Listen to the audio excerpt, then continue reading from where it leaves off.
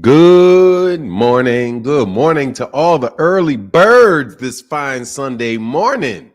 Hope you guys are doing well. Yes, I do. Let me say what's up. Vlad's dad with the big time $5 holla. Thank you so much. Hey, Vlad's dad, thank you, sir. I greatly appreciate that, man. We're having some fun out here talking this boxing over the last couple, years. A good conversation. And hey, man, everybody's welcome to come up here and chop it up. We're going to talk about the fact that they need to stop this Ryan Garcia and Devin Haney fight. They need to stop it now. That boy Ryan ain't right in the head, man. Shakur steps up and says he wants to fight. And we're going to talk about the fights last night. Yeah, Kid Austin out there. Floyd Schofield doing his thing. You had William Zepeda beating the brakes off of Maxie Hughes. Those are the fights that I saw. Shakur said he's willing to step in for Ryan. Shakur said he's definitely willing and able to fight William Zepeda. William Zepeda don't want that smoke with that boy. William Zepeda better go run somewhere else with that. What it do, Big Block? What it do? Matter of fact, William Zepeda seems like it's more likely he'll get that Gervonta Davis fight. William Zepeda gonna be the next big Gervonta, gonna be the big Gervonta fight. Watch what I'm talking about. They can make that happen. You know it. Anyway, what's up? Let me say what's up to everybody, man. Y'all click the link today, man. Let's chop it up. Let's have positive energy, man. Let's enjoy the show. I keep getting demonetized for the Devin Haney talk. So, the videos keep getting slashed when I show that, man. So, you know how that goes. Crush the Legend in the building. What's going on? Gianna Legend in the morning, in the building. Good morning. Vlad's dad, of course, with the big support. And Mike Kirkland for the show. Thank you, Mike Kirkland, man. Such a big supporter, such a good friend of the channel, and greatly appreciated. You know what it is. You Roger Lillard, what's up, man? Fahim Sator, what's up, man? Nobody mentioned Antoine Russell. Don't worry, they're going to be mentioning Antoine Russell, sure, but that's the 140 weight division. Oh, yeah, I'm sorry. Zepeda's at 135.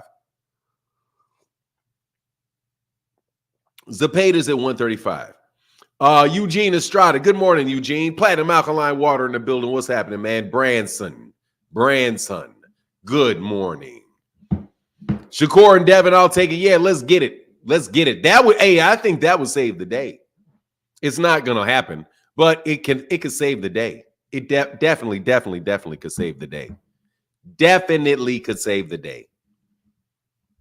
Shakur said Bill won't get back with him. Of course not. Man, they ain't trying to fight Shakur. Man. Dog, I'm trying to tell you, man, it's Shakur and Tank, in my opinion. And I'm going to tell you right now, Shakur ain't no joke, man. Y'all better hope something, man. Y'all better hope he wasn't hurt when he was fighting what's his face? Edwin De Los Santos, chasing him around the ring. Zepeda fight was good low key. Yeah, it was. Hey, Fanon, don't catch cold feet now. I'm definitely buying that fight now. Now I'm telling you, they need to cancel that, man. Come on, man. That man ain't right in the head, man. That man, if you're refusing psychological evaluations, man, you ain't right, man. Come on, man. Why should he have taken 25% for Undisputed? You guys making up rules for people, man. Why do you make up rules for people? I need to understand, what is it about this Haney-itis that you guys, what about this Haney? What's the lone wolf? What's up, brother? Hey, man, what's up with you, you Haney bots with this? He was fighting for Undisputed. He needed to take 25%. Exactly. Neither was Mike Tyson.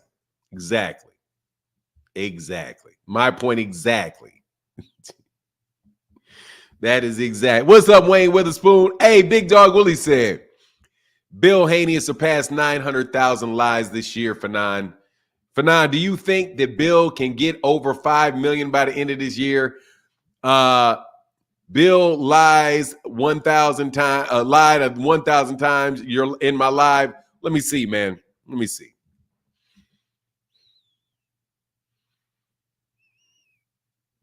I don't think so. I don't think so.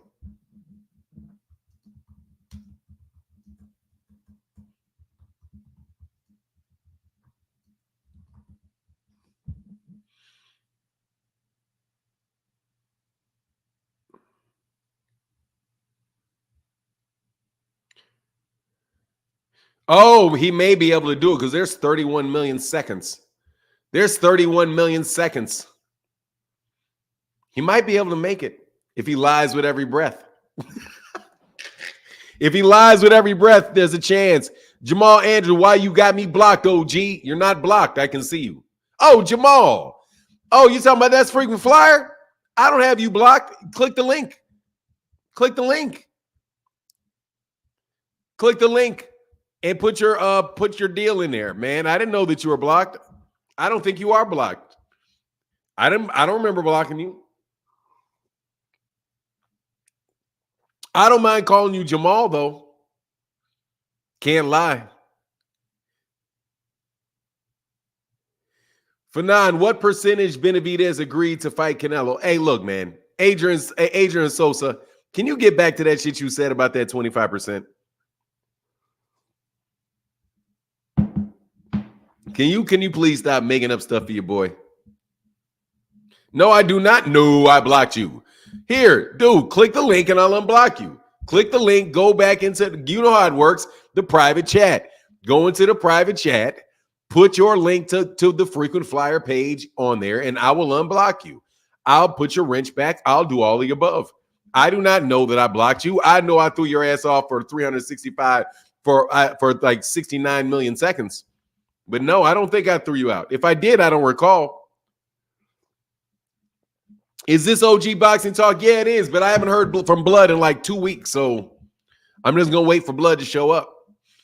The link will be in the chat. I think Blood went back to work, so he's probably a little bit busy. First of all, Haney isn't Canelo. Yeah, I mean, I don't care. Oh, that's why he brought that shit up, man. Don't nobody want to hear that. Yeah, I've not seen Blood. Let me send this invite to Blood. Here, I'll send the invite to Blood. Just make sure, because I did forget to do that. But yeah, I mean, I haven't seen Blood. I sent an email to Blood. I hadn't heard back from Blood. So, you know, it's all right. It happens. Blood comes and goes sometimes. So it is what it is. But I sent the link to him if he wants to jump on. Yeah, 69 million seconds, bro. Yeah, it's a lot of lies you breathe. You lie with every breath. Hey, man, on the real, I can't hold back on Bill no more, man. Bill did me dirty, man. I didn't appreciate Bill doing me like that. He did make a video about going back to work. Yeah. Yeah, he's out there making that money. Hey, man, Blood's my dude, man. Blood show up whenever Blood feel like showing up. That's my dude. I can't ever, but on the real, you know, sometimes he don't be want to talk about this dumb shit. I can appreciate it. Steven said, Fanon, what happened to the UK guy? Echo, I think his name. I haven't seen him in a while, man. You know, people come and go. People come and go. I'm here every day. People come and go. I'm here every day. I don't know. I'm sure he'll be around. He's, you know, he'll be around. He'll be around. Thank you, Big Dog Willie. I like talking to y'all, man. You know what? I just wish certain other people would disappear, but they won't disappear for nothing. Don't believe anything that comes out of Bill's mouth. Oh, I'll believe. Look, man. Here's the thing, man. He said, Fahim said, did you, Dirty Ninja? You murdered Bill. Dog, no, he did me wrong. You shouldn't have called me a liar, bro. Call me a liar, man. He called me a liar and an Uncle Tom. Come on, man. He called me a flat out liar. He called me a liar and implied I was an Uncle Tom. Come on, man. Come on, man.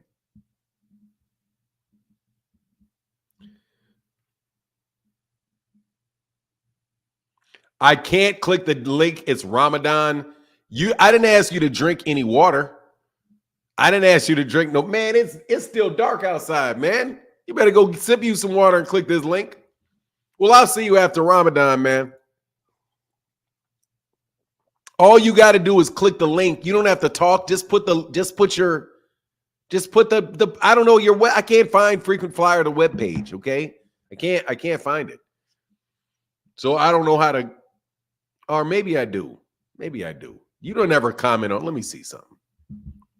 Let me see. I don't think you ever really comment on videos, but let me go to the comments and search through the comments for Frequent Flyer.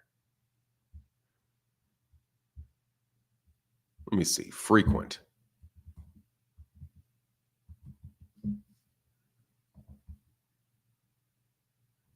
Yeah, no Frequent Flyer came up, bro. No Frequent Flyer came up. So you don't.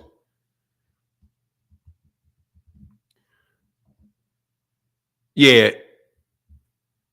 Yeah, you don't ever comment, so I can't. But now, how you gonna be insulted by being called a liar by a known liar? Look, man, you call me a liar, I take that personally.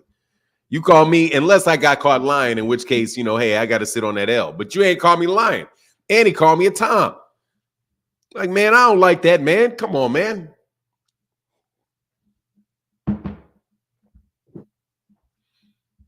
Come on, man. And he tried to beat me in a debate. How dare you? That's 3 things. Come on, man. Talking about people would ride with him in a barbershop. Man, you out your mind? Man, ain't nobody gonna ride with you and no debate with if they got a debate, if they got to pick me or you to debate for them, man, ain't no way in the world they're picking you. Man, they out their damn mind if they pick you. Man, what? You think, who are you gonna pick to fight for you? Devin or Usher? Hey, dog, Usher can dance around. He can damn sure dance and do all that shit, sing, all that bullshit. But Devin's the one going to be fighting. Man, man, come on, man. Come on, man. You may not like me, man, but game recognized game. Come on, man. You ain't, man, please. Please. Please to all of you.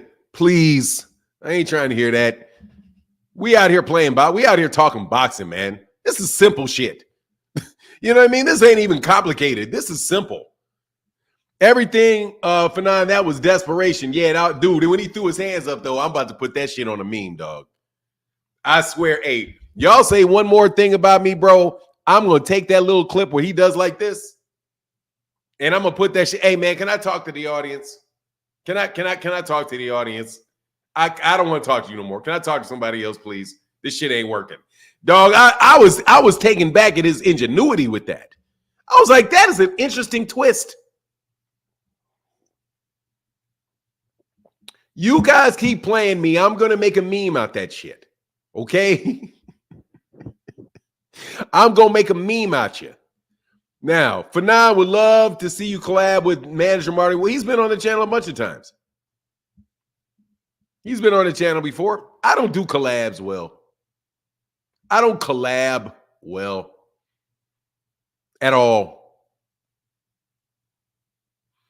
Say that shit. I'm just telling you, man. Look, respect the game, damn it. Respect the game. You know what I mean? Like, I went out with my wife bullying the shit out of me last night. I gotta respect the game, dog. She's like a little bully, man.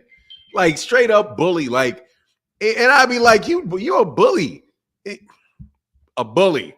Because, man, every time I try to pull something, the shit is never, ever, ever, ever worth it. Every single solitary time I try to get smart, I try to win a point, I try to do something, she don't like it, dog, she will make me regret that shit in a very, very real way. Yeah, he bowed out. Yeah, he bowed out. And then didn't want to talk to everybody else. And then he said, man, they gonna ride with me at the barber. Man, niggas ain't riding with you, Bill.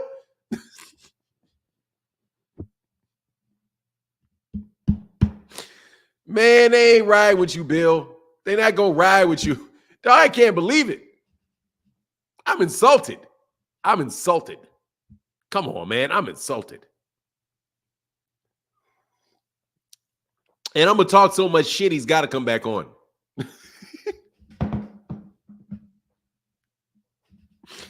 Man. Because I'm going to do it again. The wife knows you well for not, man, seriously, man, she's going to make it's never worth it, bro. Like, it's just not worth it. It's just not worth it. Bill didn't get his facts together before coming in, talking about defending Undisputed. Look, man, we had already done that shit. We had already done that. We already did that one. How many people have defended Undisputed? Dude, he said that to somebody other than me because I had already told him the last time I talked to him. Canelo and Josh Taylor both defended Undisputed titles. They both did. And you can talk about pretty much everybody. Bernard Hopkins defended Undisputed titles.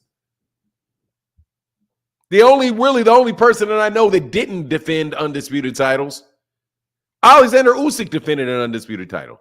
The only person that I know that didn't is Terrence Crawford. I think maybe, and Monster Inoue is about to defend it. Isn't he? Monster Inoue is about to defend it. Bill thought he was going to get you to lose your temper. No, he taunted me with that. He said, "Oh, this guy gets you mad." I was like, "Yeah, no, not really. I'm just snapping. I'm just playing the dozens. You're not really getting me mad. It's a form of entertainment. I'm going to talk about you like a dog." It is really within my what do you call it? That's within my arsenal to talk about you like a dog. That's fair game. In the barbershop, that's fair game. Once you start like ad hominem attacks through humor is part of the repertoire of the barbershop debate. You got to be able to talk bad about somebody. I recognize it. I've developed a skill. I'm okay at it. I'm not the best. It's not my go-to move. But, if I got to tell you, got to talk bad about you, I can talk bad about you too. But I'm not gonna joke with a jokester. Hey, Big Dog Willie said the majority of your audience have common sense and can think with logic. Bill really thought he could persuade your fans with bullshit. That's insane. I don't have fans. Is Devin fighting Shakur? No, they will never agree to that. They will never agree to that. No, absolutely not. Absolutely not. They would never agree to that. First of all, that's a terrible replacement at the last minute. That's a horrible replacement at the last minute is Shakur Stevenson. You're training to fight an orthodox fighter, a big punching orthodox fighter, and you bringing in a slick southpaw that is better than you? No. Shakur Stevenson is the wrong medicine. That's the wrong medicine to defend his WBC world title. Sharmark to defend his WBC title, to be a champion at 135. That's what his next move is. It could be against William Zepeda. It could be against, the best way to look at it is, other than all this gossipy shit we like to do, because I do like to do the gossipy shit, I won't lie. You know what I mean? Once I realized that YouTube boxing was like the National Enquirer, thanks to certain people, created a National Enquirer environment through persistence and hard work. Fuck it, it is what it is. So you got to do what you got to do. You know what I mean? Don't hate the player, hate the game. So you move on with it. But let's look what's most likely. Let's take a real look at what's most likely, where we don't need inside sources. I got inside sources. You're not behind the scenes. Should William Zepeda or Raymond Moratala? It's not going to be Frank Martin. It's not going to be Edwin De Los Santos. It's damn sure not about to be Maxie Hughes. It's not going to be Dennis Berinicek. It's not going to be Zur Abdullayev or Artem. Who was Artem Haryuthyanin? Somebody else fought him and had a difficult fight with him or something. Maybe was that Frank Martin? It's not going to be Pablo Vincenti. So yeah, I would say the most likely person for Most likely, it's not going to be Andy Cruz, even though I have no idea how Andy Cruz is number 12. You need to move his ass way up there. So it's not going to be Keyshawn Davis. You know that. It's not going to be Frank Martin, Edwin De Los Santos, Maxie Hughes, Dennis Berinacek, or Zura Abdulev, or Artem, or Pablo Vincenti. So I'm looking at it. It's either going to be Raymond Moratala or William Zepeda. One of the two of those guys seems to be the most logical. Whoever, yes, it's not Sabril Matias either. Sabril Matias is at 140 pounds. Shakur is not moving up to 140 pounds. He'd be stupid to do that. Very bad move. Gianna Legend said, "How do you feel about Barboza Jr. versus Haney?" I think that's a likely fight to take place. I think it'd be a good fight. I think it's a better fight than Ryan Garcia and Devin Haney, and it's a fight I would rather see. I'd rather see Barboza Haney. I think that's a better fight at this stage. I have no faith in Ryan Garcia. Zero, zilch, nada, even. I don't even have a little bit of faith. I don't even have a little bit of faith in Ryan Garcia for this fight. That's where I am with this fight. Devin versus Sabril Matias. Yeah, but that's not going to happen. That's not going to happen next. I would love to see it. I hope Devin fights all those guys at 140. I really hope that he decides to just sit down and beat all those and try to beat all those guys that have championships. I think that is the best path forward for Devin Haney. I would love it. Because that being a two-time undisputed, but this time kind of walking through that division, that's a tougher division for him at 130 at 140 pounds than it was than what he did to get undisputed at 135. Because as we see, it was it's not suspect, but it's not it's not the strongest.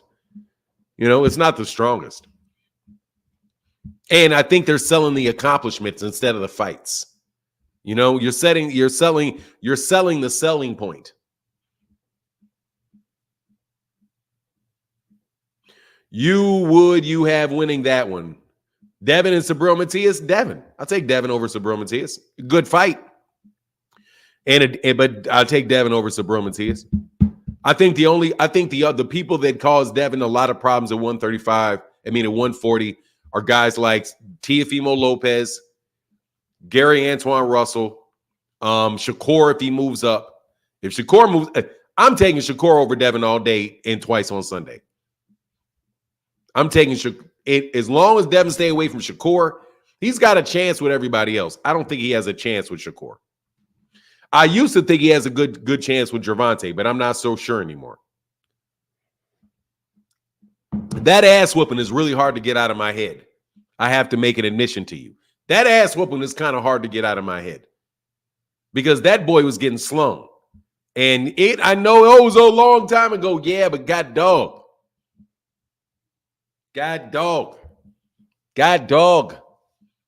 It wasn't like Gervonta Davis was some 10-year pro.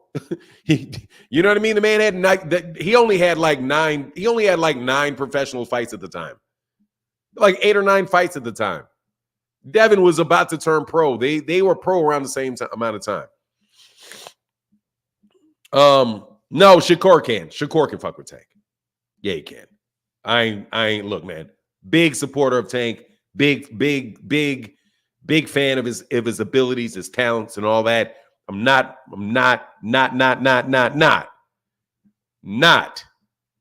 counting out that dude, Shakur Stevenson.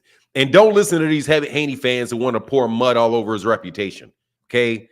Do not get it twisted. Shakur Stevenson is for real legit. That dude is a problem for these dudes. Okay, he's a real problem. That's a 3-division champion. That ain't no joke. He's a former unified champion. That is a 3-division, undefeated 3-division former unified champion right there in his prime. They can fight right in front of you, can move, being very difficult to hit when he doesn't want to be hit. He can stand right in front of you and do it. He goes to the body. He's a southpaw. Dog, don't lunch. Man, don't lunch on that boy Shakur. I'm trying to tell you.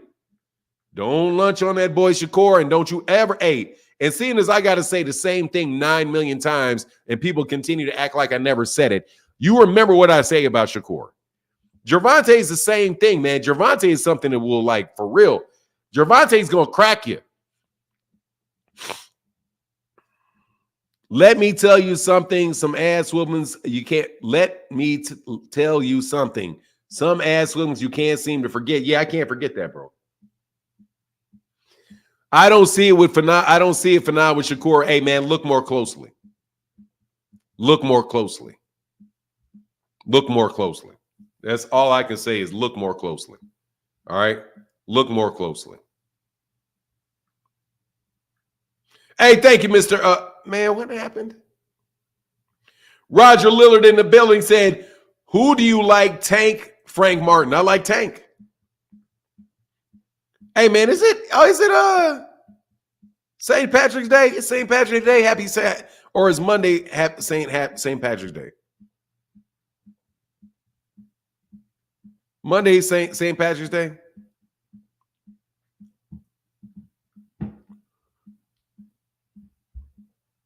Look, just don't lunch on Shakur, okay? I'm telling you, and don't put it on me. If you want to lunch on him, just don't put that lunch on me. I'm not buying that lunch.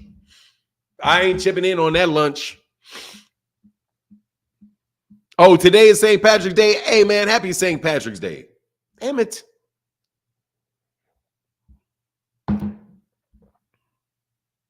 Akilo Netter said, Martin, you played the tape 10,000 times. It's all is burnt into all our minds. You know it is.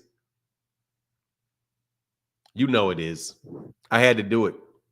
I had to do it for all my haters. I had to do it for all my haters out there. Had to do it. Had to do it. I'm sorry. I had to do it. I couldn't resist it. I couldn't resist it. That is the worst ass whooping of all the YouTube ass whoopings that have taken place in our world of Devin, Gervonta, Shakur, Lomachenko, and all. That was the worst ass whooping we've seen. Okay, and I'm not talking about the ass whooping that took place in the ring where Devin was getting slapped all over the place. The ass whooping was more the psychological ass whooping taking place against Devin Haney fans. Oh, to been in the emotion. Could you imagine the emotion that they felt when they saw that tape? Oh, the sweet tears. The sweet tears. They knew when they was coming to get on this channel and they was going to be talking on these YouTube streets that everybody saw that ass whooping. It was like their girl that they loved was butt naked in a porno. It was like their wife was out there on porn on a porn channel, just out there catching it from all kind of folk. No, baby, no, baby, no. No, Duck Dev. No, baby, how can you do it to me, baby? How'd you do it to me? No, that was not the truth. Oh, you said you changed. You said you changed. Oh, Lord, the gut punch when you saw it. Man, you're like, oh, Lord. Oh, my God, no. Man, can you imagine? Can you really, truly imagine how Phoenix, how Frequent Flyer felt when he saw that tape? Can you imagine the heartache? Say it ain't so. No. What am I going to do? And it took him like 2-3 days to get it together. Do you remember when Ray Davis tried to switch the subject to what was the first desperate attempt that they tried, bro? You remember when he said, what we really should be talking about is Ryan Garcia's dad calling him nappy-headed.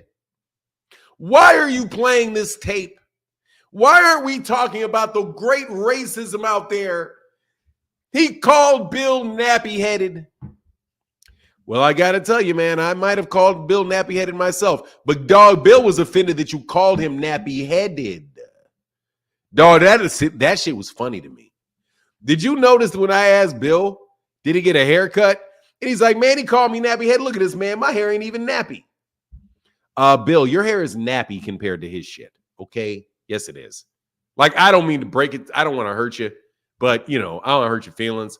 But your hair, as far as relatively with black people, your hair is not nappy. I know that because your beard is straight. Your beard is straight. So we know you're light-skinned.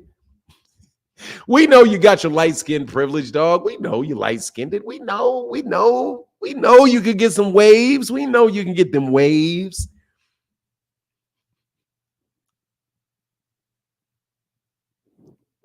We know. Does Henry put lotion in his? He has to. He has to. I'm with you for now on Shakur, bro. Yeah, he can fight, man. St. Patrick Day, a day to remember the Irish slavers. What do you mean? Green beer? Irish slavers? I know what you mean. Vegan B said, do you think, man, you got a lot of questions, huh? Put it in the super chat, brother. I'm not going to, you got one more question, bro. Otherwise, let's enjoy the conversation that we're on, okay? Would Devin beat Adrian Broner? Yes, he would. Yes.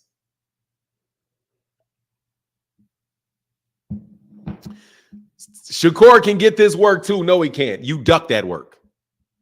You duck that work with Shakur. You didn't want that work with Shakur. You guys didn't want that. Hey, Starborn got his wrench. Let me make sure. Oh, Kid Austin needs to stop calling Shakur Stevenson out. Yeah, he didn't look that good. Yeah, he didn't look that good, man. I can't lie on that one. He didn't look that good. He looked actually kind of, he looked kind of run of the mill yesterday. Kid Austin. Yeah, he did.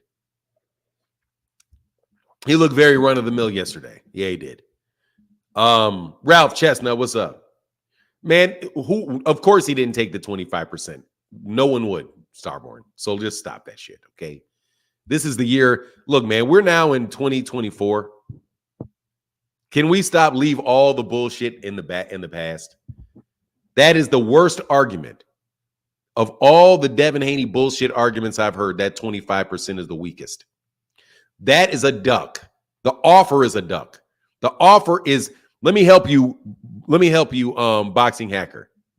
The offer of 25% is evidence that supports the proposition that Devin Haney didn't want the fight.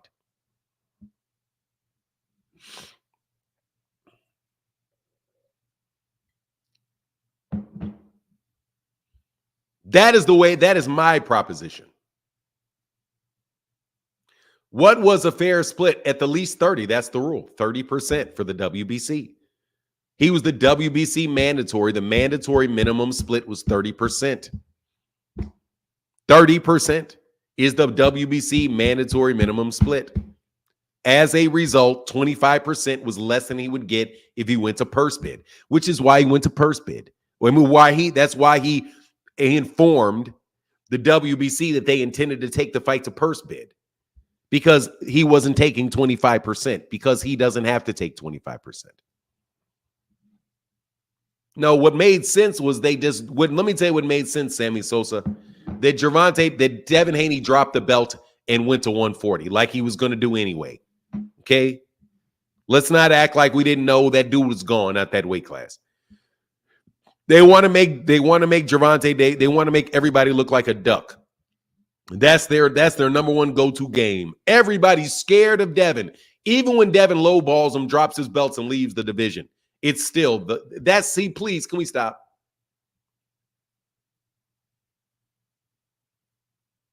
Abdullah Mason and Kid Austin. Yeah, Abdullah Mason is I think Abdullah Mason is a better fighter than Kid Austin. I remember, Kid Austin was reminding me of somebody. I don't like how muscular he is, number one. Like, I don't like how muscular he is. He just, that body type for me is just funny. I think he's always, Keyshawn Davis is almost like that, but not quite as bad. Not as quite as bicep heavy. I don't know something about that, man.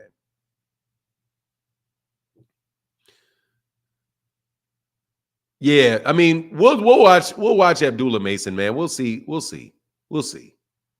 Abdullah Mason. What's up, Adrian Molina in the building? Shout out, man. Shout out to Philly. Shout out to Philly.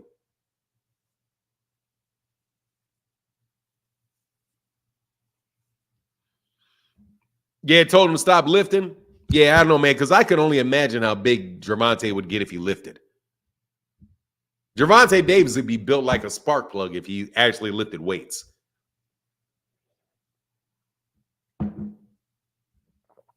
Nah, dude, it's not a matter of ducking, dude. It's not the dude's not well, Starborn. Come on, man. The guy's not doing well, man. Why you want to see Devin get in there with the worst version of Ryan Garcia? See, you guys were saying this is a better version of Gervonta. Do you still believe this is a better version of Ryan Garcia than Gervonta fought? This man needs psychological evaluations even for the fight to take place.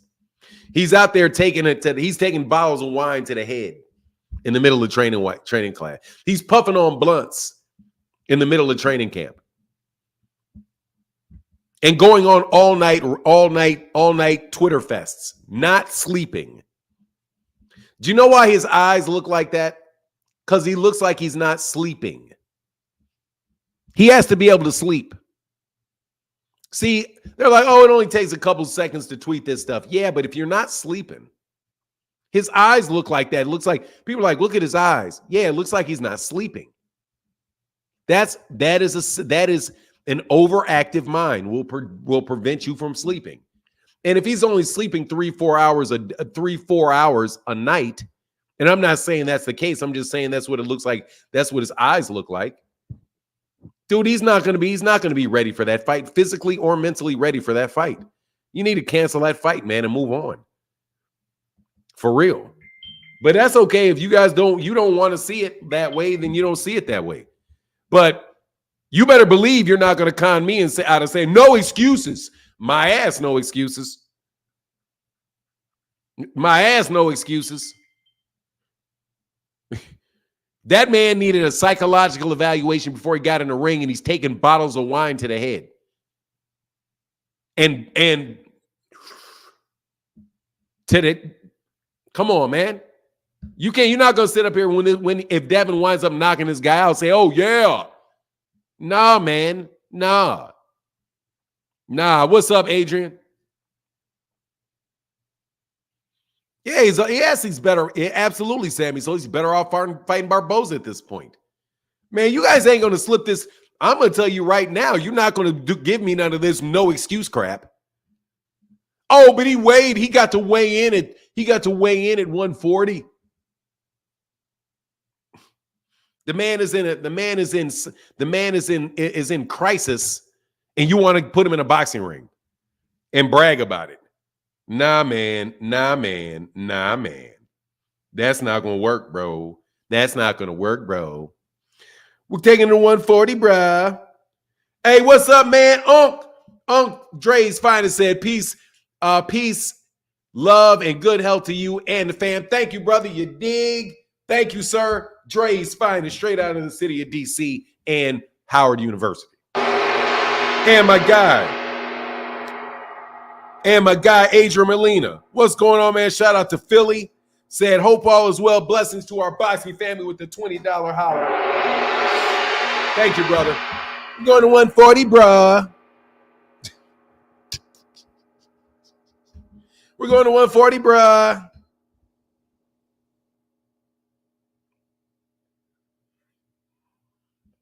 No, man, it's not going to work. I'm telling you right now, do not try to say, oh, no excuses. If there's no excuses for Ryan, if he needs to be in a psych ward, then there's no excuses for Ryan because he had to weigh in a pound above the 135-pound limit. Okay? So you can't tell me no excuses when you got all kind of excuses for Ryan and Gervonta.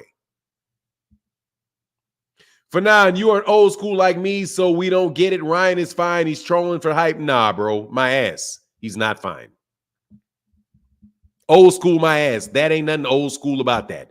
That dude is not fine. That dude is going through a crisis. He's not fine. Okay? He's not fine. Man, T.O., he ain't even talking about T.O., man. What are you talking about? T.O. can get it too. Go get it. This morning. You know I'm well, sir. How are you? Man, good morning, man. I do not want to hear this about Ryan. You know what I'm saying? Ryan, why you signed the contract, running off your damn mouth. Hold on a second. This is getting me upset. Ryan. Hold on a second. Hold on. Hey, Adrian Williams said wrong flag. Hey, Adrian, I sent it because it's St. Patrick's Day. Every day is in the Irish on St. Patrick's Day. Everybody's Irish. I ride with that because Irish is some cool ass people. Go ahead, man. Oh, hold on. Oh, yeah. Listen, I understand some of what you're saying, but he signed it. He running off his mouth. He trying to act like Tupac. He trying to act crazy. No excuses or pull out the fight. And I seen Shakur. Dude, you realize he's gonna get the fights. He's not even gonna have to pull out of the fight because the New York State Athletic Commission is requiring him to take a mental health evaluation. Yeah, he gonna pass that. What do you mean he gonna pass that? He gonna pass that. How you know he gonna pass that? Man, he's saying, what about his parents? He got 2 parents. What about his family? What about his handlers? What does that got to do? Oscar De La Hoya? What does that got to do with him passing? What does that have to do with him? Any of those people have to do with him sitting across from a psychiatrist? Meaning that he has all of these handlers. He has parents. He has 2. They're not doing a psychological evaluation of his parents. And if they do one of Oscar De La Hoya, you don't know how that's gonna go. That's what I'm saying. So pull out. If you're gonna do it, pull out now. Devin doing all this hard work, doing all this training, then pull out now and stop wasting our time. Or Shakur or Stevenson running off his little jippers. He's running off his jippers. He could get it too. No, he can't. Bill won't return the call.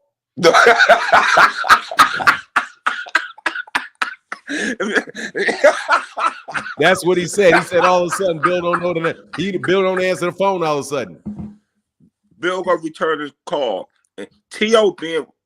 being quiet now too. Dude, these guys don't want. Look, man, can you please drop the nobody wants to fight Devin shit? Can we drop that? Come on, we stop that shit. Can we stop it? Please. Please. We saw Devin get his ass whooped all over the ring by Tank, bro. We saw what?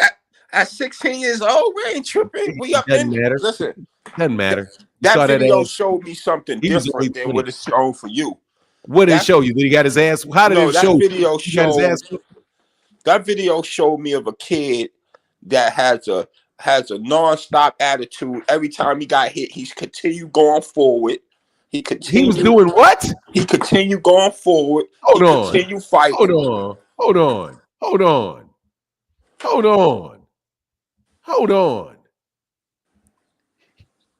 Well, I'm sorry. I need for you to show me exactly where he's going forward. Bow. All right. When exactly is he going forward? There you go. Now, I'm waiting for him to stop. Wake me up when he goes forward. All right. Forward. There you go. Push him back. That ain't going forward, no. That's falling forward. Okay. Back. Stay in the pocket. Back. I can do it. Oh, got him against the ropes. You came forward there. Got him against the ropes. Got him still going forward. Now get your ass back. Man, that ain't forward. That's getting chased. That's getting hit back. He's coming back forward every time. Dude, you ain't seen this man take 2 steps forward. You ain't seen this man take 2 steps forward in this videotape. What are you talking about? That's to the side. That's back. What forward are you seeing? We still in there. Let's go forward. We still in there. There you go. We ain't quit. Numbers rules. No, that man said, there it goes. Come on, man. Y'all on this delusion, man. Come on, man. Bow. Oh, you take on the rope. Take, you know what I'm saying? Oh, Tank is on the ropes. Now, why did now Now, see, Now, can we that's what stop I'm for a second, talking freaking about. flyer? Hold on, I'm sorry. Star 007, hold on a second now. Hey, what's going on, Ruben Langford? Look, man, you know damn well he wasn't coming forward on that team. No, he wasn't. Look, the video I seen looked a little different, but you didn't see no other video than that. That's the only video. That's the only video. Listen, you looked at it different. I looked at it as a 17-year-old, 16-year-old kid standing in there with a 19, 20-year-old, and it was, you understand, getting his ass whooped. But that sparring is different than regular sparring. Regular sparring is regular. That's doghouse rules. Can you leave? Can you leave that? Can you please leave? Do not leave out the fact that he's getting his ass whooped, because it's important. Yeah, he's standing in there, highlight tape, getting his ass whooped. It was a highlight tape. It's not a highlight. It's 25 or 26 unanswered punches consecutive. 26 consecutive unanswered punches. All right, if you're going to take a 20-year-old versus a 16-year-old and really go after that, if you're going to, all right, cool. He's a professional fighter, man. At 16? Yes, he's turning pro. He's about to turn pro. His amateur career was over. He was 16 turning 17. And then a few months, and not a couple months later, he was in Mexico fighting a 30-plus-year-old man. With no headgear in Mexico. Oh, y'all really going off somebody at 16 years old? I'm going off this. He was getting his ass whooped, and he said he didn't. But he did get his ass whooped. And that is only a 20-year-old Gervonta. That is not Gervonta Davis and his full. But 20 and 16 is a big difference. 20 and 16 is a big difference. It depends on the 16-year-old and it depends on the 20-year-old. No, there was. I'm going to tell you what it was. Big difference. There was a big. Do you think because you think that anything was going to happen differently if his ass was 17? Come on, man. Hey, here's the thing, Starborn. You could put Terrence Crawford in the ring at 20 years old with a 16-year-old who is 4 years younger than him. Say it's a 16-year-old. You like this example, Errol Spence. And if you had a videotape of Errol Spence getting his ass whooped from corner to corner to corner to corner, that doesn't mean that when they're 36 and 32, that Terrence Crawford's not going to do the same thing to him. Gervonta Davis may still do the same thing for him because guess what? He did the same. This is the second ass whooping he gave him. Not the first. It's the second ass whooping he gave him. The second.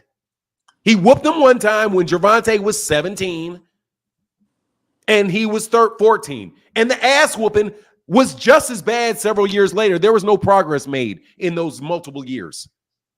And there still may not be any progress. Gervonta Davis still get in there and whoop his ass. Why not? Gervonta's now 29. Gervonta Davis didn't have multiple world title fights at that point in time. He didn't even have 9 professional fights. He was just out the amateurs. You're going to assume that Gervonta Davis isn't better at 28 than Devin Haney is? That he didn't get better. Watch that he didn't make just as much improvement as Devin Haney made. They're still 4 years apart. He still may whoop him like a kid. I'm saying this: 20 years old.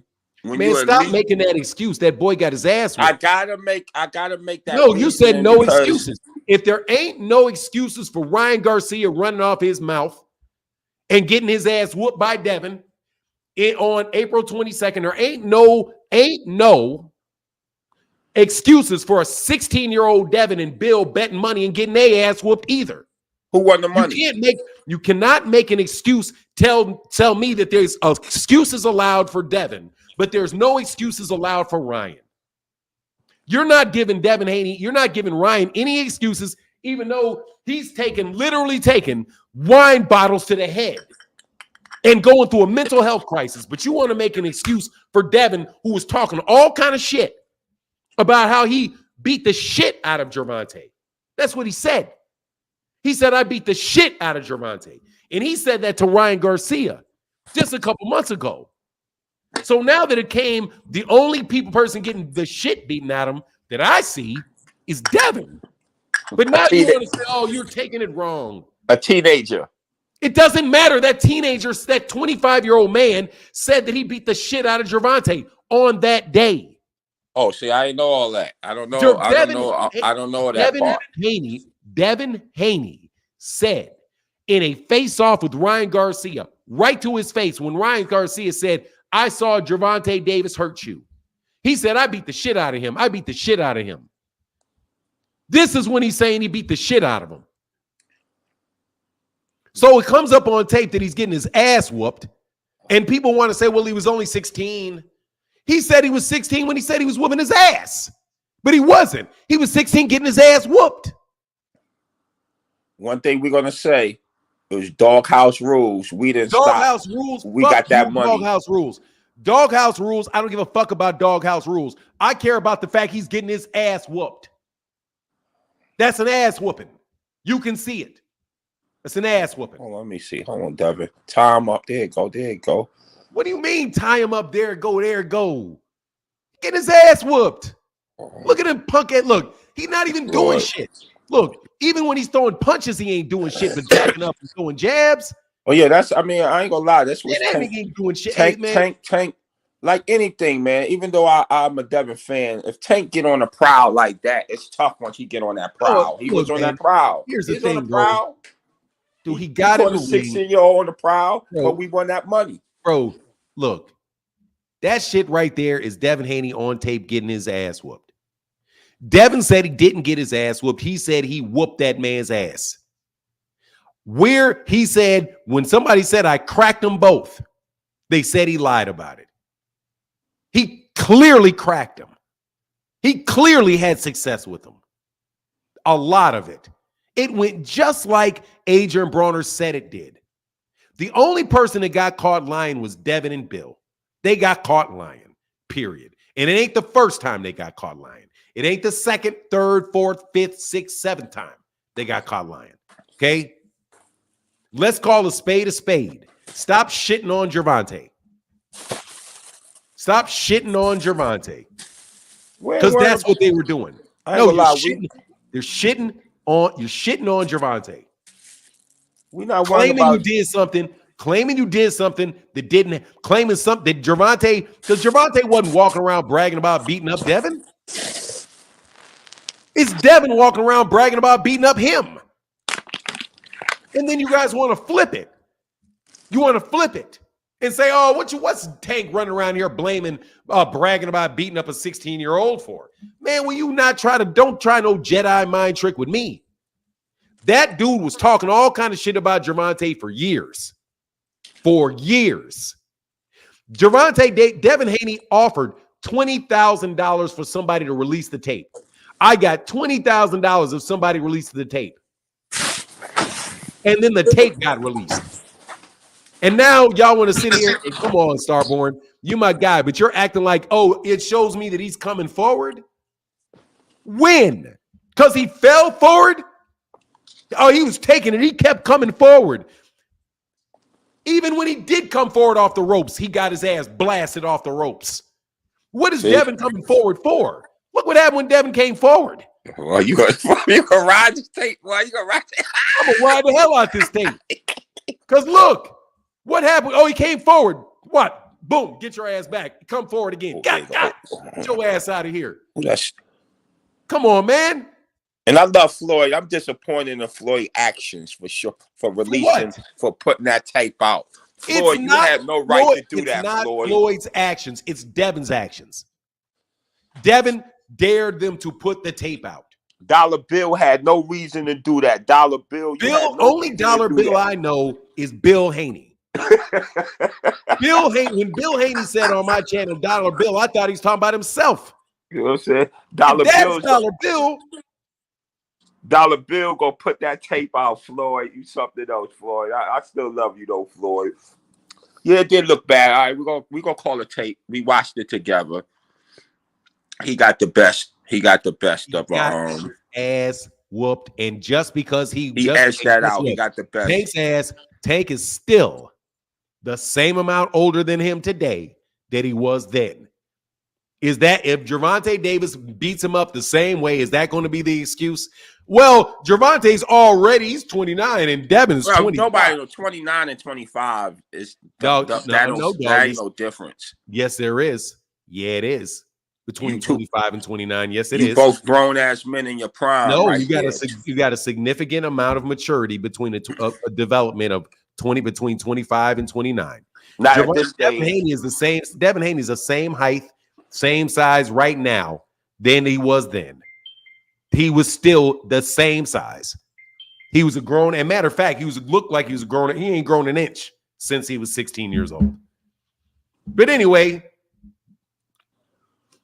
I'm gonna tell you one thing. I got the weapon here, brother. I see you gloating on that. It's all right. Ryan gonna pay for putting that tape out. Now that's another reason I don't want to hear no excuses. Why should no? You know who should be paying for the tape being put out? Devin needs to pay Ryan that $20,000 that he said he would pay.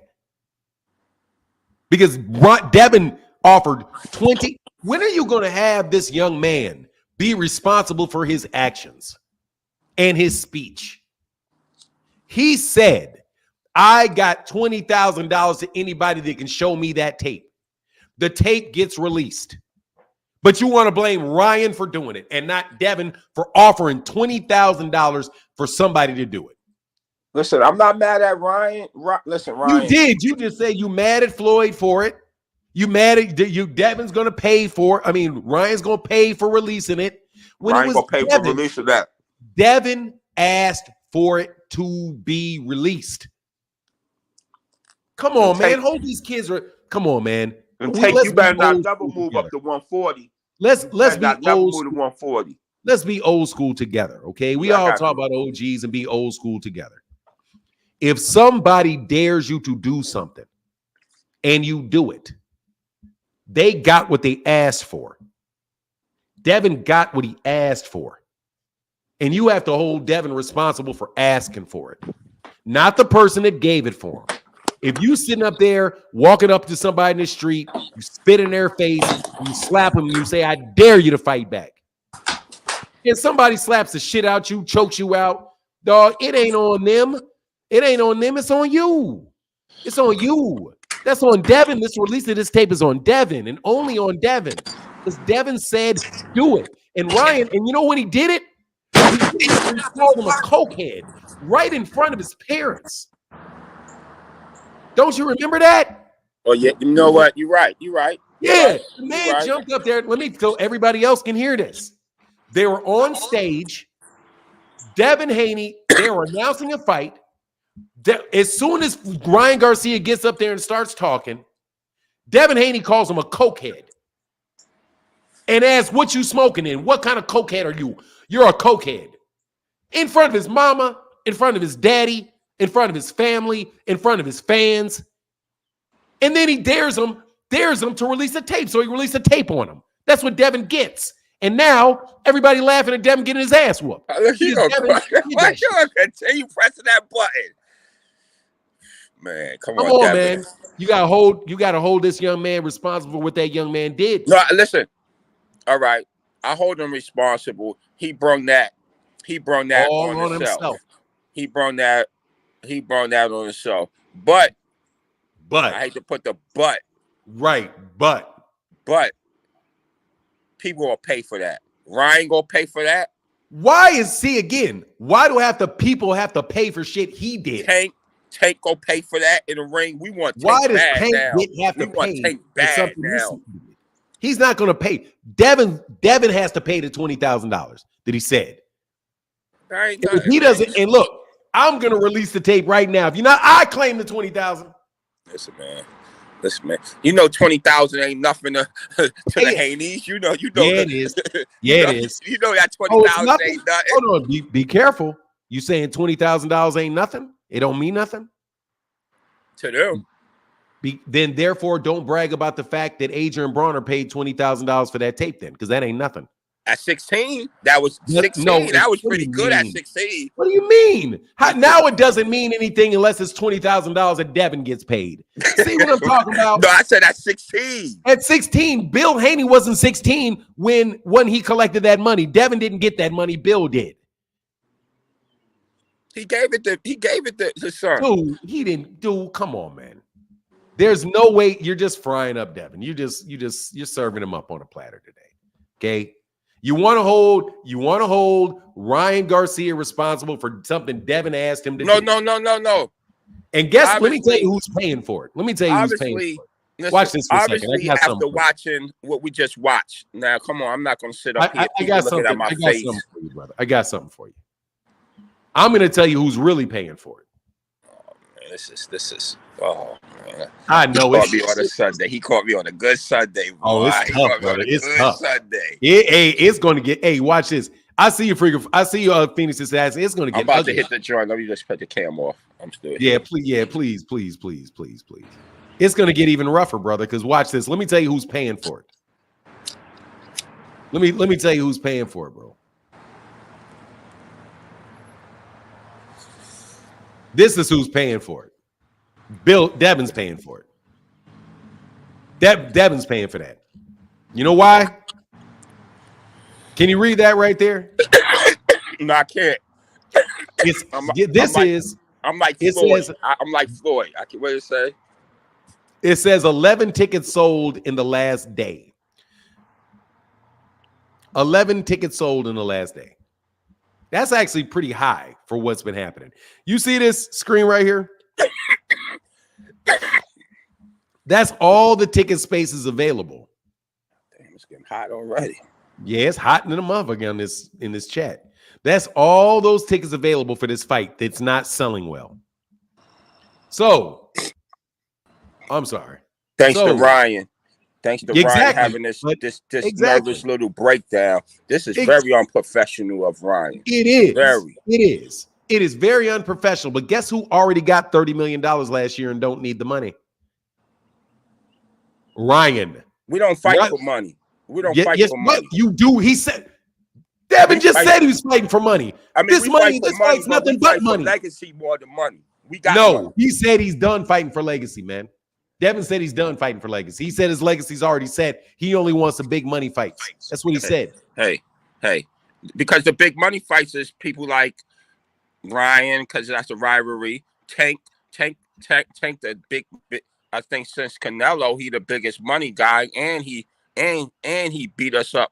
You know, we won 2. I think we 2-2 in sparring with him. So let's 2-2 with who? 2-2 in sparring. Because I heard Devin beat him up a couple of times. Never. They only sparred 2 times. And one time he got snatched out the ring, and the other one was this one. He's 0-2. No, remember Floyd said when he talked about he wasn't in shape. Supposedly he wasn't in shape, and that's when Devin whipped him up at 17. Whipped him. No. This is when he wasn't in shape. This was when he wasn't in shape. No, that wasn't. Yes, it is. This is when he wasn't in shape. This is when he wasn't in shape. That's Floyd Mayweather Jr. right there in the middle of the ring. This is when Gervonta was not in shape. This right here. This right here. We're watching the out of shape Tank. This is Tank out of shape. Right here. Yeah, I know it's tough. It's tough. It's real tough. I can't wait for Terrence Crawford to fight again, so you can have a leg to stand on. Listen. I got that. One beat up. Listen, getting beat up in sparring by Tank. Twice. Lying about it, yeah, that's doing too much. I'm not gonna say lying about it, but just getting beat up a couple times by Tank ain't nothing. We ready now. We the youngest undisputed champion ever. No, you're not. The youngest ever. No, you're not. See, ever. One more propaganda, dog. More propaganda. We wanted to. No, you're not. Look, we the youngest ever. No, you're not. We took care of Ruger Rule. That was a great fight, Ruger Rule. No, you're not. We took care of Ruger Rule. Can we rewind back? Can we run back to you're not the youngest undisputed ever? Can we please get back to that? That's not true. Yes, not true. Yes, we are. No, you're not. Yes, Muhammad Ali Muhammad Ali was 22 years old when he became the undisputed champion. I just was undisputed. I just became champion of the world. I'm 22 and I just turned 22 years old. 22. 4-belt era. Excuse me. Then why don't you slap that 4-belt era on there and you're still not right? 4-belt era. No, yes. Tio was younger. Nah, Tio, he wasn't really. No, yes, he was. No, Loma gave up. Loma ducked us. Loma never ducked you. That's another lie. When did Lomachenko duck you again? Loma ducked us. When? That's why we beat him up. When did you duck him? When did he duck him? We had a fight with Loma. Mandatory. When did you duck him? We had a mandatory with Loma. When were you imagined? You had a mandatory with who? With Loma for that belt. No, you weren't. You're never. No, you didn't. You never had that. You were never the mandatory for Lomachenko. Never. Not a day in your life. Then he ducked us. No, he didn't. See all the Devin Haney propaganda that gets spread. Us. No, he didn't. You were not the youngest undisputed champion ever. You're not the youngest undisputed champion in the 4-belt era. Lomachenko was never his man. He was never Lomachenko's mandatory. None of those things are true. None of those things. Tio wasn't undisputed. That's what I'm saying. Tio wasn't undisputed. Yes, he was. Yes, he was. He absolutely was undisputed. And then Tio tried to say he was undisputed at 140 when Josh Taylor didn't have the belt. He was, sir, he was not undisputed at 140. If he said he said he's I don't care what he said. I don't care what he said. I'm caring about the fact that he was the WBC champion. He was the WBA champion. He was the WBO champion and the IBF champion all at the same time. All at the same time. He was a recognized WBC champion at the same time that he was the recognized WBO champion. At the same time, he was the IBF champion. And the same time, he was the IBF champion. All of those at the same time recognized as the champion, the primary champion by all 4 major sanctioning bodies at the same time. He is the only fighter in the history of boxing that would not make him undisputed. He's the only one. Everybody else that has accomplished that has been undisputed, other than him for some reason. Why? Because of the same lies being told about Devin Haney being the mandatory for Lomachenko that was not true. Or Devin Haney being the youngest undisputed champion ever, which again is not true. Eric Perez, put your money on it, and I will whoop you in a debate about that any day of the week. You need to stop stealing from Teofimo Lopez. That fight was promoted as an undisputed title fight. It was promoted as one. The WBC said that is our champion. The WBA said that is our champion. The IBF said that is our champion. And the WBO said that is our champion. All at the same time. No sanctioning body said that Devin Haney at that time was their primary champion. Nobody. No major sanctioning body said anybody else was their primary champion. And just like Gervonta Davis held the WBC, hold the WBA world title, and Devin Haney at the same time held the WBC world title. There was the WBA super champion above the WBA world title, and there was a WBC franchise champion that sat above the WBC world title. You don't have a problem calling Lomachenko the WBA super champion, the champion for undisputed, even though there's a WBA world champion underneath him. But you won't do the same thing for the same guy, Lomachenko, for the WBC when it's Devin. That is only difference is it's Devin over there. Just like when you jumped up, and I'm no disrespect to you, you said he was the youngest undisputed champion ever. Then I got to correct you, right? I got to correct you because that's not true. Because you did say ever. That's not true. He's not the youngest undisputed champion. There's a bunch of undisputed champions younger than him. A bunch. I do believe Mike Tyson was also younger than him as an undisputed champion. I'm positive that he is. I'm positive that, matter of fact, I'm pretty sure. When was Henry Armstrong born? 4-belt era. But go ahead. No, because you didn't say 4-belt era to start with. So let's go to Henry Armstrong. I should go grab So my other phone. I should go, man. You know, you pull it up Haney. these little Google. He's 75. Let me see. Died when was he born? When was he born? He's born in 1912. What is 36 minus 12? 24. So he was younger than he was younger, and he was younger.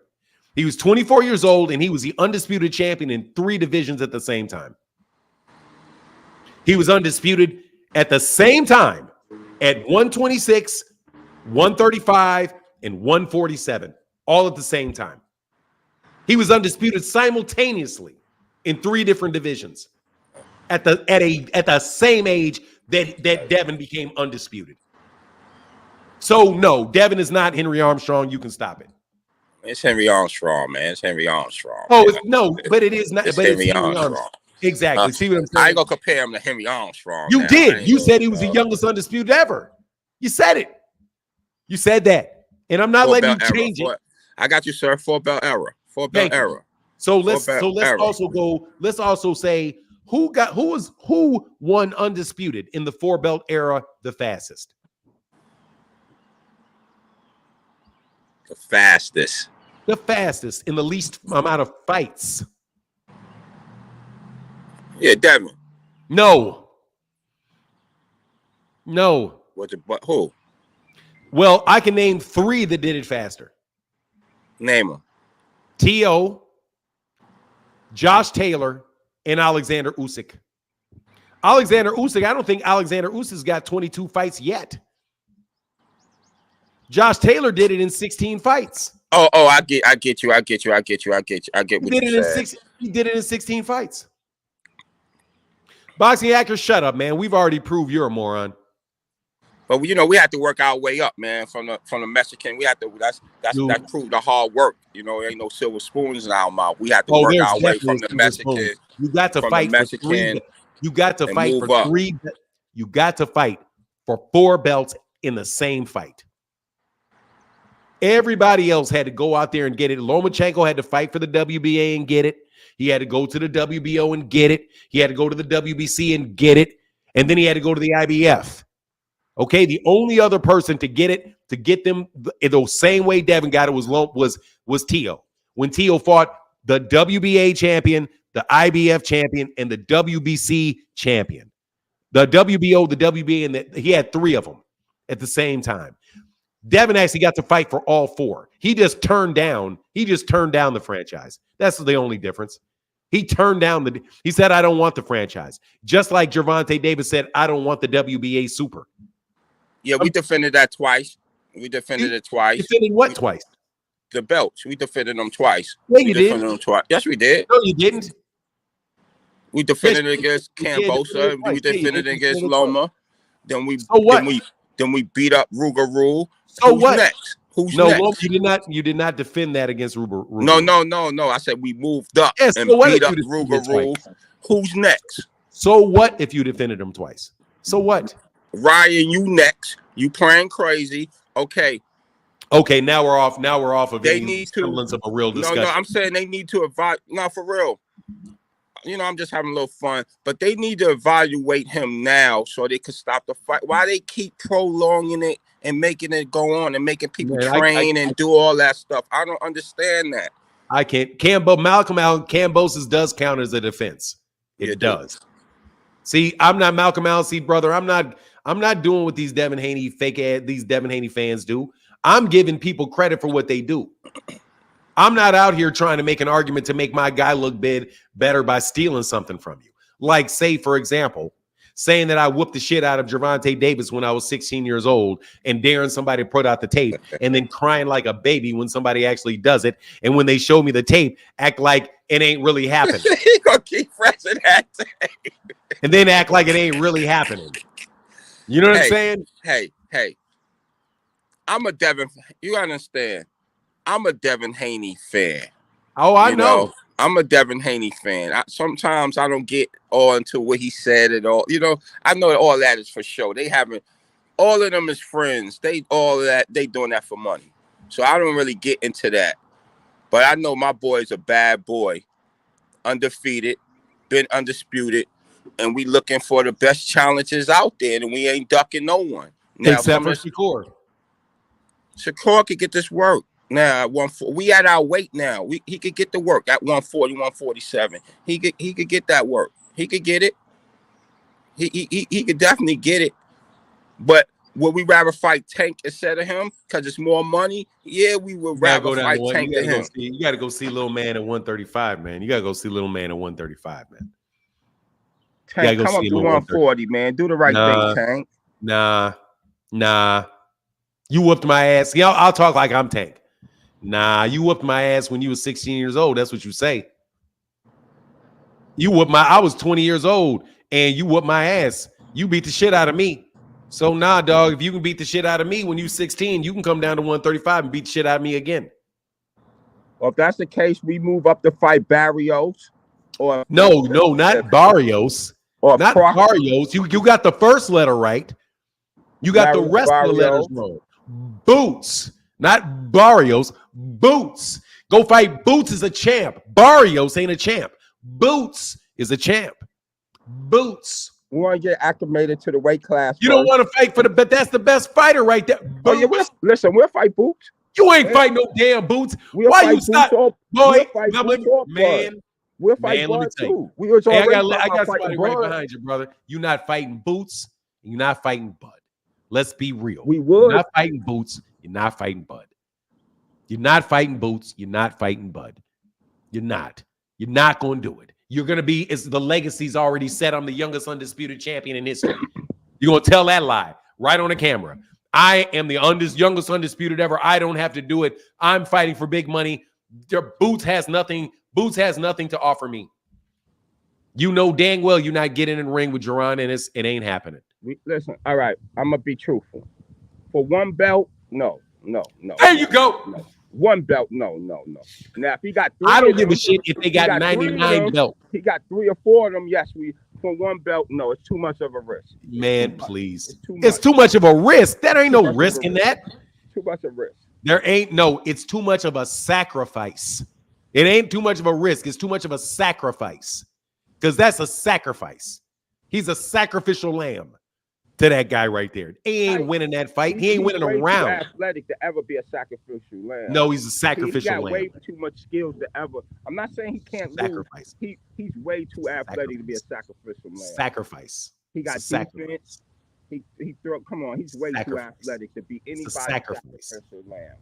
Dog, you might as well stick an apple in his mouth and start turning that shit over. Okay. He can fight Bud and he'll lose 8-4, but he's going to get some rounds. He'll lose 8-4. He's not going 8-4. That means you're going 12 rounds. He'll get 12. That means you're going 12 rounds. He ain't going 12 rounds with Bud. He's not going 12 rounds with Bud. There ain't gonna be no 8-4. It's gonna be whether it's a TKO, KO, or RTD. That's what we're looking for.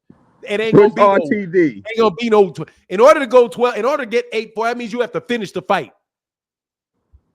He's gonna finish the fight. Nobody's stopping no Devin Haney. He's too young and strong, man. What do you mean too young and strong? Yeah, he's the same age as Boots. Boots are animal, man. Just physically. Exactly. So can we respect the game? We'd rather fight Bud than Boots. Can we respect the game, please? I'm just saying. Hey, I got Phoenix the Assassin right behind you, brother. It's been fun. Let me holler back. All right, bro. Yes, sir. Get back. Thank you for taking that ass whooping. Like Jason Fields said, Tank has always been humble about that sparring. He said it was good work. Yeah, he just says good work, man. He didn't talk bad. 8 ounce. Hey, man, my guy. Remember, Jason Fields said 8 ounces, no headgear. Bye. Phoenix the Assassin. What's up, man? Man, listening to them Devin fans always be getting me. It's like, oh, we take this fight. Nah, what do you mean we? You ain't on his team. You don't know what fight he gonna take. Just look at his action. That's my guy. Though. But yeah, man. The whole thing about the age is funny to me because people want to bring that up. But it's like Carmel Moulton, right? He's 17 right now. His first opponent is 10 years older than him. His second opponent is 12 years older than him, or it might be the other way. First opponent is 12 older, and second opponent is 10. But there's a wider age gap there. than Tank and Devin. You seen what Carmel Moulton did to them? They that much older than him. He knocked his first two opponents out. So you can't keep on throwing that age, or like at least the Devin fans can't keep throwing that age thing in there as an excuse. Like that stuff crazy. Another funny thing that I have found out is Devin's first opponent. Man, that dude had his last fight as a heavyweight. So I thought that was kind of funny. But man, that man really went up from 140 to heavyweight. But man, I think the situation Devin is in now with Ryan, and Ryan might, needing that mental evaluation, because I think you already touched on it. He said he about to or wants to sue the New York State Athletic Commission for requiring him to get that mental evaluation. I think everything we see him right now. Well, excuse me. I think I'm catching some shit. But I think everything that Devin's dealing with right now is a direct consequence to his actions leading up to this. Like everything from all the trash talk to trying to clout chase Tank, to trying to steal that moniker of the face of boxing, to trying to move the exact same way. All the stuff he's doing, all the lies he's told on numerous different fighters not wanting to fight him, and fake guarantees being thrown out. Everything. I think right now is the moment where it's finally catching up, and with everything going on, it's a fight where he absolutely has to perform no matter how many people end up showing up for the fight, whether it's, you know, 5,000 people, or if they get lucky enough to have the arena packed, which at this point is a very low possibility. Um, he really has to go out there and can't afford to do none of that nonsense like he did with Lomachenko, talking about, oh, he was going to retire him, and then we seen what happened in the fight, or how he was going to stop Prograde, and then we seen what happened in the fight. And if Ryan happens to be mentally well enough to get in that ring, then we can't have none of that. Oh, we was going to stop him in the first round and make him retire, or stop him in the fifth round, or whatever. Like Devin has brought all of this upon himself. He shouldn't have been talking about people like that. He should have just focused on his career, doing what he need to do, putting out the best performances and staying humble. Because there's a point where it's like, yeah, you could use trash talk to promote a fight, but then at the same time, like, just doing it for the sake of doing it, that don't really do nothing to help anything at all for building up fights, or even potentially making fights with other people. Because it's like, in business, if you're gonna do a business deal with someone, you can't, get out in the media and then be bad mouthing their company and then think that you can go to the table with them and they're gonna be cool. Like that's not something that makes sense at all. But with that, I'll say I think the biggest mistakes that the Haneys have made in regards to sparring coming out, they should have just left Floyd name out their mouth. Talking about they went over there, touched him up, beat him up, and that's why he retired. And I think that's why Floyd was like, you know what, fuck him. Let me go ahead and give Ryan this tape, or whoever gave Ryan the tape. But yeah, that's all I had, because it feels like people don't really look at cause and effect. The cause here being, the Haney's actions, and then the effect being, the string of events that have popped up surrounding them lately. I believe that, you reap what you sow. And they've been sowing bullshit, and that's why they're reaping it right now. Yes, sir. We appreciate you, brother. Thanks for coming on, man. Yeah, for sure, man. All right, man. I wanna Oh yeah, I do did update the link on that video yesterday, so I you can send you a new one. yes, sir. All right, Yep. brother. Get back, man. Get back. Take it easy. Yes, sir. Let me do something real quick before I let this dude up here.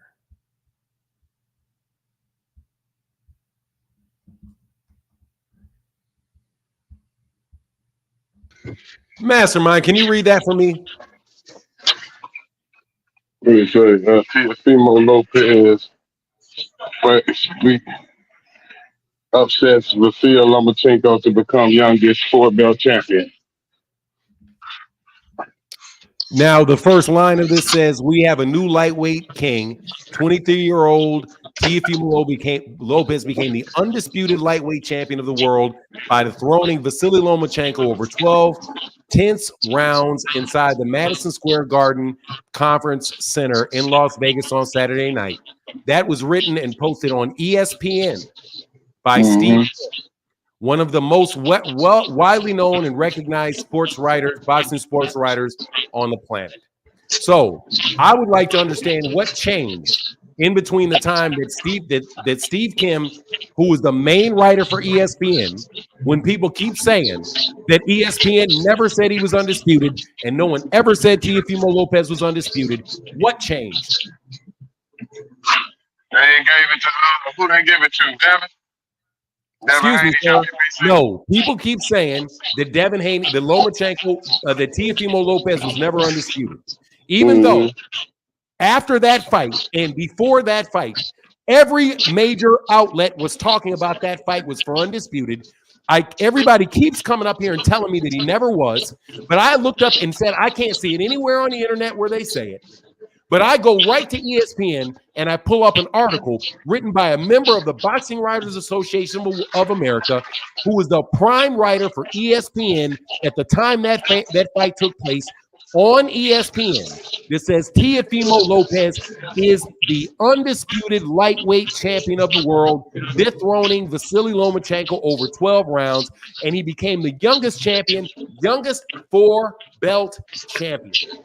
Right. And when you was watching the fight, that's what they made you think when you was watching it. They said when he won it.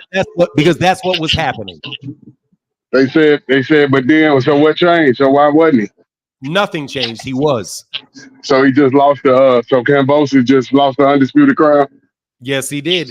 That's why Devin's undisputed, because he beat George Kambosos. But anyway, you got too much noise. You got too much noise in the back, man. Unless you can silence that, I gotta let you go.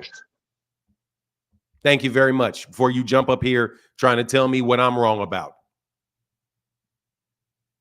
Before y'all jump up here trying to tell me what I'm wrong about. All these lies y'all keep telling me that it said nobody ever said that before. But yet it's right here. It's right there. And there's a bunch of articles by a bunch of boxing writers that say the same thing. But miraculously, it doesn't happen because Devin Haney's the youngest. And I'm lying. And I'm just lying. I can make Steve right. I'm lying. I can make Steve Kim put this on an ESPN article 4 years ago just so I can lie. What does that say? You're on mute. What does that say, Boxing Hacker? Am I on? Am I on? Yes, you are on. What does that say? What does that say? That's because the sports writer right doesn't mean it's true. So let's exactly. It does not mean it's true. Exactly. Wrote it. No, it does not mean it's true. Exactly. So do not tell me. So since you just fried your own damn argument. I haven't made my argument yet, so you can't say I fried it. No, I'm not. You asked me what did this say? Shut your ass up. Shut up. Stop talking. I'm not about to sit up here an hour and a half after you embarrassed yourself for all that time yesterday. I did. I actually rewatched that video, and I think I won the argument. But we can skip that. Nobody but your deluded ass mind thinks that shit. Like I said, I rewatched it, and but you switched your argument in the middle of it. But that's okay. You lost it terribly, sir. Shut up. This thing right here says Steve Kim. If you tell me that just because a boxing writer wrote it doesn't make it true, then it doesn't mean what any boxing writer says. So you can't talk about Ring Magazine. You cannot talk to me about anybody that wrote an article about the undisputed title, because their opinion doesn't matter either. If Steve Kim's opinion doesn't matter because he's a boxing writer, then neither does any of the other people you're talking about. None of them do. So what do you have to go to? You have to go to what the sanctioning bodies say. And the sanctioning bodies say it was Teofimo Lopez, partner. Edwin Franklin, how can I help you? How you doing? It's the blind guy again. What's up, sir? I'm sorry. What's up, man? You good. I'm gonna be brief because we got church a little bit. Yeah, People Boxing don't Hacker is still there, but I thought you would be. And I'll try to I'm gonna remember your name next time for sure, sir. No, you good. You good. Do y'all realize? Do people realize we've been going about this for weeks over a simple argument of Devin Haney just took a nap with him this fight? That's it. The fans are trying to blow him up so bad. Where it's like, oh, he's the youngest, undisputed ever. He can do this. He can do that. And it's like, well, that's not. We don't know that yet. It's okay to say your favorite fighter is the best. That's an opinion. To be the best is an opinion. But to say he's better than this or better than that, then you got to look at the facts of certain things. We don't know just how good Devin Haney is. We know he's a great boxer. We know he's a good boxer. He's very good. But we don't know how good he is. We just don't know because yes, he's had some great fights, but he hasn't fought Tank. He hasn't fought Shakur. He hasn't fought a lot of people yet.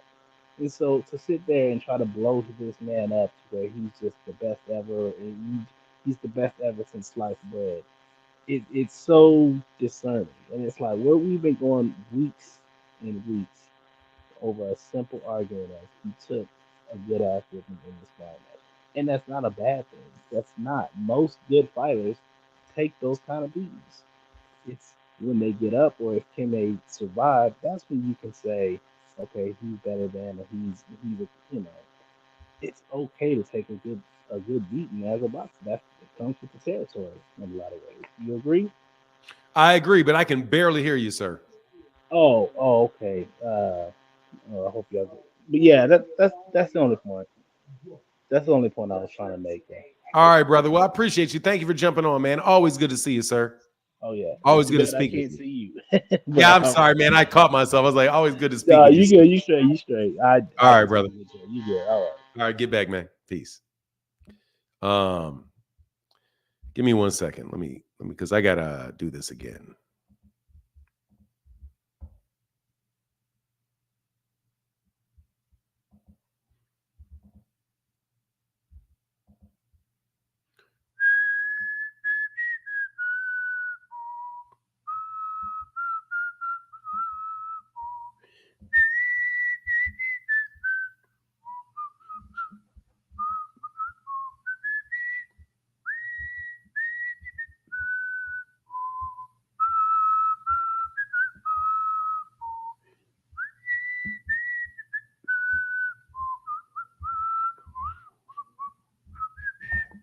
Hold on 1 second. My guy TOE said, "Tank over everybody. It is what it is." Thanks. Answer this for me. Why do they hate Tank so much? Honestly, man, I just think these guys fall for a lot of sucker moves and they're trying to sell Devin. And it is what it is. So they lie. It's not so much. Well, I mean, I don't know. It's a tough question. I got to think about that, JD. I think it has a lot to do with the PBC. It has a lot to do with Floyd. It has a lot to do with people ain't buying this dumb shit that they selling about these other dudes. Jason Fewell said, A for nine. This goes to the kid who was hurt. Him over everybody. Thank you, brother. Thank you, man. For sure. Thank you, Jason Fewell. And Keith Nolan said, this is why I don't understand. This is what I don't understand with Haney fan logic. If Tio wasn't undisputed, how did Devin become undisputed? The reason Kambosos was undisputed is because he beat Tio and Devin Devin got it because he beat Cambo. Dude, honestly, man, they're just doing it so they can say that it's really related to them claiming that that Vasily Lomachenko dropped his belt and Devin was the champion. See, because remember all that email champion stuff? When people like, oh, you're an email champion. Devin was like, no, I'm not an email champion. Lomachenko dropped his belt. He dropped it. He wasn't elevated. He dropped it. But with the WBA, they don't argue that Vasily Lomachenko dropped the WBA world title. He was elevated in that case. It's all just a bunch of pro Devin shit. That's all it is. It's just a bunch of pro Devin shit that you have to unwind because they make shit up on a daily basis. Adrian Molina, thank you, brother. And I did send you the Puerto Rican flags. And Ricky Hampton said that's exactly why that's exactly why Devin got was snapped. Thank you, brother.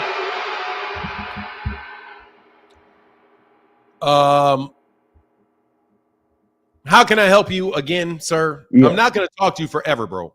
I promise you I'm not. Okay, I'm not here to talk to you forever either. So the question is always is around the franchise title of obviously, right? The franchise title started as a reward basically. So like it was first Canelo and Lomachenko, and it wasn't a winnable title. When Lomachenko got the franchise title, Devin got elevated to the WBC got elevated to the WBC world title, right? So that's why, and like I mentioned before, it wasn't something you could win. So when Tio and Lomachenko fought, Tio had to petition for the franchise title itself. So that's why they say it was a dispute because Devin was a world champion and Tio had the franchise title. If you remember, and if you remember distinctly, Lomachenko always said that his dream was to become undisputed champion. When he fought Devin, he said that himself. He said, "My dream is to be undisputed," and that meant he never recognized himself as undisputed. Because Lomachenko was never undisputed. Right, and so No, stop right there. Lomachenko was never undisputed. He lost to Teofimo Lopez. He didn't win the IBF. It doesn't. Him not being undisputed doesn't have anything to do with the WBC. He wasn't undisputed because he lost to Tio, and Tio held the IBF. Well, you can't call Tio undisputed if there's a dispute because Devin Haney was WBC. Call him undisputed. Yes, you can. There was definitely a dispute between him and Devin. Devin had the WBC world title. There was no dispute. There was a dispute. There was no dispute within the WBC. There was not. And if this goes down in history, Tio will not be recognized as WBC undisputed. Sir, the WBC told Devin Haney. You can say he was the lineal champion. The WBC told Devin Haney and Bill Haney that Teofimo Lopez was the champion. Told him that. The WBC told the boxing world. Right, because they were switching up the rules for the franchise title. They had the ability to switch their rules. Which still kept a dispute. Like, that's what I'm saying. Sir, like, there's no dispute. The only person that settles that dispute is Mauricio Suleiman in the WBC. They're not disputing it. The WBC said that Teofimo Lopez is our champion for undisputed. That ended the dispute because it's their decision. There's no dispute about whether Tio was the WBC champion. There was no dispute that Tio was the WBA champion either. Do you know who the WBA world champion was when Teofimo Lopez was the WBA super title?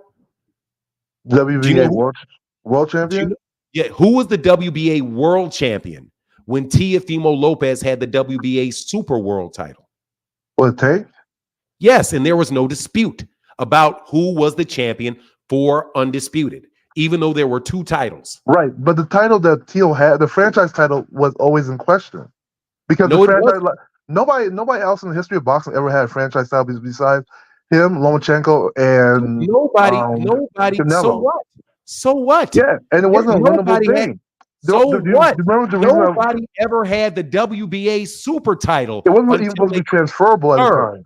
They can create their own title. Right, but it wasn't even transferable. That's what I'm telling you. I'm not going to keep talking to you. At a certain point in time, there was no such thing as a WBA super title either. The WBA created the WBA super title. There was no WBA super title in existence before 2000. There was no WBA super title at lightweight in existence when Lomachenko was elevated to it. There was a 10-year gap between Juan Manuel Marquez, who was the WBA super title, and then when he left the weight division, that title went away.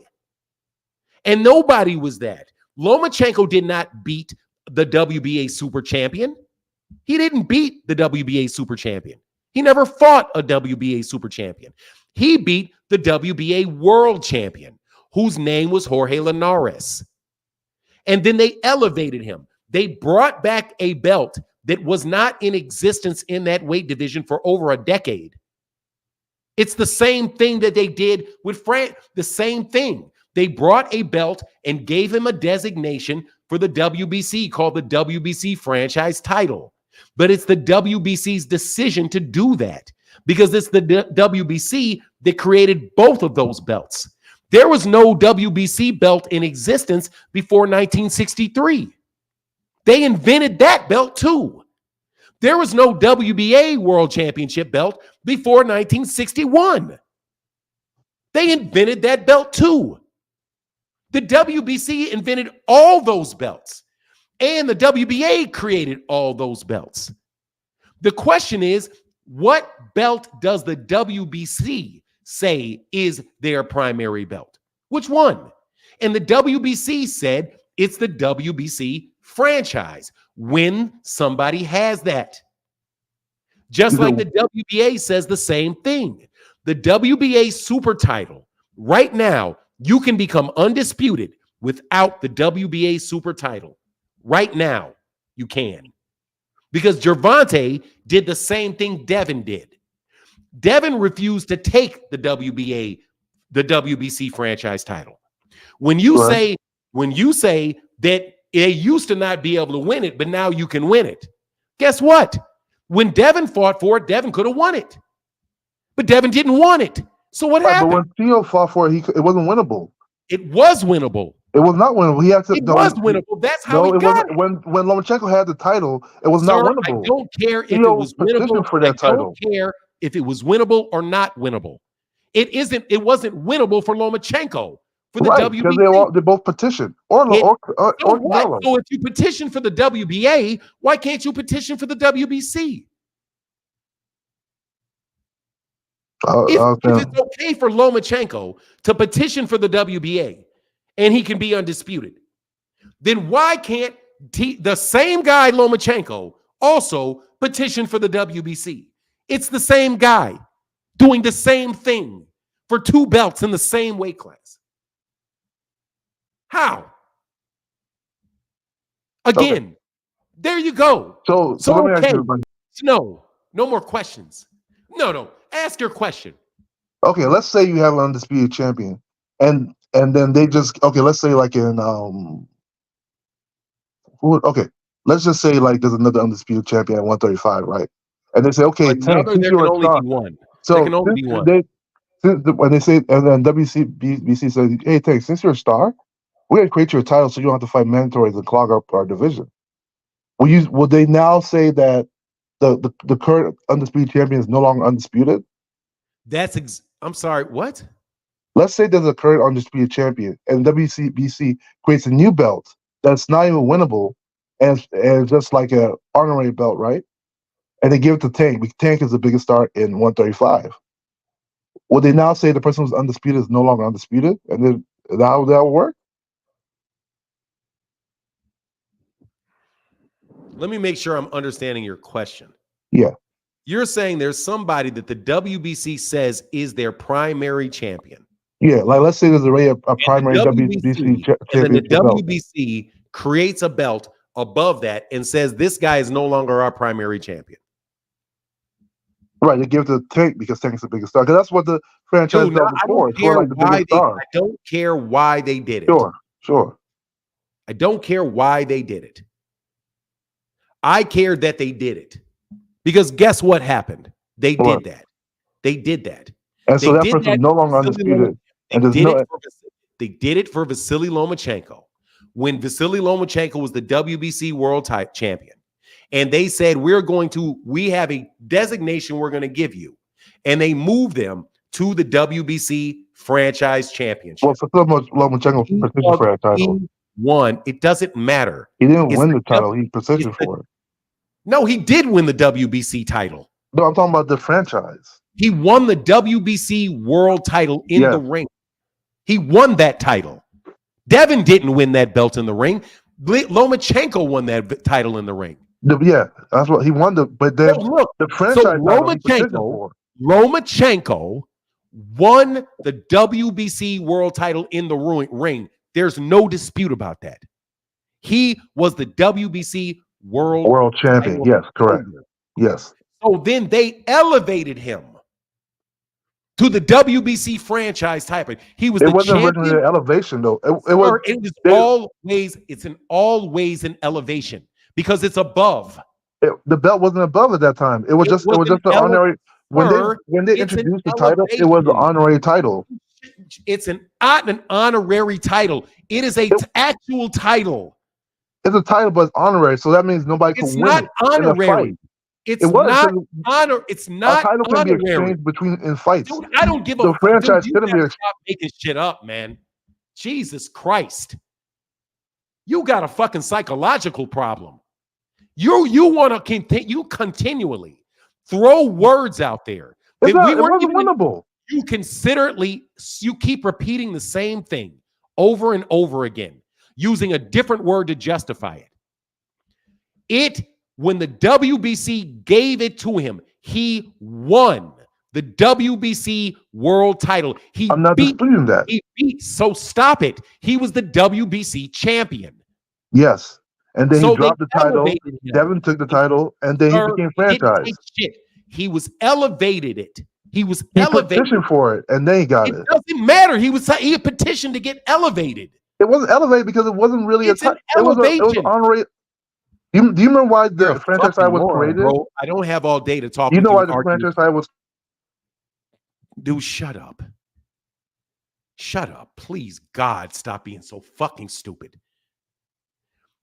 Elevated means to be brought above. Above. The franchise title is above the world championship. It didn't start out that way. Himself didn't start that way. Was Vasily Lomachenko elevated to the WBA super title? To the WBA super title? Yes. Was he elevated to that? Yeah. Okay. And so he was elevated to a belt that wasn't in existence because he won the WBA. He beat the WBA world title. So that's the belt he should have had because that's who he beat. Sure. And then they elevated him to another title that doesn't have a mandatory. But it was winnable and transferable. A title. It wasn't honorary. It was transferable. It was still a regular title. It's not transferable because the guy didn't even have it. How's it transferable? No, but the super title was transferable and winnable. It's not transferable. The franchise was not transferable. You had to petition for it. The WBA world title was obviously not transferred to him. I didn't say it was transferable, but it was transferable. It was not transferred to Lomachenko. I didn't say it was transferred to it. It was transferable. Don't bring up transferable. He was not. I'm talking about the franchise. Dog, was he elevated? Because it wasn't transferred to him. He didn't. Linares didn't have it, so it wasn't transferred to him. Yeah, but if he fights somebody and loses, sir, he can lose that title. I'm not talking about the guy he fought. I'm asking if it was the belt transferred to him. No. Yeah. Right, it wasn't transferred. He was elevated, right. There you go. So he was elevated. Okay. He was elevated. So he got another title that was not transferred to him.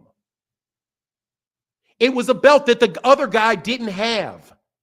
Mikey Garcia, the belt that he vacated as the champion, that was not the WBC franchise title. It was a WBC world title. Lomachenko fought for the WBC world title. So he was then elevated to the franchise title, just like he fought for the WBC. Elevation. It's the same thing. It's literally the same motion. It's the same action. Do you remember why it was created? Listen to me, because I'm serious, man. You're giving me a headache with your stupidity and your blatant dishonesty. It's not dishonest. It is dishonesty. Because in one scenario, you have a guy that fought the WBC World Championship, and he won the WBC World Championship. In the other scenario, you have the same guy who fought for the WBA World Championship. The WBA, he did not fight for the WBA super title. He didn't fight for that. The only way you can call it elevated is He did not fight for that. I didn't say he did, but the only way you can call it elevated if at the time the franchise was bigger than the world title. And Mauricio Sulaiman said himself when it initially came out, it was a reward. It was not when it came out first. So you're taking he said, Mauricio Sulaiman's word. So you're going to take Mauricio Sulaiman's word, right? when the belt first came out, it was a So reward. you're going to It take was a reward. Mauricio Sulaiman's word. When it first came out. So you're saying that you're going on what Mauricio Sulaiman says About when and it you're first saying came that out. this is the truth. You're saying that that's the fact because that's what Mauricio Sulaiman said. So you're relying on Mauricio Sulaiman's word. I'm not lying on him because that's what it was. No, you are. It wasn't a winnable belt. You're so They dishonest. gave him.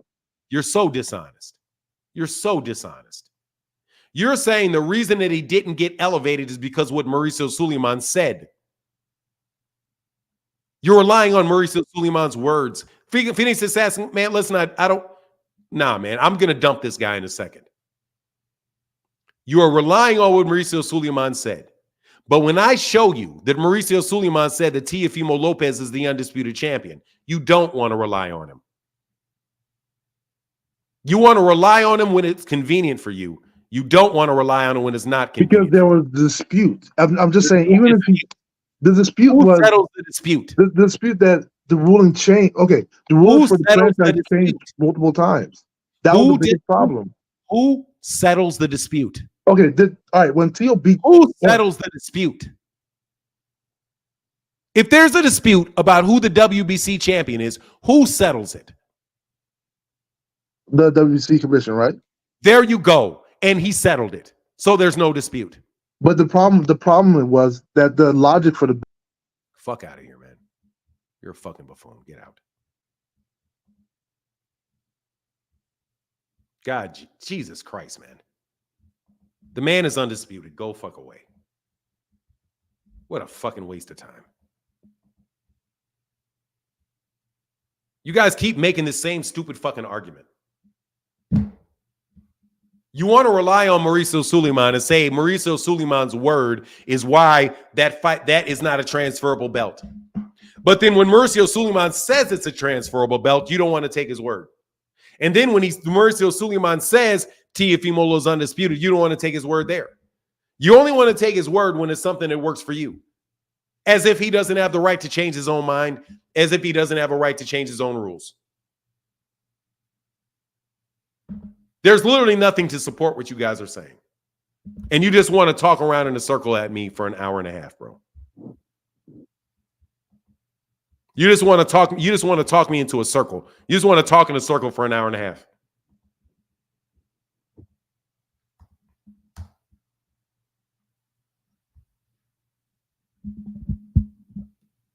You say that nobody ever called him undisputed. I show you where they called him undisputed. Now then you say, well, the media doesn't matter. I've been telling you that the media doesn't matter for months. But it matters. The media matters when it works for you. But the media doesn't matter when it doesn't work for you. Mauricio Sulaiman's word counts when it works for you. But his words don't count when it works for you, when it doesn't work for you. There was a dispute about who the champion was. The guy that is the decision maker settled the dispute. He clarified it. But once he clarified it, you don't want him to clarify it. But if you would have said that he wasn't, you would have been fine with that. See, that's why I'm saying you guys are you're intellectually dishonest. And there's no way you can win this debate with me. Nobody can win this debate. Nobody. You cannot win this debate with me. Because you claim you changed the rules consistently. There was a dispute. What was the dispute? Whether or not the franchise champion or the literally the same thing that happened with the WBA with the same guy happened with the WBC with the same guy. When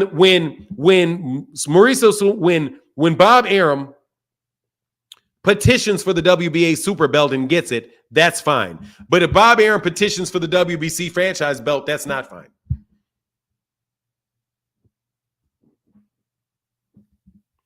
And you think I'm biased? And I'm the biased one.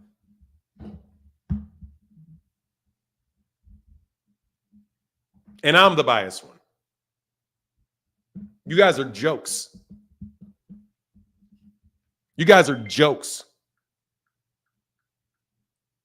I don't know who infected this poor young man's head with the stupidity that he's bumping off his lips. Hey, it's God dog, man. Will you please stop doing it? Anyway, here's a link for anybody who wants. Hey, yeah, Phoenix the Assassin, brother. Like, man, for real. You can jump back up, Phoenix the Assassin, if you no, yeah, Phoenix the Assassin. Man, thank you, brother. Keith Nolan, I think I did that. Thank you, brother. Thank you so much for your support, bro. You're just such a big supporter. You and David Williams and Barbara D. Bumby Thompson said he's just not diagnosed.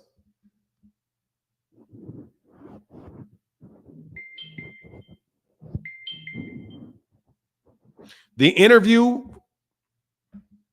What do you mean the what interview? The interview was she asked a question. It was an interview with me.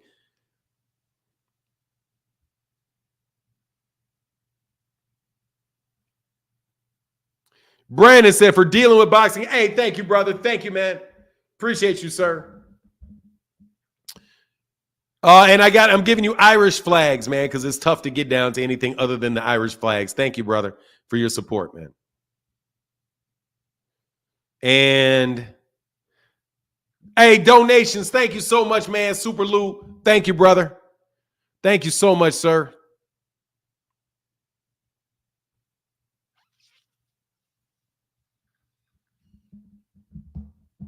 Oh, okay.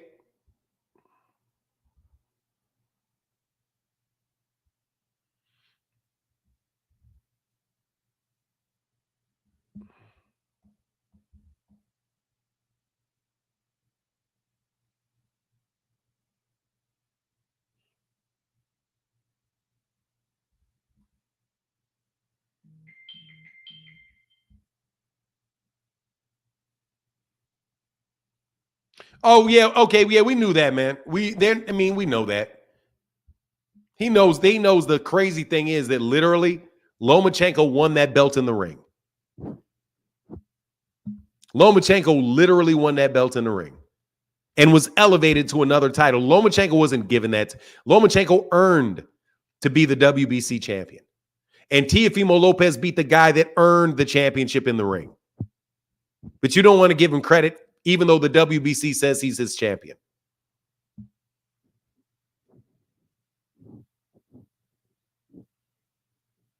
He asked you who won the money. I don't care. I told you who won the money. What do I care about who won the money? That's irrelevant to me. Who won the money? You can ask me a bunch of questions that don't matter. Just because I give you the answer you think the answer you claim is right doesn't mean anything to me. If we're having a debate about who the WBC champion is, and you ask me when did Mike Tyson, what year did Mike Tyson, didn't Mike Tyson get beat by Evander Holyfield? And I say, yeah, he did. And you say, see, who cares? Bill Haney is a master of asking irrelevant questions to get away from the topic. That shit doesn't work with me. You're not going to be able to ask me questions and get me to ask something that doesn't matter to me and act like you won. That shit's never going to work with me.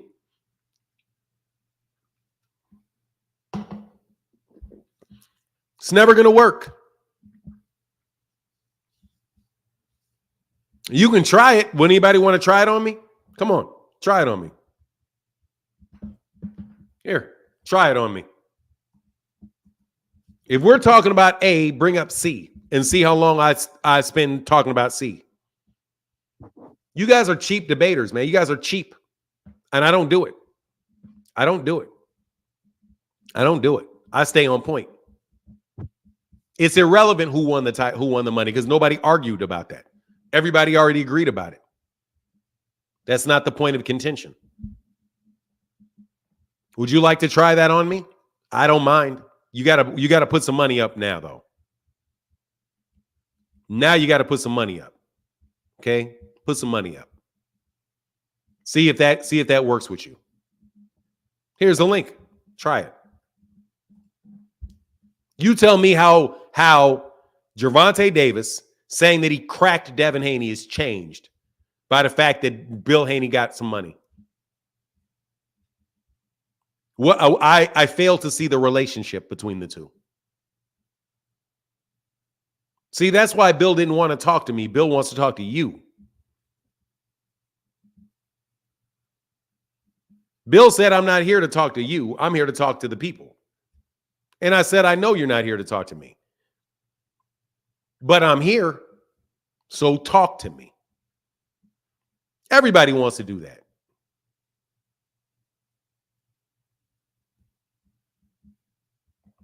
Roll the tape reveals everything you need to know. Exactly, man. Roll the tape.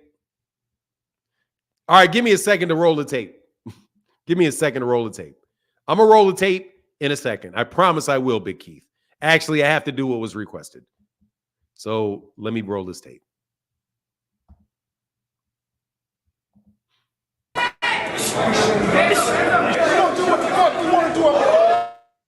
That's the tape that's rolling. What's going on, D. Haven? Yeah, he said that he didn't want to talk to me. He wasn't here to talk to me. Can I get some callers in? Can I talk to some callers? Sure. Sure.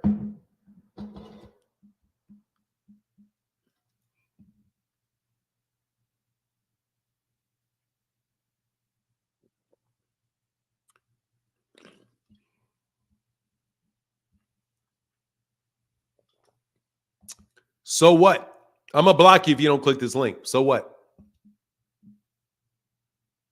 Floyd said Devin beat Tank's ass. That's not what he said. He said it was only one-way traffic. And we know that's not true because there's a lot of traffic right here. He said it was one-way traffic. What am I drinking? I'm drinking bubbly water.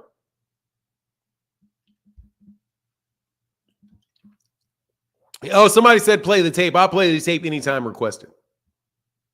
Anytime it's requested, I'll play. I got the tape on automatic. I got the tape on automatic. On automatic. Here's a link again. Explain it to me, Mike Group. Otherwise, I got to let you go, bro. Otherwise, I got to let you go. All right? Otherwise, I got to let you go. We're gonna kill two birds with one stone. I'm gonna teach you how to beat people in a debate. I will teach you. What you said has absolutely nothing to do with the point. And it's nothing but a distraction. Who cares if he won the money? Nobody said he didn't win the money. Do you know of anybody that said he didn't win the money? I'm waiting. Who said he didn't win the money? Come on, man. Click the link. Or tell me who said that Devin Haney and Bill Haney did not win the money? Who claimed that they didn't win the money? Do you have an answer for that? Kamal Oz is going to let me get some coffee. What's up, Kamal? What's up, Fanon? I just tuned in, man. So I saw this boxing scene article where Bill Haney was claiming that Shakur Stevenson brings nothing to the table in terms of fighting them. And I'm just amazed at the Haneyites. I'm gonna be right back, brother, because I know you about to cook. I'll be right back. I'm listening, okay? Okay. So I'm just amazed at the hypocrisy of the Haneyites and Bill Haney when it comes to boxing. Because certain fighters that they labeled ducks, that they lied and said that they were mandatories for, said the same thing about them, that Devin Haney doesn't bring anything to the table. And they said at the time that they're searching for legacy fights. They're all about legacy. I'm talking about Bill Haney, Devin, and the Haneyites, the hardcore Haney fans, not the average Haney fan, by the way. So they're using similar language about other boxers that they derided, and their speakers, the people that were on the soapbox and their PR agents were deriding for Devin. So I find that very interesting, the hypocrisy that we're seeing with Devin Haney and the hardcore Haneyites. Lying about Subriel Matias and that $4 million offer. And I've heard people say Subriel Matias brings nothing to the table for Devin Haney. Lying about pursuing legacy and only being about legacy. Then you go to a division full of sharks at 140 and you're only about money fights. You're fighting a guy in Ryan Garcia, or still trying to fight Ryan Garcia, who is one fight removed from getting his block knocked out and then a tune-up. So this is the measure of a standard. And Fanon, one reason why I really like Fanon is because he has the same standard regardless of who's fighting. And I try to operate the same way. So if the standard is you're all for legacy, everybody else is fighting for money, you can't go back on your own standard. If the standard is the best are not fighting the best, when you're at 135 and you're trying to pursue the money man, which you really weren't trying to pursue, there's all clout chasing, and Tank Davis. And then you complain about Teofimo, you complain about Lomachenko at the time, saying you don't bring anything to the table. But then you operate with that same philosophy when it's convenient for you, then I don't have respect for you. You're not just out for legacy. You're out for money. And unlike Tank Davis, who will tell you the truth about his aims, his goals, you have people out here capping for you, being your mouthpieces, trying to manipulate and lie. Okay? This Ryan Garcia fight needs to be canceled. And I call for it. I was the first person on YouTube, either a content creator or a fan who calls into YouTube, to call for this fight to be canceled. Thought it was a blatant mismatch before Ryan melted down. There are no less than 7 better fighters for him to fight other than Ryan Garcia. It is a cash grab. It is a Tank Davis clout chase. And it is a big time cherry pick.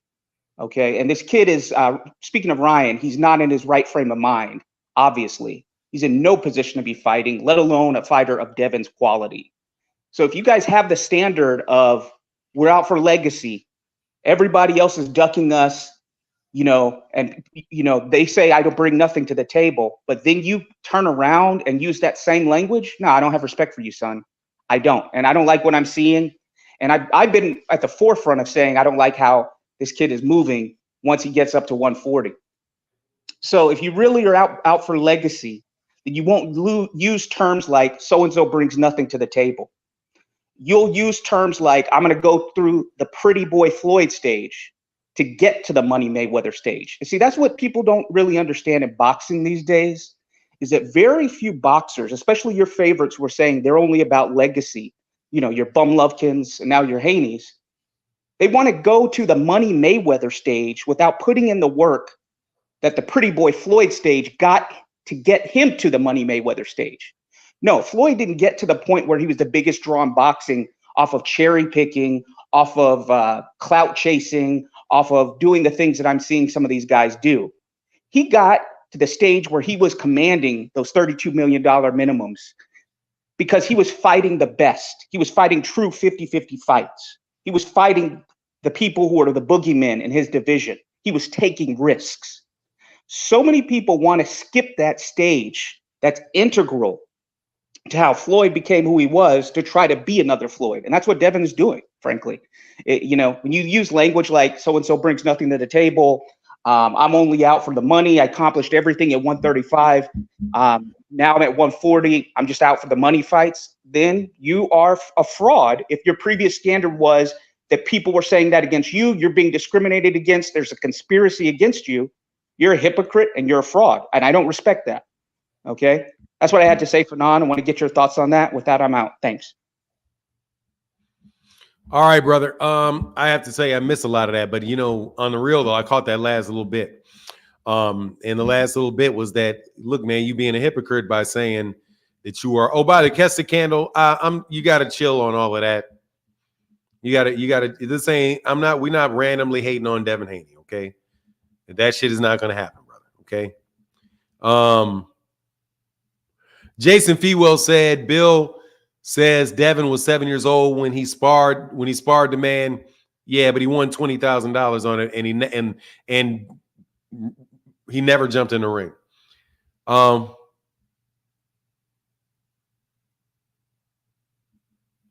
Who cares about your respect, Billy? What are you talking about? Blessings all, just paying my daily. Thank you, Jay Mills, for being such a big supporter of the channel. Thank you so much. And Ramses, man, I'm going to tell you, man, I love that name. Ramses has become a YouTube member, brother. Thank you, man, for joining it. Thank you, thank you, thank you, thank you, thank you. Thank you, thank you, thank you. I would love to go members only, but I can't ever go members only because there's so many people that really support that are not members. But thank you, man. Appreciate you so much.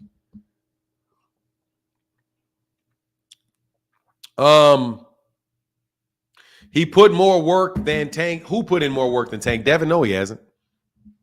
I think that is one of the more ridiculous lines. How is it?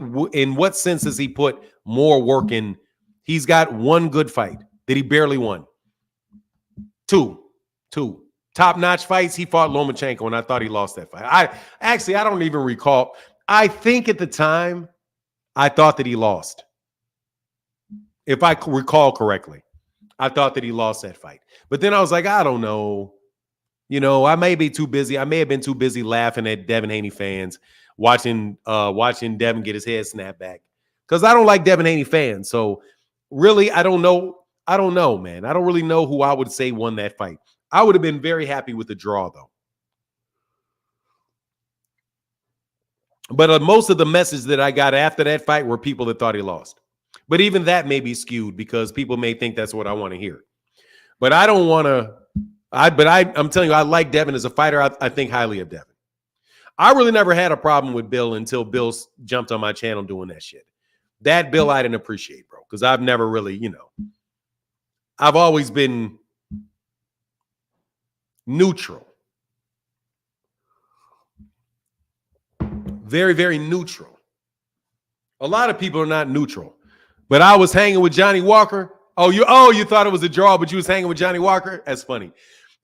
Phoenix Assassin said Kamal was on point. People say Floyd ruined boxing with the undefeated and money stuff because they ignore all the work that he did to that point. They act like the money came without real effort or that he at any point in time he was not fighting real competition.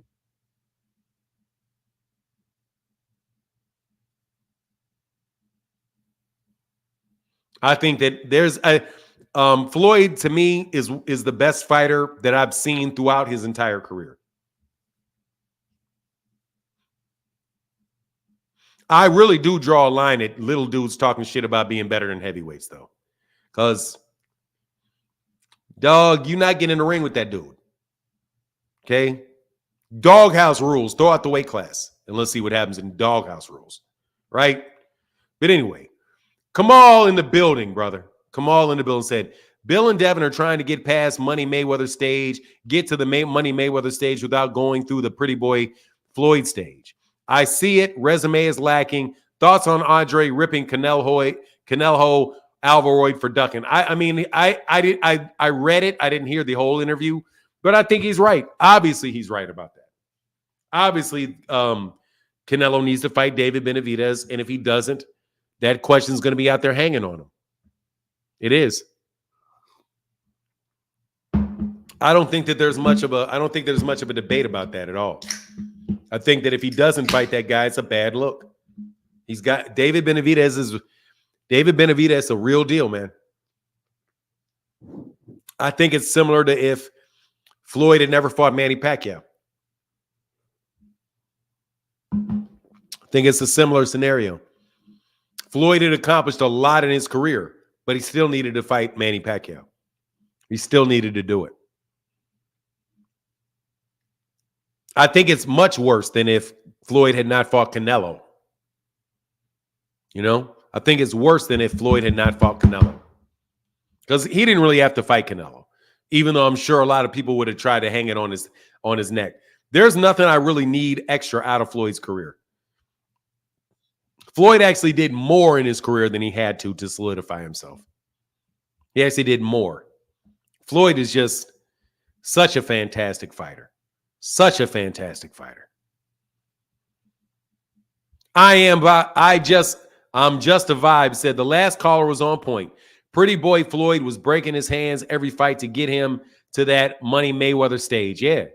And he kept fighting. He kept fighting. He took the chances. He did what he needed to do. And there is no Canelo on that stage without Floyd either. Floyd even gave that young man a chance to shine in an attempt to build him, which is something I always find funny that people say Floyd doesn't help build young fighters. Yeah, he does. He fought, dude, he gave paydays to a lot of black fighters. A lot. He gave a payday to Andre Berto that he didn't have to give to him. He gave a big payday to his sparring partner in an exhibition match. He gave what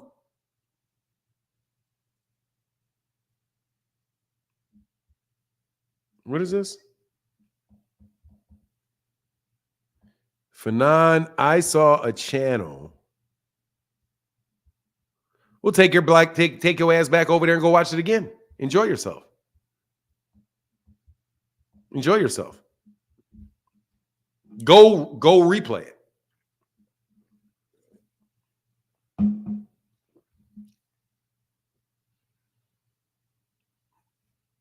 What do you mean he avoided Keith Thurman? He doesn't have to avoid. Come on, man. Jesus Christ. It was his last fight. It's his last real fight. He was done. He didn't owe anybody a fight with Keith Thurman.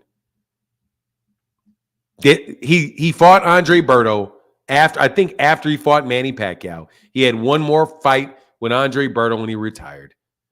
After having been in 130, 135, 147.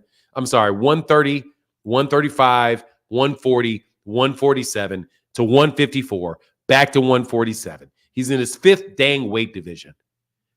At the end of a career that was at least 17, what was he, 17 years into his career? Something like that. It's like 17 years or so. And you think that, oh, he avoided, man, whatever, bro. You can't fight everybody.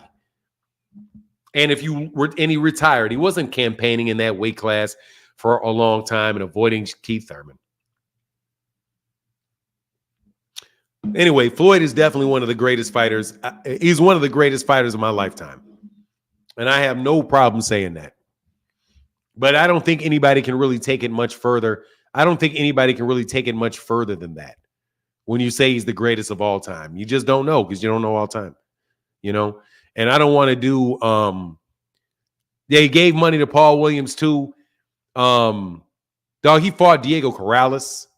He fought Zab Judah. He fought Chop Corley. He fought Sharmba Mitchell. He fought Miguel Cotto. He fought Shane Mosley. He fought a lot of guys, man. I'm sorry, when I see Puerto Ricans, like I always, I hope nobody gets mad when I throw Puerto Ricans in there. But got Cotto, payday to Cotto, late after Cotto had already lost to other people, still gave him that shot, still gave him that payday, that big payday to Cotto. Might have been Cotto's biggest payday ever. Floyd did a lot of things, man. Floyd had a terrific career. Floyd put Gervonta Davis on.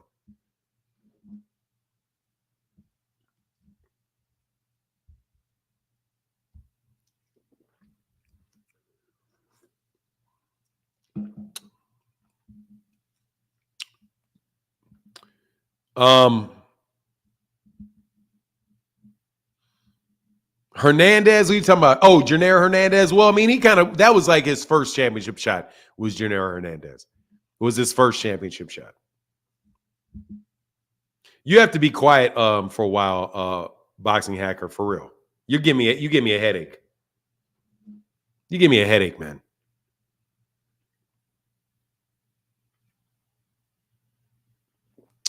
Easy E said AB said he found Tank first. I know he did.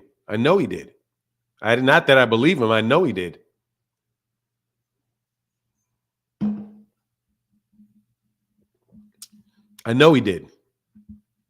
It's not even a fact of believing it. I know he did. Floyd was like, man, who is this kid? Oh, let's sign him. This dude's an animal. Yeah. And he put him on. And AB let him. I think those guys are good dudes, man. Yeah, I mean, that's 100%. That's 100% accurate. I don't just think it's true. I know it's true. Who made who a star?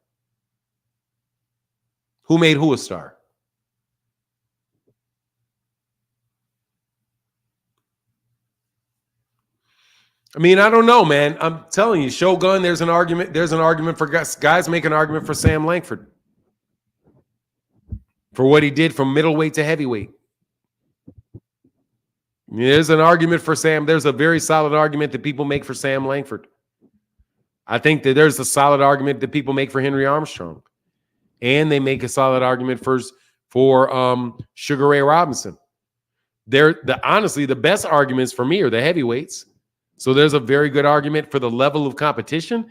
Nobody fought a higher level of competition than there's nobody's ever fought a dude. I saw you. I was gonna let you on. Nobody's fought a better level of competition than Floyd than Ali did in the level of competition.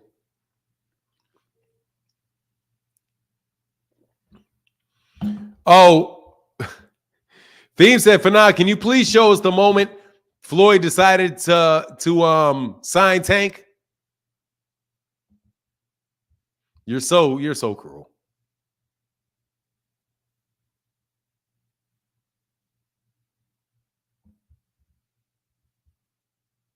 Bop, right there.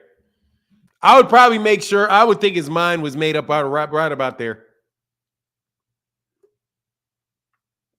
Right about there. Right about the 59-second mark of this video. About the 59-second mark of the video.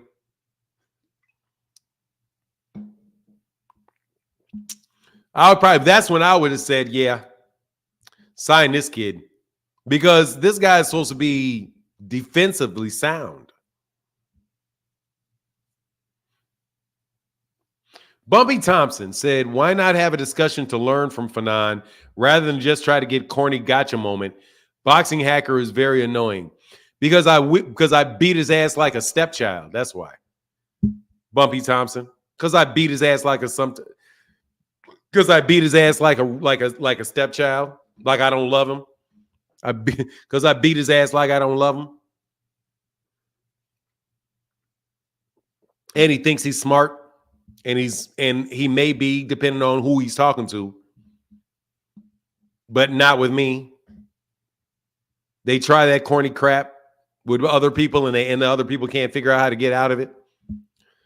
So they try to lie. See, he's basically dishonest, is what he is. He's not trying to get to the truth. He's not honest. See, when you're not trying to get to the truth, the truth is honesty, right? Isn't that a synonym, truth? Aren't they closely related words? The truth and honesty. See, he's not really trying to get to the truth. And so if he senses the truth, but the truth is not where he is, he will obfuscate. He will distract. He will distract you. If you know what he's going to say, I've literally talked to this guy and repeated his point and got him to say, yes, that's what I'm saying. And then I debunk what he's saying. And then he says, no, you don't understand what I'm saying. And he wants to say the same thing over again. And he will re-explain the same point 15 times. And it doesn't matter how many times he says, he acknowledges that I'm right and that I understand the point. He's going to go right back to the point as if I never even addressed it. That's his technique. That's his technique. To act like I never addressed the point and bring the point back up. He also likes to conflate words. That's another technique that they do. They like to, like yesterday, he conflated evidence and proof. We're talking about evidence and he changes it to proof. He just substituted the word like he just tried to stick his hand on the table and switch it. He tried to stick it on. We're talking about evidence, and I already said I understand, but you're talking about evidence. And he says, no, well, your proof is not, your conclusion is not evidence. Oh, your conclusion is not proof. Oh, no, that's what he said. Yeah, your conclusion is not evidence. When I never said my conclusion was evidence. So I had to explain the same thing a bunch of times. I mean, that's because he's dishonest. He's fundamentally dishonest. Just like Rollo is. Just like Bill is. And many debaters are, because they don't care about it. They care about winning. So honesty, if it gets in the way, if the truth gets in the way, you got to put a blanket over it. You got to throw a blanket over the truth. You got to change the subject. You got to do all kind of different things. Kamal said, Andre SOG Ward, and Floyd Money Mayweather Jr. immediately ran back their fights that were tough. They wanted to clear the air. Devin, on the other hand, he didn't do it. He didn't do it. He would not rematch Vasily Lomachenko because he's not about to lose to Vasily. I never heard Floyd Mayweather Jr. ask for a mandatory fight to offer the guy less money. Matter of fact, I don't ever remember Floyd Mayweather's telling somebody that they needed to make financial sacrifices to fight him. I've never heard Floyd ever say that. That this, in order to fight me, you have to make a financial sacrifice to fight me. He might have said that you have to take the terms I offer you, but I've never heard of him offering somebody where it was a significant financial sacrifice to do it. My guy, Skills from New Orleans, said, You are fundamentally excellence. Salute at the highest level. Thank you for Skills from New Orleans. Thank you, sir. I said on Adrian Molina says, I said on another platform, if there's controversy, then run it back, remove all doubts. But no, he's not going to do it. He's not going to do it. He's not going to run it back with Lomachenko. If he does, he's probably going to, honestly, he was lucky to get out of there. There's that link again, though. There's that link again. We got 133 people on Twitter. Oh, I'm sorry. Let me go to Twitter and put the link in on Twitter. I'm sorry. Let me put the link in on Twitter. Oops. I got to put the link in on Twitter so that some of you Twitter talkers can click the link. Some of y'all be talking like a lot over here on Twitter. There you go. It's the first comment right there. You can click that link on Twitter. Exactly. When he became the man, he gave, but that's the problem. Devin's not the man, so he can't do that. See? Devin's not the man. He's the man that's sat next to the man. He's not the man. And we all know it. Just like Shakur's not the man. And Lomachenko's not the man. They're the man sitting next to the man. They're in line to play the man.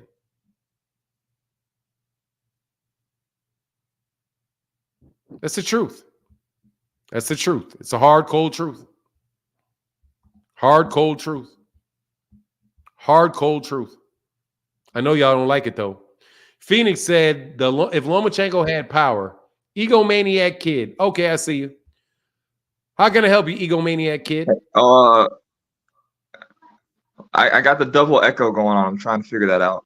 Because you got your YouTube up. You got to sign. You got to put mute on YouTube. Or what on Twitter?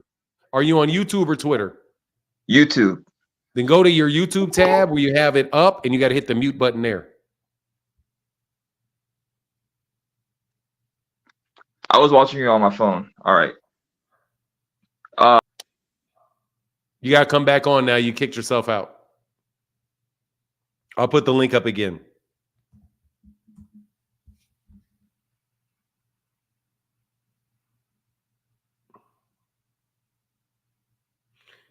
Get the win. What is that?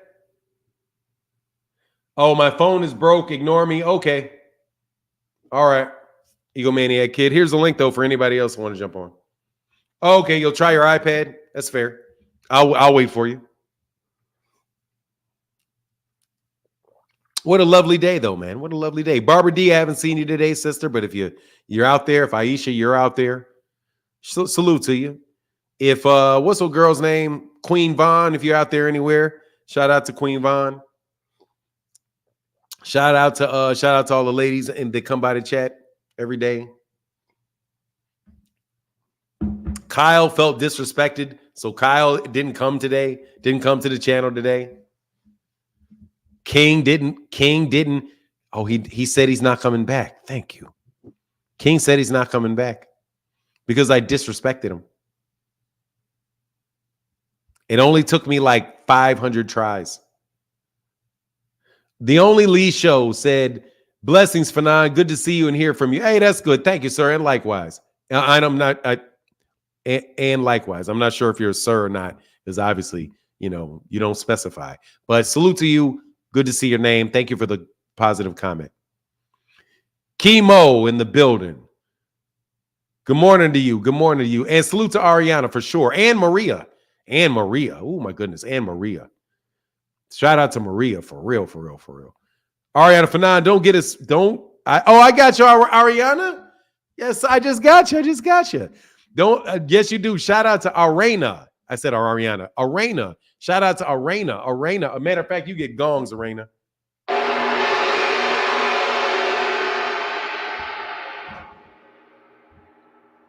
Arena. Yes, you do. Oh, give me 1 second. I got to grab. Oh, Fred the Jig. Give me 1 second, Fred the Jig. Hold on 1 second. Gotcha, brother. I got to grab my phone. Give me 1 second. Yeah.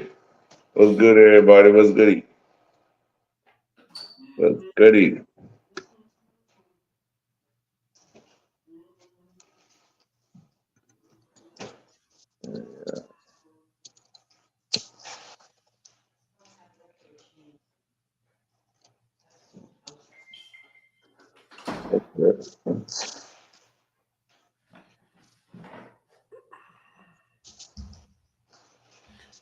All right, I'm back. So what's on your mind, man? Man, but man, I put in the chat. I want to see Devin versus the best. I want to see Devin versus Boot, man. Devin versus Boots? Yes, I want to see him versus Boots. He said he want the hardest fights. His dad was up there talking about Terrence Crawford was getting off. He fought a bunch of broken fighters. Well, fight Boots then. Boots need a fight. He need a test. Devin the man, right? Unified champion, moving up in weight, beating all champions, knocking them out the way. You went up too much weight that you can't fight Gervonta Tank Davis, right? Because Tank Davis is more of a 130 fighter fighting at 135. You know what I mean? So hey, there we go. Let's get you versus somebody who can put on weight like you, Enos. He needs a fight to show that he's really there, that he's a top competitor. Devin is already considered a top competitor. That's what they're saying. All right, let's see that. That's a big money fight right there. That's what I want. That's what I want for now. All right, brother. Well, you definitely trying to get Devin beat up, but they're not in the same weight class yet. So when it happens, But they're not in the same weight class. You're right. I'm trying to get them beat up. Then again, Gervonta's not in the same weight class as Devin, and they want Devin to move up. They want Gervonta to move up. Exactly. So if we can't do this one, why we can't do the other one? Like, you know what I mean? And also, besides that, all right, if Ryan, now I'm not going against Ryan, but if he can't make it, don't give me Broner, give me Shakur. Yes, give me Shakur and Devin. Is that bad? Yes, you're still trying to get him beat. I'm definitely trying to get him beat. I'm not hiding that. And I'm not a Devin Haney. I just want him to prove the skill set that he got. Prove it. You that good? Prove it. Show me something. I hear you, brother. I hear you for sure. I hear you. I want it because his daddy talk a lot. And I don't think it's bad. Put him out there, make him more money. That's what you do. But because that's why I like to Keith Thurman. I'm not a Keith Thurman. I actually want to see Keith Thurman get beat up, but that's why I like to see him fight because he aggravates me some of that. I want to see him get beat up. You want to see Keith Thurman get beat up? Yeah, I want to see him get beat up. I hope he beat Tim Tszyu so that he could fight Crawford. I want Keith Thurman and Crawford, even though Crawford don't really want to fight Thurman because Thurman didn't give him the chance.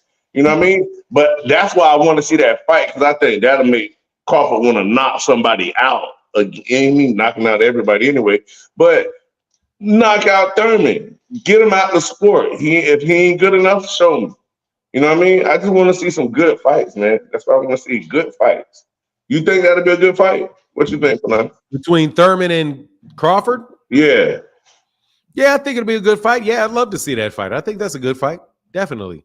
They're about the same age. Yeah, man. Yeah, over this other dude he just picked, right? Over who? The dude that they said Crawford's gonna fight at 160. We were just talking about him the other day. I can't even think of his name right now. You're talking about Chris Eubank? Yes. I like Thurman's name over Eubank's name. Yeah, I would rather see that. Yeah. I'd rather see Thurman than Eubank for sure. It's no way that Crawford he didn't have to take that fight. Well, he hasn't taken it yet. It's not. Thank you for educating me there, because that's good, because then we still got a chance for actually a good fight to happen instead of, you know what I mean, just any old thing just to make boxing happen. You want to see good fight. Yeah, I don't think that's happening. I don't really even think that fight's happening. But thank you for the jig. Thank you, bro. Yeah. All right, brother. All right, get back, man. Yeah, I don't think that fight's gonna happen, man. I don't think that fight's gonna happen. And I'm not taking I'll take Errol Spence Jr.'s word when he says he doesn't want to fight somebody. I'm not gonna count out a fight taking place just because Terrence Crawford says he doesn't want it. Because he'll change his mind. And he may not be telling you the truth from the get up about what he wants to do. He might just be playing he really might just be playing games and he might just be playing games and as far as what his intentions are. So I'm always a little bit, I take what he says with a grain of salt. I take certain things a lot of things a lot of people say with a grain of salt now. I ain't gonna lie. Especially YouTube channels and any type of report or news on YouTube. Because that shit you definitely need to take that with a grain. And I don't care who you are, who it is. Take that stuff with a grain of salt, man. So who wants to bet me about the 26 unanswered punches? 25, or that he threw 25 unanswered punches? Anybody want to take that bet? Anybody want to take that bet? The money is here. If I can show you, you pay me 500. And if I can't show you, all you got to do is pay me. All I got to do is pay you 100. I'll take that bet. Anybody want to hit that link? Take the bet's there. The bet's there. It's right there. I got him. I got it. Anybody want to bet? Any takers? Any takers? Yeah, Bud's not straightforward like that, so you don't really know what he's saying. You know what I mean? You don't really know where he's coming from.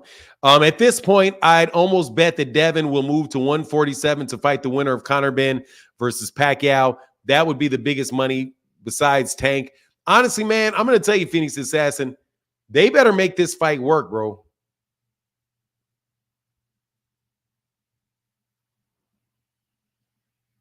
I'm telling you, man, there's word out there in the street that people do not believe that Tank landed 25 unanswered punches. So I really would love if somebody wanted to bet me. I would love it. Please. I'm telling you, I need your strength. I'm right here, bro. We got enough people in here. We got 153 people on Twitter. We got 458 watching out there on YouTube. You know what I mean? We're multi-platformed around here. We're multi-platformed. You're not getting takers with those odds. All right, I'll switch it. I'll give you 500, and all you got to do is give me 100. I'll switch it.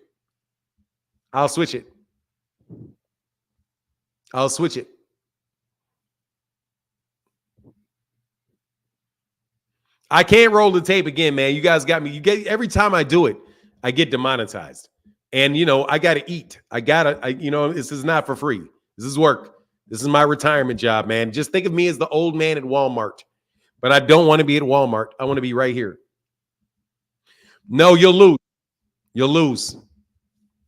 Because you'll lose that bet, Keith. You'll lose that bet. Because he did, the bet is 25 unanswered punches. That he landed 20, that he threw 25 unanswered punches. Drew Laws, how can I help you? I can't hear you, Drew Laws.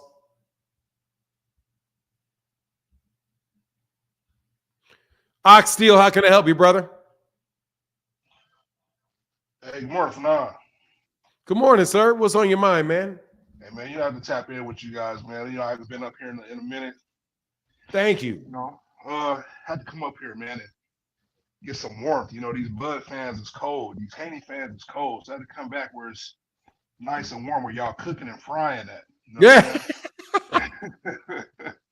But you know, like I said, I don't cross promote other channels or other pages on here. You know, I guess it wouldn't be promotion, but I'm actively in a debate. You know, a lot of these guys are kind of mad at me because I'm proposing wanting just, I don't even know what happened with boxing, where if you propose a competitive fight, people are, you know, all of a sudden they're upset with you.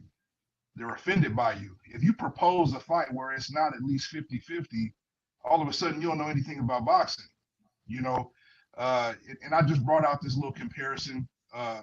If Bud could fight a 5'4" Gamboa, who he, you know, is very taller than and had an extremely, you know, large reach advantage over, why can't he fight a David Morrell? You know, if you want to fight Canelo at 168, why can't you fight? Why can't you eliminate the next top contender in that weight class in order to prove your argument of deserving the Canelo fight? So why can't you fight a David Benavidez? Now I just heard recently that David Benavidez jumped. Oh, I'm sorry. Did you say David Benavidez or David Morrell? I thought you said David Morrell originally. I'll take either or, because you know Bud is the boogeyman, right?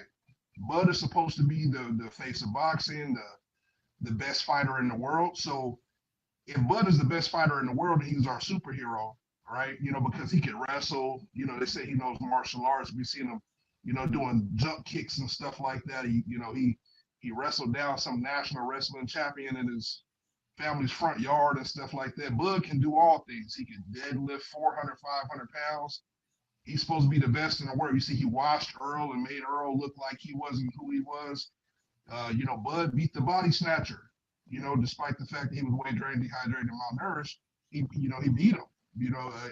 Very convincingly. Why can't he fight a David Morrell? You know, why can't he fight the next available contender at 168 who's deservingly in line to fight Canelo? Why can't he eliminate one of those players off the board to get closer to Canelo? Why can't he beat like a Munguia or something like that in order to, you know, earn that argument? I guess if you bring that up, you want to see that man get beat. You know, the same thing what brother was talking about before me about Devin Haney versus Boots. It's not even about wanting to see these guys get beat. It's just about giving the fans competitive fights, but we kind of really don't even know what's going to happen. Like, I didn't know what was going to happen between Tyson and Evander Holyfield. I didn't know what was going to happen between Tyson and Lennox Lewis, because they were both some very highly skilled, you know, professional boxers, and we didn't really know what was going to happen. And with Bud, we kind of already can predict what may happen. There's always some type of handicap advantage that he has. He fought somebody that was shot through the knee. You know, he fought somebody that, Kell Brook had already had both eye sockets, you know, broken. You know, Earl Spence was literally starving himself to stay at 147. I want to see Bud against somebody that can be considered a full dog. And like I said, not to bounce around and move around, but if people like Duran can move up weight classes and fight people who are taller than them and naturally heavier than them, and they weigh in at a certain weight, and whatever they rehydrate to, it is what it is, but Duran can still be successful. And many other boxers have done it too. Why can't we get that out of Bud?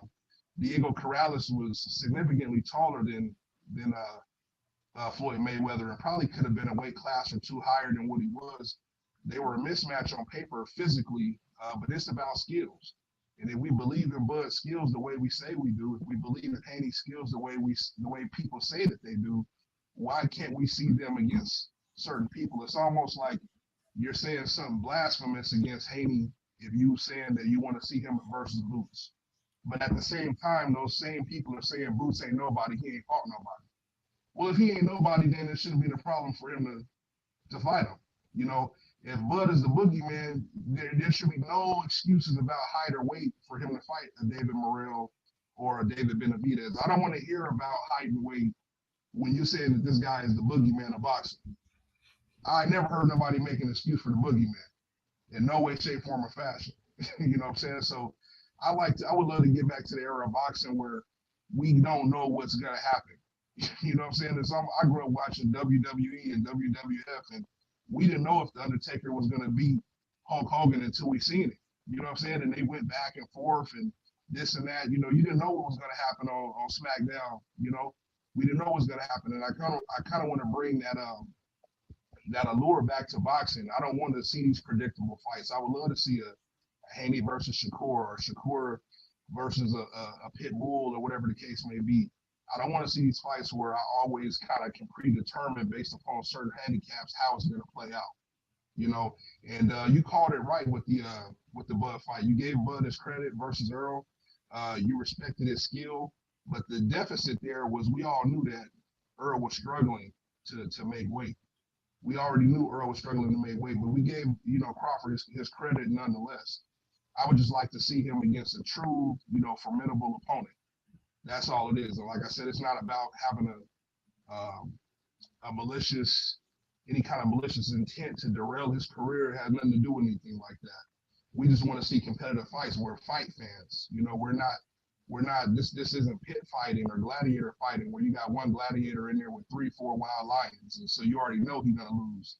You're just waiting for the inevitable end. Hey, brother, they can barely hear you, brother. You got to move that mic a little closer. I thought it was just me, but it literally is. Like, people having a hard time hearing you. Oh man, I'm over here spitting. They can't hear me. Hold on just a second.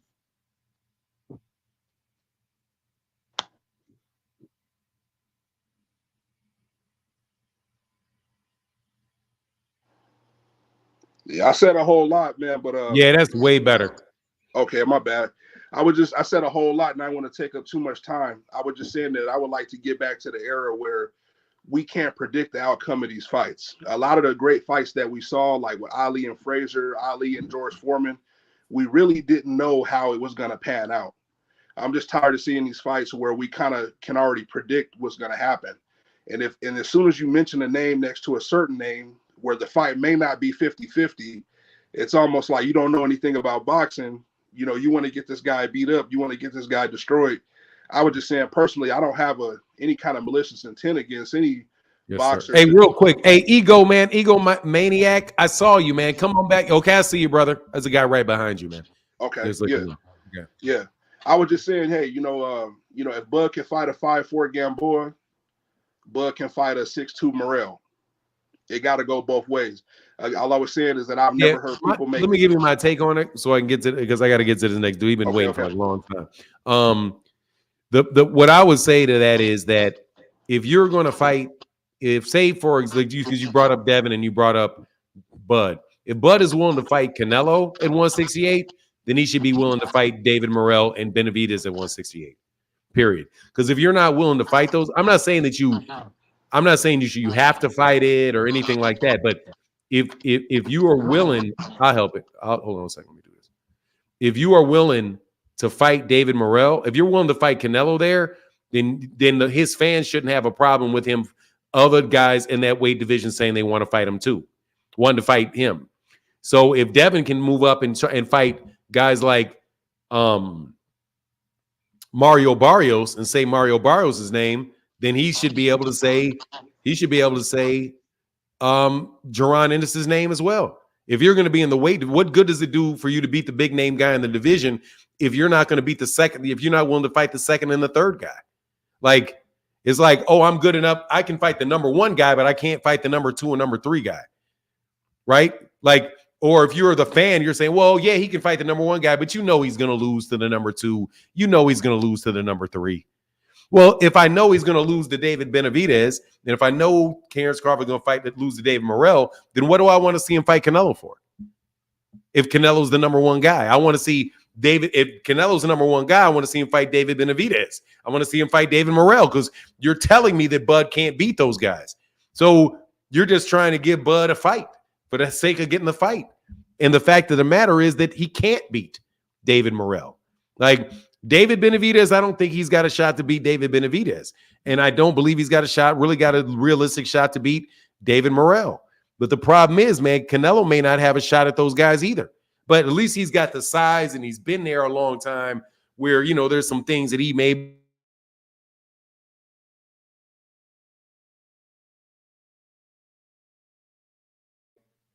Let me let you go, brother, and get to the next dude, bro. I'll get back with you, Oxsteel. All right, man. I'll see you, man. All right, man. Get back. What's going on? What's going on, Egomaniac Kid? Can you hear me? I can hear you well, sir. How you doing? I'm well, man. How are you? Hey, I'm on the phone, buddy. So I'm on the phone. I'm doing good.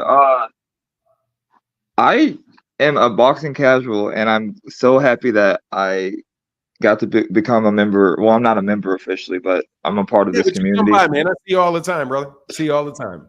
I'm a huge sports fan, and like I watched some of the big fights when I was a kid, but like the Tyson fights in the mid '90s. But I was like 7 or 8 in the room, not paying attention. But like I'm really trying to get into the sport now, but I feel like Canelo, Crawford, and Haney are making it difficult. How so? Well, they don't want to take the fights that, like, just like the other last caller said, just like the point you just made about like you got the number one contender and then like they don't want to fight the people next to them. I'm used to watching basketball and football and like they have playoffs. Yeah, you fight the best. And I understand that like that's not always going to be the case, but like the money situation is tight for folks out here these days. And me and my buddy spent money on that Crawford Spence match, and like it's just hard, like that you're gonna have fights like that, I assume, where it's you want it to be a banger of a fight, and then it's like one round or one fighter is just not there. But then that's why there's rematches and all that stuff. And then it's like I paid attention to the lead up of Crawford and all that, and it just seems like a bunch of BS, and yeah, but don't confuse. To be fair, man, don't confuse what these people are talking about and out their mouth and what's really going on, because there's a lot of talk and if you pay attention to YouTube boxing a lot, because there's time that goes in between these. Like there's not in basketball, there's a basketball game every day during the season, and when there's not a season, that there's no basketball games. So right. That makes sense. Know what to expect. In YouTube, it's like people will lie about whether or not they'll lie about a fight being taking place, or they'll lie about whether a fight has been ordered, or whether or not, you know what I mean? Well, I guess so like Chris, what's his name? Chris Eubanks Jr. or whatever. Yeah, like I mean, but it goes on and on and on. Like you'll have like the stupid argument we had before. There's a lot of stupid arguments that go on with boxing because there's such. Like every major fighter, they fight at the most, you're going to get 3 fights out of them a year. Sometimes you'll get 1, sometimes you'll get 2. And the question is, most times you get 2. Sometimes you'll get 3, sometimes you'll get 1.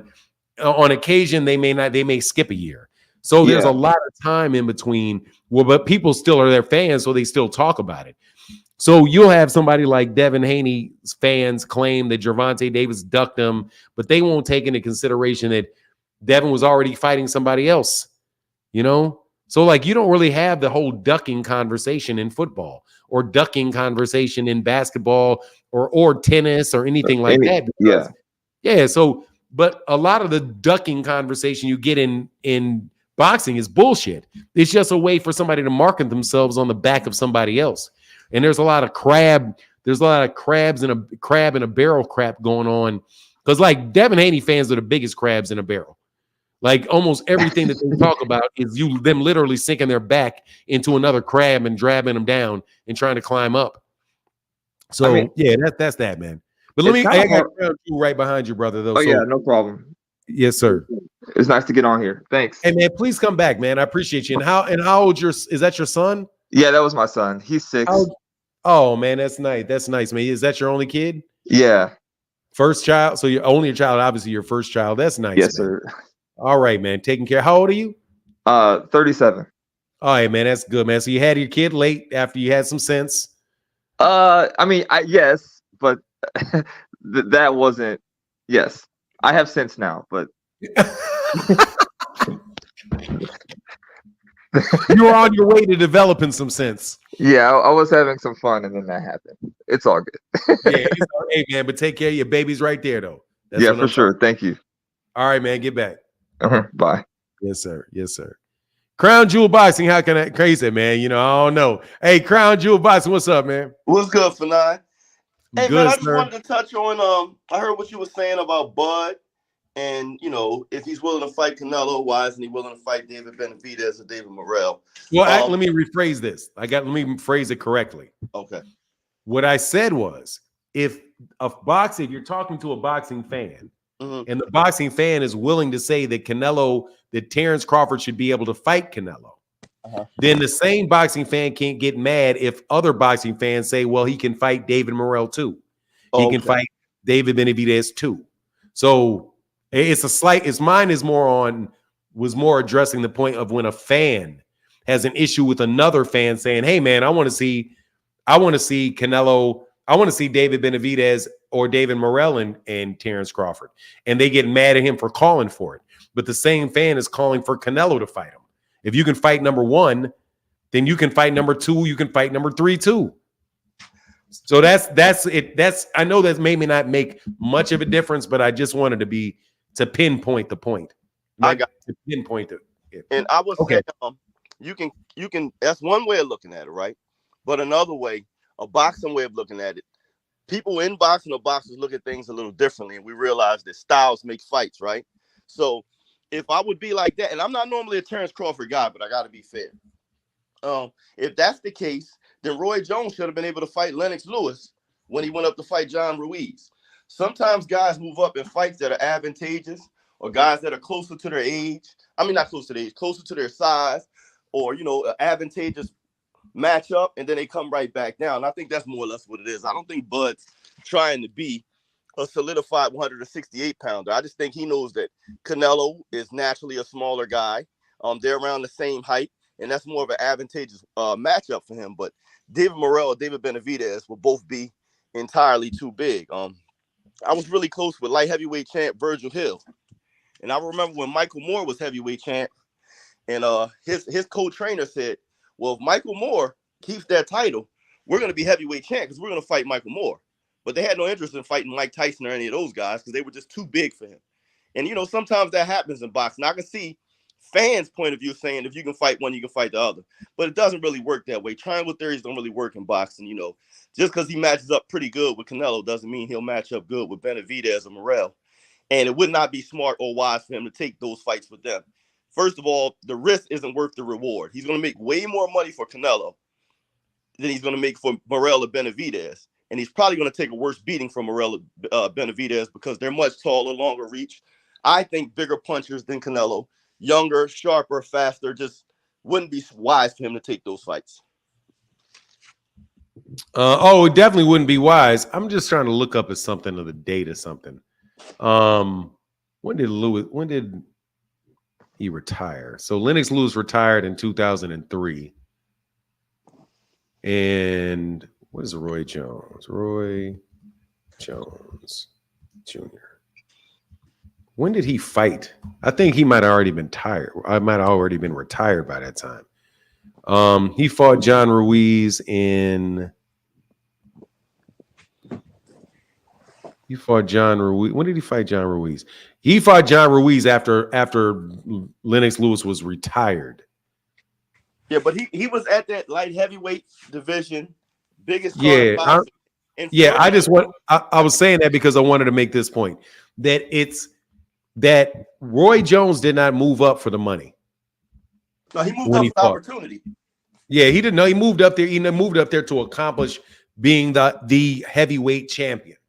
Mm-hmm. Right. So the reason that he's moving up, the reason that Terrence Crawford is doing is a little bit different. He's really doing it for the money, and Roy Jones wasn't doing it for the money. Roy Jones was doing it for the accomplishment. To say that he was the heavyweight, to say that he went from being a 154 pounder when he started to winning the heavyweight title, I think that's why he did it. But your point is well taken. That it's absolutely a bet that Terrence would want to do it because he believes it's a better matchup for him. Canelo's a much smaller guy than David Morrell and David Benavidez are because honestly, Canelo is already probably exceeded his natural, what he really is, which is a middleweight, to be at 168, where those guys, David Morrell and David Benavidez, are probably light heavyweights. Light heavyweights, absolutely. Yeah, so definitely that. All right, man. Well, I appreciate you, Crown Jewel. Thank you, brother. I want to make one more point before we get off, if I can. Yeah, I just got a guy right behind you. So go ahead though. No, but with Roy Jones, right? The weight, the size was definitely a determining factor though, because if you remember before the John Ruiz fight, he was flirting with the idea of moving up and fighting Buster Douglas, who wasn't even an active heavyweight at the time. And his father stepped in and said, absolutely not. We don't put Mack trucks against Volkswagens. He definitely, took the more advantageous fight when he moved up to heavyweight. Yeah, I was at the fight. And on top of that, I spoke with Emmanuel Stewart, right after the fight, after he called the fight in front of him. And he's like, man, John Ruiz is a piece of shit. And I saw John Ruiz. John Ruiz ain't that big. John Ruiz is a little dude. I mean, he's just not big. John Ruiz may be 6'1". He may be 6'1". I mean, if he weighed in at 215, I'd be shocked. Matter of fact, let me see what he actually weighed in at. He got heavy. He weighed in at 220. He weighed in at 226. But and had been knocked out by David Tua and it's not a big dude. So it was advantageous for him to take that fight. That's all I was saying. Yeah, for sure. Yeah, I got you. Sometimes, look at the more advantageous matchup when they're moving up. Yeah. They cherry picking upwards. So that's what they're saying. Hey, don't be cherry picking now. Jump out there and get that heat from David. All right, man. I'll get back. All right, peace. What's going on, man? Big support for you, man. Thank you, brother, for all you do for the channel, Keith Nolan. What's on your mind, brother? Oh, of course. Anytime, man. I love supporting. But this is a little late. I was trying to get my camera set, and it wasn't working on my phone. But before, there's something I thought that was about Bill Haney that was a little disingenuous. And I saw them do this with you, but also with other interviews. Yes, sir. Where when people were asking about like, Devin stopped Tank. And did he knock him out? Did he beat him up so bad that he couldn't continue? Whereas really, I think Tank stopped, like they said, because he was, not in the middle of training and maybe got tired.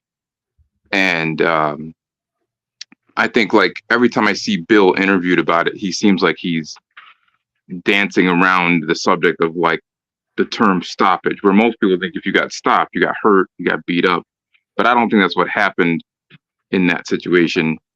And I think Bill's being a little disingenuous by trying to act like Devin stopped Tank in that sparring session. That's why that tape got released. Right. But he's still on damage control. And because I've seen him, because I don't know who it was, but someone actually asked him like 3 times, like, wait, so Devin stopped him?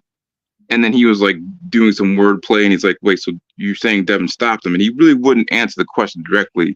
Because again, I don't think Tank was stopped by him. I think he was just not in, competition shape. So he might have been like, okay, I'm tired, and take a rest, Oh, they already. I'm going to tell you what they said. The same people that were out there having told the truth in other instances said, look, man, he just jabbed him. They said he never did any, he never hurt him. He didn't do anything to him. He was just jabbing him. That was what the rest of it was. It was it was jabs, right. Jabs and defensive slips. And that was it. But Adrian Bronner said, like, he was good work, but he said he did a little something, but it ain't like it was just good work. He didn't like he got out on him or anything like that. He just, but he's like, man, please, if he was in shape and if that was 8-ounce gloves, man, goodbye. Do not try. And people know the difference between that, man. It's kind of like you having a conversation with somebody and you taking it easy on them in a regular conversation. And I mean, that's how I feel about sometimes when I'm talking to people.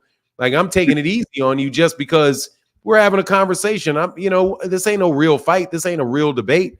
But, if you really want to get in there, you can do a lot more. But yeah, man, I see what you're talking about for sure. Yeah, I just not to take up to. I meant to make that point earlier, but my camera wasn't working, so I couldn't get in initially when I tried to hit the link. But that's Okay. all. Well, thanks, man. Appreciate you showing your face, man. Yeah, of Appreciate you. course. Yeah, Yeah, have a good man. day. I'll be back in the super chats. All right. Thank you, sir. Get back. Thank you, man. Thank you so much for your support, Keith. Thank you. Man, I'm telling you, Keith Nolan is a tremendous, tremendous supporter of the channel. Bill insinuates Tank lost because he got tired. He just doesn't realize he's doing it. No, he realizes he's doing it. Man, nobody trying to hear that shit. You want to earn $20,000, so he's going to fight no matter what. Just keep moving and moving and moving and moving and moving until he says he's tired and he's done. Same thing they said when they beat the shit out of Shakur because Shakur quit. All Shakur did is turn around and say, nah, man, I'm tired, man. Like, you just trying to outlast him? So I mean, come on, man. That shit, come on, man. Ain't nobody trying to hear that, man. Ain't nobody believing Devin Haney beat the shit out of somebody. Okay, with beat the shit out you with 16-ounce gloves and headgear. I really don't believe he's beating the shit out of nobody like that. He didn't beat the shit out of somebody with 8-ounce gloves. How's he gonna do that to Tank with the big ass padding on his gloves? Anyway. I'm surprised. Kyle out here being real careful out here, man. What's up? Kyle King said, Kyle's left the channel forever. It's so disrespectful. Man, I think I'm very respectful to you guys, man. I got to tell you.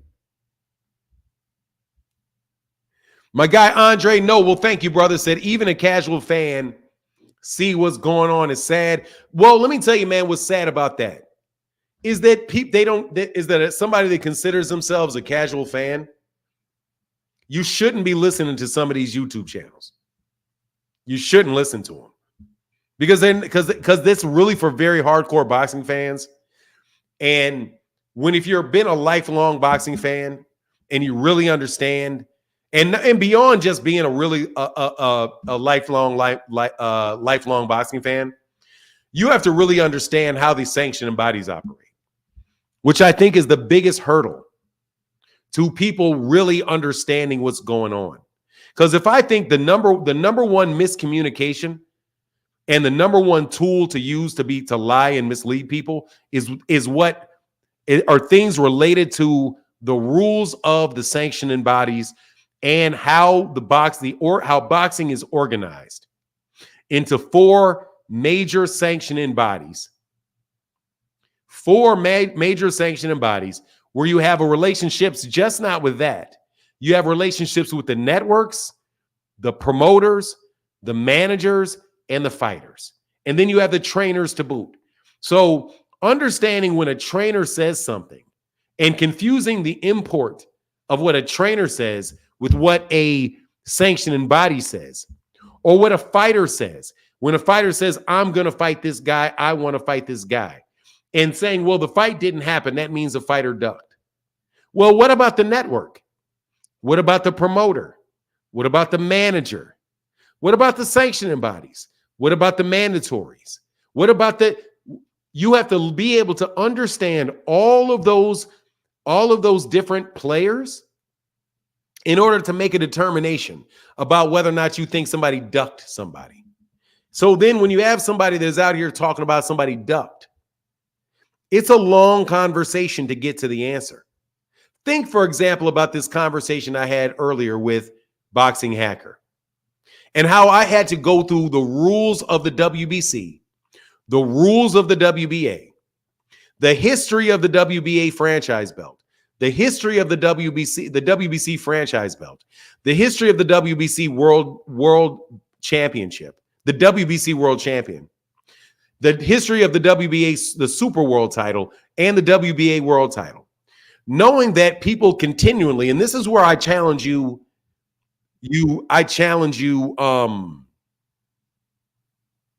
journalists, stop using the word regular because you're adding confusion when you say the regular belt.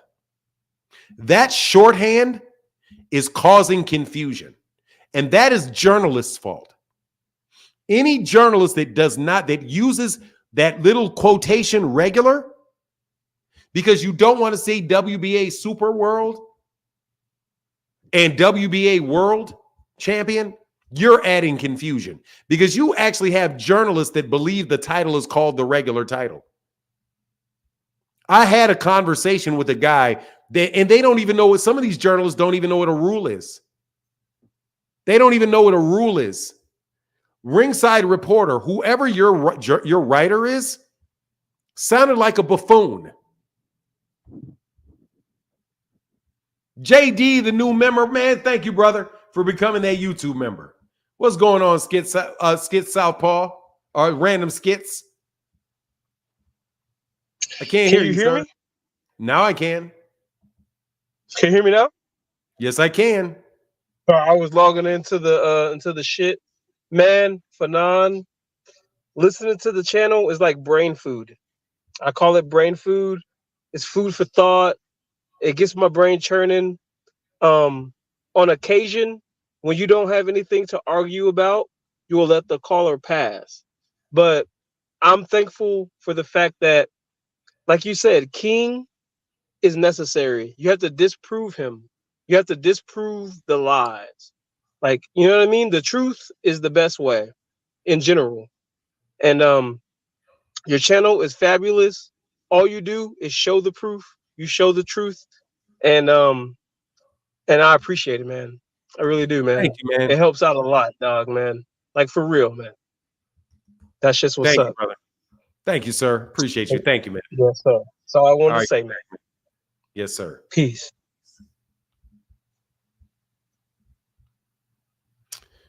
Kyle got clipped on the site. Unclip him.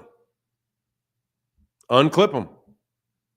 There's plenty of wrenches. If somebody blocks Kyle, you can unblock him. You can be Kyle's sponsor. I'm not going to be Kyle's sponsor anymore. I'm not sponsoring him anymore. If somebody throws out Kyle, that's on Kyle. You can always unblock Kyle if you want to unblock Kyle. I'm not doing the wrench thing because he doesn't appreciate it.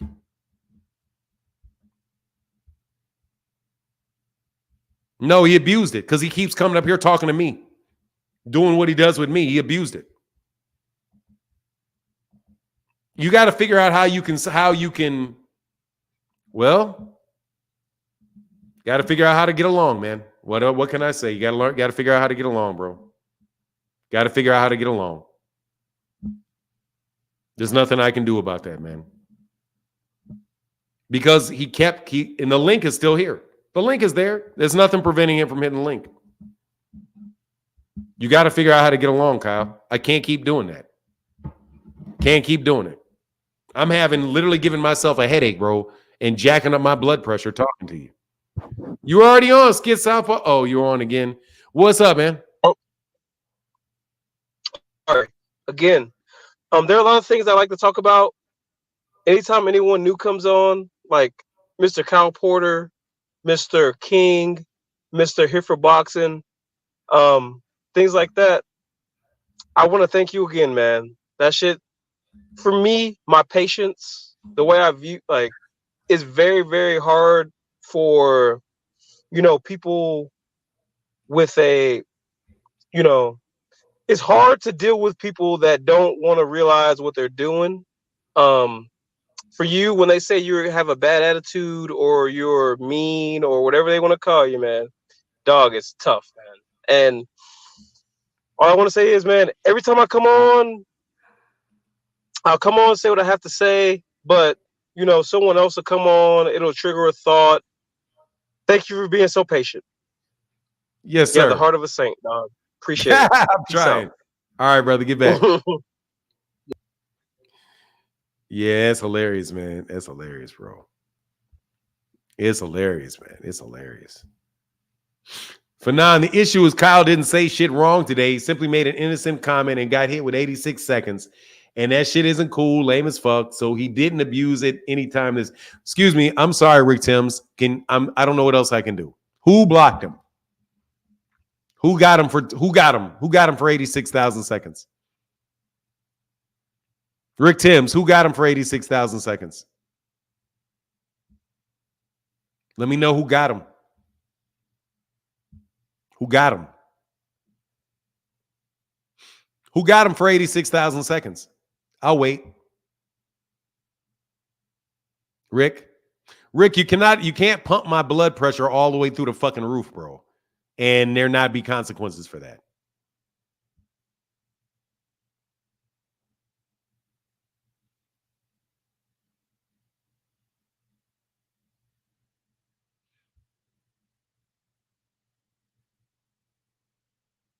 Hey, Kamal, please don't time out. Please don't time out, people.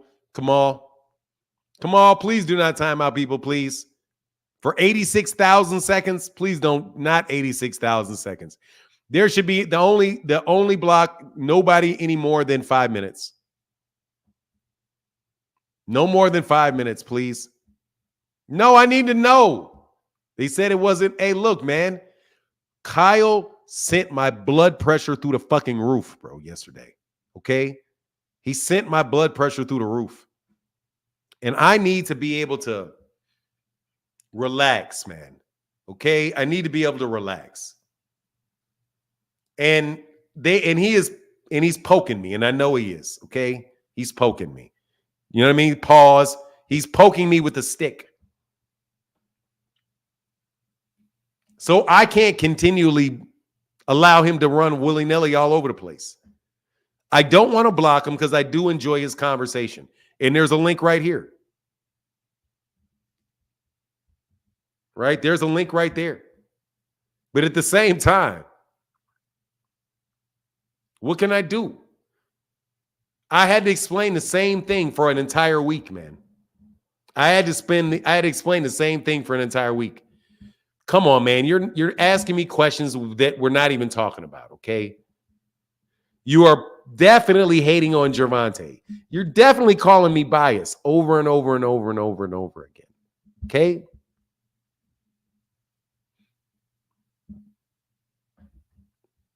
Kamal, can you limit it to 5-minute blocks?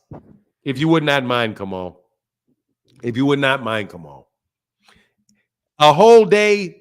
Hey, Skid Southpaw, this is the third time up, man. Gotta let other people call up. What's up, man? I'm so sorry because usually I'll sit in the background or I'll catch the show late.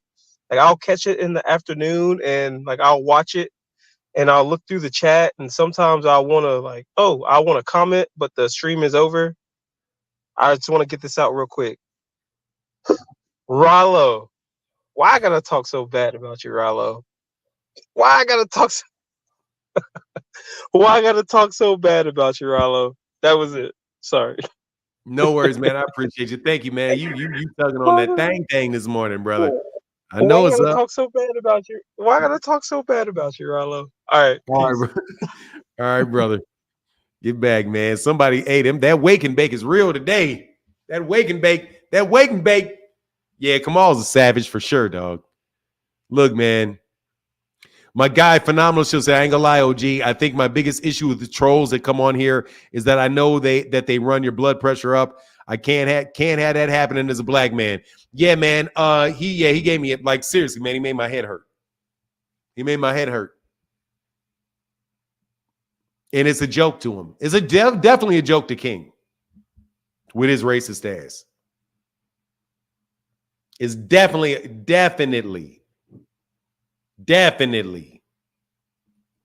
with King. And sometimes I got to remember that that's what he's doing.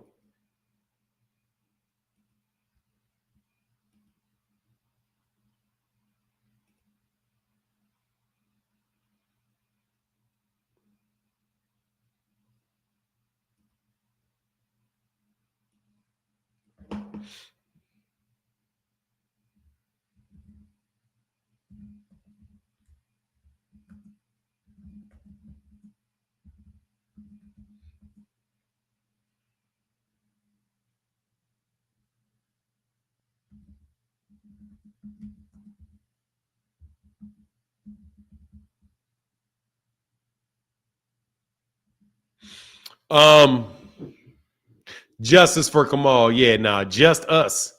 That's what they into that. Just us. That's what he thinks, justice. Just us. Here's this link, though.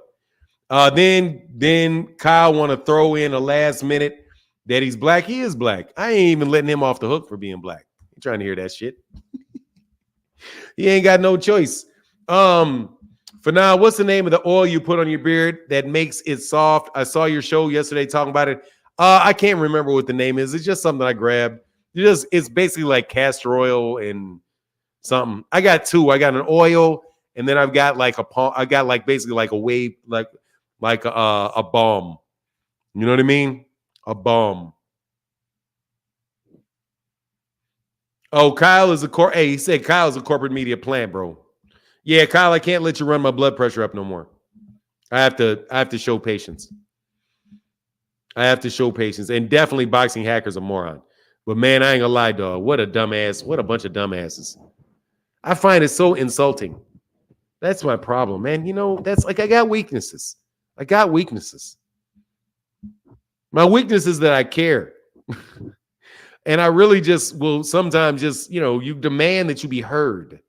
So I have to sit here and listen to you. And I got to sit here knowing exactly what you're saying and wait for 5 minutes for you to keep repeating the same foolishness over and over again.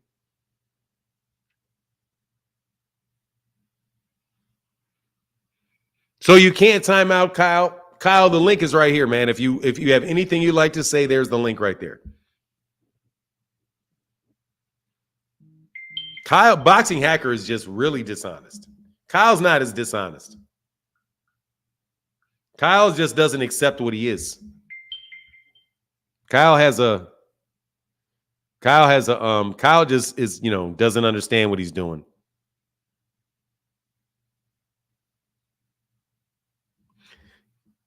Hey, Keith Nolan said, if nothing else, Boxing Hacker is motivation to get a good education. Now, let me tell you what Boxing Hacker is, man. Boxing Hacker should be an inspiration to not think you know everything and to listen. Because Boxing Hacker is a fairly intelligent young man, but he doesn't listen.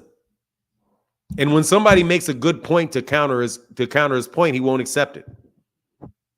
That's the only problem I have with him. Is, dude, I mopped the floor with you, dude. Will you get off the court? He's one of the guys, like if you play basketball with him and you shoot a three-pointer, he'll call travel. We're playing it. If you every point you score, he's going to call a travel. Or if he takes 5 steps and shoots the ball and you call travel, he'll say that's not a travel and talk all day. If the score is 13-0, he'll say, "Oh, I scored 5 points." No, the score is 5-13. What do you mean? You don't have 5 points? Yes, I do. I hit a 3. You didn't hit a 3, dude. Yes, I did. You didn't see that I didn't. Show me the videotape. That's him. He's the type of person you can score 100 points on. He'll just lie about it. You'll whoop his ass 15-0. Everybody have it on tape, and he'll just say it never happened. That's him. That's Boxing Hacker right there. See, that's not guys like who's really good like that? Who's really? What's up, CJ and the Family Cartels? What's happening, man? What's up, Fire? I mean, for real, that's what they do. That's how they are. Bill Haney's the same way. Oh my God. You imagine playing basketball with Bill Haney? I would not be surprised if Bill Haney wouldn't try to jump you after the game. Get back on the court. Get back on the court. We run into 1,000. Like, nah, man, you better not get off this court. Oh, shit. Here we go. We got to fight. I got to fight to get off the court. You know what I'm saying? I got to fight to get off the court. We got to bring, what we going to, dog, they'll take it all the way there. Dude, they'll take it all. Can you imagine? Like, this is my speculation about what happened and why that money was paid. Because there's probably a bunch of death threats out there. Like, nah, man, nah, dog. This doghouse rule. We fight until we end. Man, dude, I'm done, man. I'm done beating this kid up. Nah, man, 2,000. Money's riding. If you don't feel like beating his ass up, that's your problem, man. Give me my money, man. Like that type shit. Like, nah, dog, you step out of here, man. We got major shit about to pop up out here in this parking lot. Man, Jesus Christ, man. I'm not getting there. Yeah. You know where you are. You in Vegas. You know where you are. Come on, man. You know what it is. Like, you know that's highly likely why they paid that money, because it was about to be built about billions. We was about to get down with these dudes. Yeah, you was about to get down about billions in Vegas, where they're from. Oh, okay.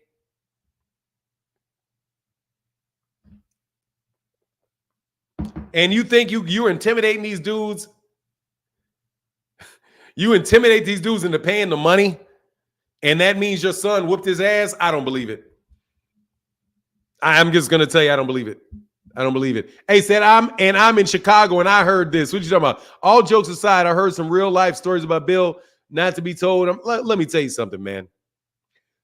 Boxing has got the most. Boxing is something you can definitely get taken off this planet fucking around with.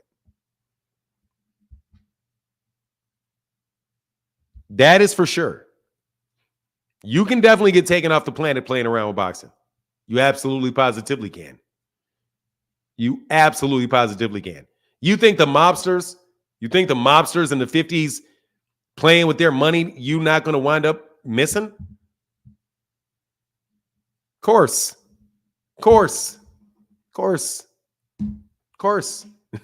why, man, you're not inviting me to no boxing match. You think I'm stupid? Oh, yeah, I'll be there. Yeah. See ya. See when I get there. See you when I get there. Yeah. I'm gonna go to Inglewood. Yeah, I'm gonna go talk some shit. Dog had an ex-girlfriend. Ex-girlfriend grew up in Inglewood. You know where Inglewood is in Chicago? When I was in high school, I had an ex-girlfriend that was from Inglewood. Had an attitude with me. Like, yeah. Why don't you come talk to me? Where exactly do you think I'm coming to talk to you at? I'll meet your ass in Bolingbrook. You better get your ass in that car and come out here. Hell no. Nah. And wherever you at, I'm riding around this bike like the block about 3-4 times before I get out. Oh, geez, watch this. What do you want to talk about, man? Hey, dog, you got to put it in the super chat, Boxing Hacker. Yeah. So, hey, just to you got to put it in the super chat. You're not gonna blow by what I just said. You need to put it in the super chat. I'm driving, so I can't do that at the moment. Okay, but you're gonna put this question later in the super chat. Because seriously, man, you take up a lot of airtime. I ain't got no problem. I just want to clarify something. You said that like I'm somebody that can't accept being wrong or something. When I said show the tape and you showed it and it was wrong, I was wrong. I definitely admitted it. The difference is that a lot of times you make assertions and I don't believe they're correct. It's not that I can't accept them being wrong. If I'm wrong, I'm okay with being wrong. But I have a problem with like accepting assertions that I don't believe are correct. But that's not the way I look at it. So you can't call me dishonest because I believe what I'm saying is correct and what you're saying is not correct. You know, and so I'm really not happy with the term they're trying to use. Like, oh, you're being dishonest or you're lying. No, I believe what I'm saying. So therefore, you cannot just say that I'm dishonest if I believe what I'm saying. You know, so. No, I can absolutely positively call you dishonest. No, yes, I can. For me to be a liar, I have to know that what I'm saying isn't true. You do know that, right? You can say what I said was a lie, but for me to be like lying, the act of lying has to be that I know for myself that I'm trying to. Sir, I am telling you that you're dishonest. You are intellectually dishonest. Because you are more than intelligent enough. I don't care what you think. I'm telling you very clearly. Well, you can't tell me something that's subjective. Sir, if I had to go all the way. You mislead. Showing you that tape. I'm not misleading. You do mislead a lot. Like yesterday, we had a debate. Dude, you're going to shut up. You're going to shut up and put it in the super chat. I'll put it. I have a problem. I absolutely positively can call you dishonest, and I'm going to tell you why I call you dishonest. You conflate words, knowingly conflate words. You can't say knowingly. Knowingly. Prove a subjective thing. Knowingly. You cannot prove a subjective. Knowingly. I already told you about standards of proof. And but you there is said, no standard there. I never said I can prove you lied. I said that I can call you a liar. Didn't I? No, you said I was lying. You are lying. No, what I'm saying is that you can't say I was lying because I did. For me, You are lying. if I say I believe in aliens, you can't just say I'm lying, right? Because it's for me, I'm. You told me that you heard Rick Timms say something that he did not say. Then you changed what you said you heard him say. The first conversation was that Rick Timms asked Bill Haney about the rematch clause between Devin Haney and George Kambosos and compared it to the rematch clause of Errol Spence and Terrence Crawford. When I explained it, you then changed it to he was talking about the mandatory of Devin Haney and Errol Spence. Devin Haney and the rematch clause of Devin Haney and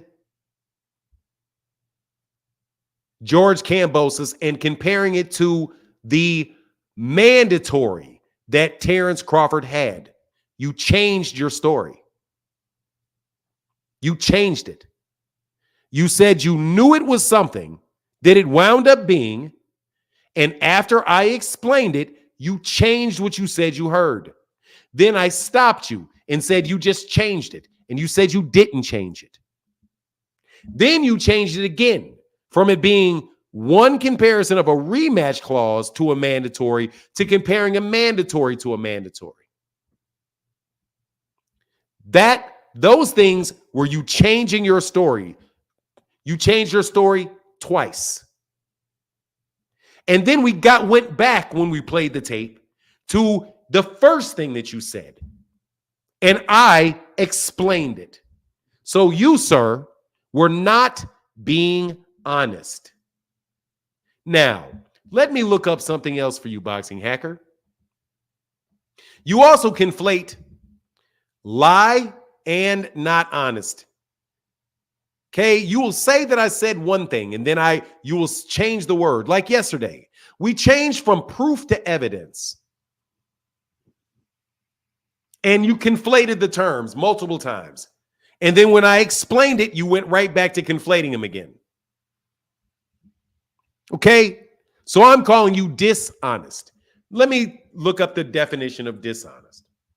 Because you're not going to run up my blood pressure, bro. You're not going to do it. You'll sit there in silence.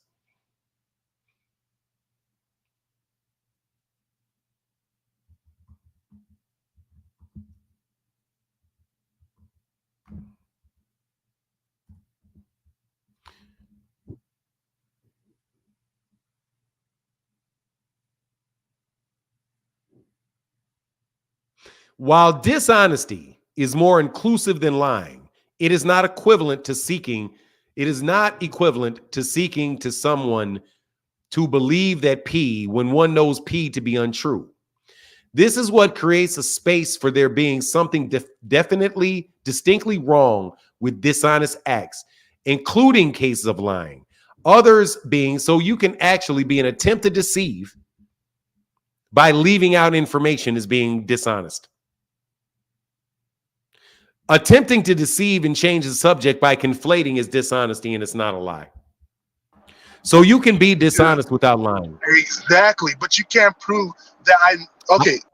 I never said I could prove it. I said I could call you that. Once again, you're throwing prove in there. I said I can call you that, and I can call you that. I am more than satisfied with my belief that you purposely conflate words to mislead people. Now, you're going to have to put it in the comment. You're going to have to put it in the super chat, son, because you're carrying a lot of my time. I did not say. I said I can call you one, and I can call you one. You said on the chat when I wasn't on the call that I was dishonest. You did not say I can call you dishonest. No, you're not. You said Boxing Hacker is dishonest. I said both. I said both. I believe you are dishonest. I do believe you're dishonest. I believe that you are intellectually dishonest because you know full well that what Bill Haney said, because you said what he said. You knew what the subject was to begin with, and then you changed it twice. That's dishonest. Like I said, you said I was this before I got on this call. You said you were. You're saying but you can't prove that because you can't prove that. I don't believe. No, you cannot. Watch it. Put a 1 in the chat if you think that I proved Boxing Hacker is dishonest. Watch this. I can prove it to people. I will prove it to someone, and I'm going to show you that I can prove it.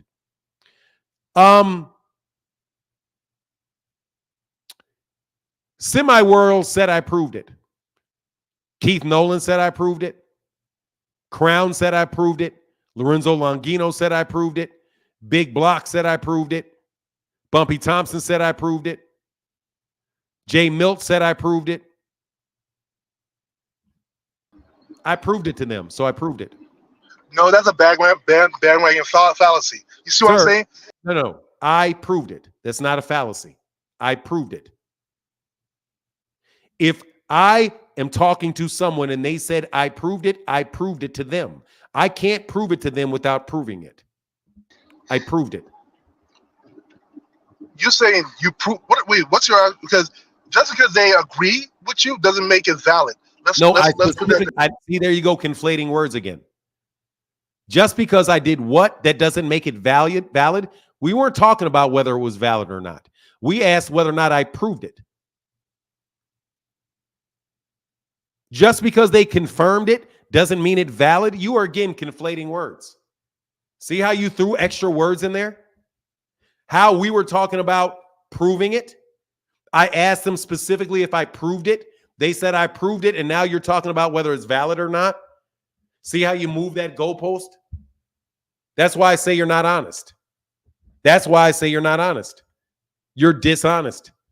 I just showed somebody I proved it to Joel Trotter. I proved it to LaMarcus Robinson. I didn't ask if they validate it.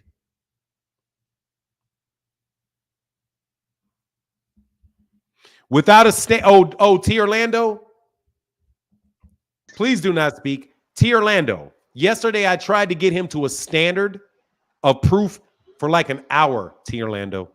So you can, okay, see, this is what I'm saying. You're quiet. T. Orlando, because this is actually valid. Exactly. I use the standard of beyond a reasonable doubt. I was trying to get to a standard for like an hour, T. Orlando. Watch this. Watch this, T. Orlando. What's the standard of proof? What's the standard of proof? Yeah, what's the standard of proof? Let's Name not rehash it. Let's continue with this. What you just. No. Give me the standard of proof that I need to ask them about. I know that's too high, T. Orlando. I know it, but T. Orlando, his standard of proof is beyond any doubt. T. Orlando, his standard of proof is beyond any doubt. That's his standard of proof. You have to understand where we are, T. Orlando. Boxing Hacker's standard of proof is beyond any doubt. If you cannot show me that this happened, you can't prove it. Exactly, T. Orlando. Beyond any doubt doesn't exist. I understand that. But that's his standard that he's using. Beyond any doubt. Listen to him carefully. I'm saying it's a preponderance of the evidence. It's 51%. It's more likely than not. There's some other one. I know it's non-existent. I understand that, but that's his standard. In order to prove something to him, It has to be no way that you can doubt it. I'm telling you, this guy's a clown. He's dishonest. You're trying to throw a red herring right now. Like you trying That's not a red herring. That is an accurate representation of your argument. It's not a red herring. That is an accurate. Because you say, if I didn't see it, then I can't prove it. That's beyond any doubt. That's beyond any doubt. Any doubt. That's not a red herring. No, I didn't say if you didn't see. What I said, right? Recently, Dude, you don't. That's not a red herring. What I did. It's not a red herring. Bro, you trying to make me define words as a red herring? Like we're on a particular topic. No, it's not. We don't need to. It's not a red herring. To define a word as a red herring? Because we're on particular, we don't need to like sway off or rehash something we talked about numerous times. Yes, we do. We're rehashing the whole. Your point was to rehash what we talked about yesterday. You were accusing me of misleading people yesterday, which means we have to rehash it because you're bringing up something from yesterday. And we absolutely needed to find a standard. Look, man. Boxing hacker, you think you're smart. You think you're educated in something you're not. Man, T. Orlando, dude, this guy was talking about evidence. That the fact, dude, this guy was saying that this is it, that he's amazing. Do you seriously, man? Put it in the super chat, bro. You're wasting my time. Support the channel, please, because you're at the end of the day, I support the channel. That like I do super chats and anything, even though me and you go back and forth. I have no problem with doing stuff like that. But what I'm saying is this, right? Like you can't because you don't know my perception. You can't just say like I was being dishonest. If I believe something to be true, I'm not being dishonest, and that's the definition you just gave. Like I have to knowingly know that what I'm doing is incorrect, and then do something different for me to be dishonest. Like and it could be anything. I could be leaving out evidence. I could be doing anything to become dishonest, but I have to do it knowingly. And because you don't know if I believe it to be true or not, you cannot make that claim. And that was my original assertion. You creating a poll and saying I can prove to. That's a trash ass assertion. But that assertion is trash. But it's true though. Like you can't prove my perception. It doesn't matter. Once again, you are saying that nobody can tell if somebody's lying unless they can read their mind. As long as you continue to say that that's what you believe, I can't prove that you lied. That's why you need a standard. That what you just said is ridiculous because nobody can read anybody's mind. In order for you to do that, you say nobody can prove you're lying unless they can read your mind or you admit it. That's silly, boxing hacker. But no, wait. There are circumstances. For instance, if I stole something, right, and I knowingly know I stole it, right, and then you ask me, "Did you steal this?" and I say no, you can say, "Well, he stole it, and he knew he stole it because he's the one who did it." That means No. You could have thought you owned it. You could say, "No, I thought I owned this." No, I thought I owned this. I didn't think I thought it was mine. Right, and you know what? And so don't say right. Don't say right and act like I didn't just fucking get it. See, that's what you like to do. You like to say right and act like I didn't say that. Again, I could see you literally go in a store and take something off of a shelf and walk out with it. You're saying I would not know that you're lying about having stole it unless I can prove that you thought you stole it. No, I don't have to do that because I can't read your mind. The question is, was it reasonable for you to think that you owned it? Okay? And actually, I don't even think reasonable is it. Did you take something that was not yours? Yes, you did. Did you believe that you were stealing it? Well, do you have a receipt that you owned it? No. Is it sitting on in a store on a shelf? Yes. Did everybody else have to buy that? Yes. So is there, do I have to prove beyond any doubt that you knew you were stealing it? No. I only have to prove it beyond a reasonable doubt if it's criminal. In civil, it is, I have to prove it with the preponderance of the evidence. I don't see a gas going into the car. I don't see the gas going into the car. But if I put a pump in the tank, press the knob and see the meter move, I reasonably know the gas went in the tank. Dude, Boxing Hacker, can you please stop this, man? Because you don't believe. No, wait. Now let me tell you why Let me tell you why I think you're dishonest. Because this is obvious to everybody in here. It's obvious to everybody in here. Everybody in here that you is very difficult for any reasonable person to believe that you believe what you're saying. That I cannot say that you're lying unless I can read your mind. Or you admit it. Wrong. Oh, T. Orlando, we went through the whole thing yesterday about circumstantial evidence being, you know what he calls circumstantial evidence? He says that I am, what did you call circumstantial? I'm just. I was speculation. One circumstantial. Oh, yes, speculation.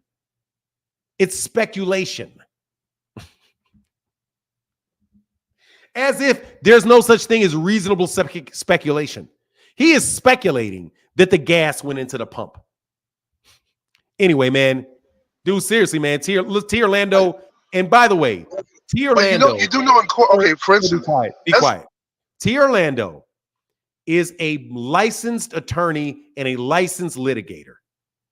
Okay, and he deals with evidence. He deals with burdens of proof, standards, scrutiny, okay, let me have a conversation. All the other things that we're talking about. Tell him to call up then. Let's have a conversation about it. I don't. Put it in the super chat. You're wasting my time. Here's the thing, right? This is how people claim insanity. Here's the thing. Nobody believes you, dude. You're sounding like a buffoon and you don't know it. Here's the thing. You're sounding like a buffoon and you don't even know it. This is simple stuff, man. This is obvious stuff. First off, you're committing multiple fallacies. You're creating a fallacy of like bandwagoning and generalization. Those two, you can't say that. Generalization is not a fallacy. There is a fallacy of generalization. Please Google it. Hasty generalization is a fallacy. Generalization is not a fallacy. Because I'm not making an argument. Okay? I'm not using a generalization to support my argument and claiming that it's true because of a generalization. I'm not doing that. I'm telling you that logically, a convincing mosaic of circumstantial evidence. Oh, Jesus Christ. T. Orlando, man. Come on, man. This guy's a buffoon, bro. I'm not asking him to do that. When you said anybody would think I'm wrong, look, that's I'm hasty not going to generalization. continue to do this. Because You're wasting my time, man. Please. I'm really asking you. Will you please stop wasting my time? Will you please? Will you stop wasting my time?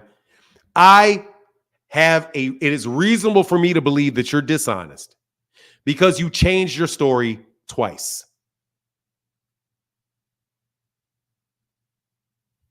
It is reasonable for me to believe that you're being dishonest when you change your story twice.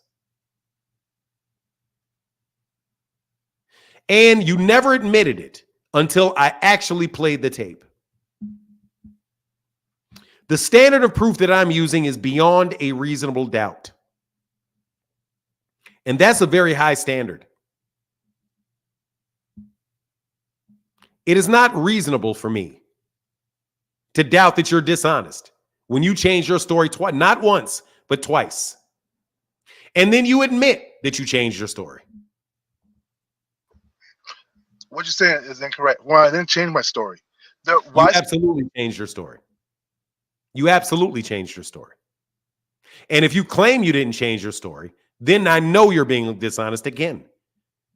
Because you said you misremembered. You already gave me an explanation for why you changed your story. You said, "Oh, that's not what I thought I heard." Didn't you? Yeah, because you proved. So yeah. So therefore, you changed your story. You can't tell me you didn't change your story and tell me you changed your story at the same time. You just gave me a reason for why you changed your story. That's it. Let's stay on that point for a second. I didn't know. I believe one thing, and then when you provide evidence, I said, okay, my perspective was wrong. No, that's not a perspective. The facts were wrong. You said something happened. It didn't happen. Then you said I was wrong. What I said happened didn't happen. Yes. Yeah. So therefore, you changed your story. The only problem is you changed your story twice. Twice. Originally, you asked me, why did Tim, you brought up what Tim asked. And the first time you said it correctly. Right. And that's why I'm saying I wasn't. See, right? See how you said right? See how I said right? So the first time you said it correctly. You said Rick Tim asked about the rematch clause between Devin Haney and George Kambosos, and Bill Haney having responded about what happened with the rematch clause with Errol Spence and Terrence Crawford. You said it correctly the first time. Then when I responded it, and I gave you my answer about what the difference was, then you changed it to say, no, he didn't talk about the rematch clause. He was talking about the mandatory. You changed it after I explained it.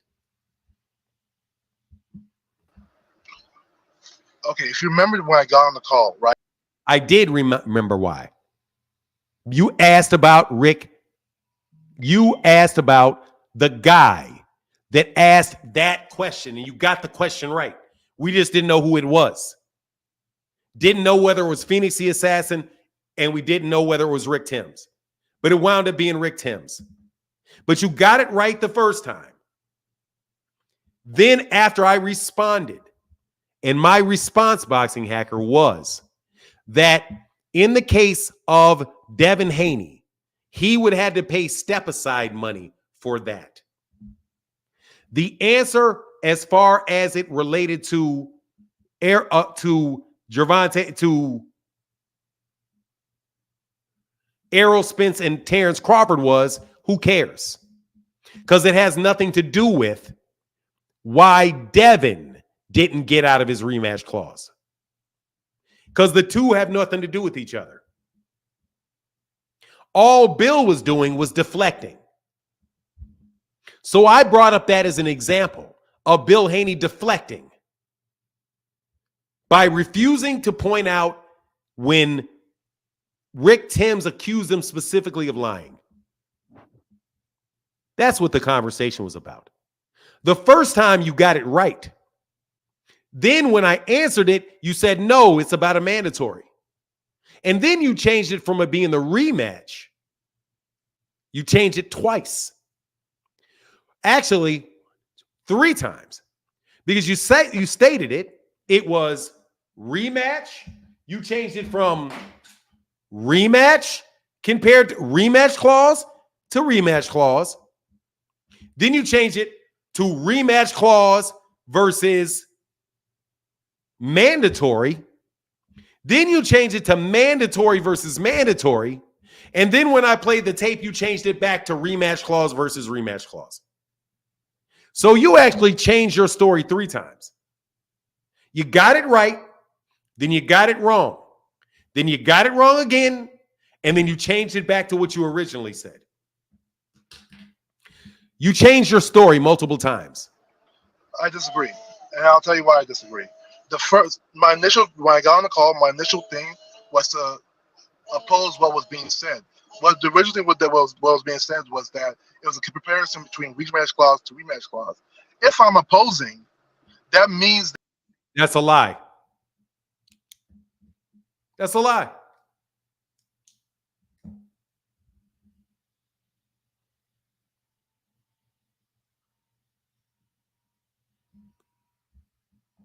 Anyway, man, I'm not going to keep doing with this with you. Yeah, because you I keep know what cutting me I off will a lot. do. We're going to get back to the standard of proof, bro. You've done enough for me to believe you're a liar.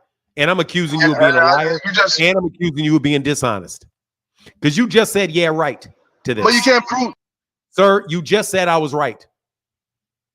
You just said not more than 5 minutes ago that I was right. Now you're saying I'm not right.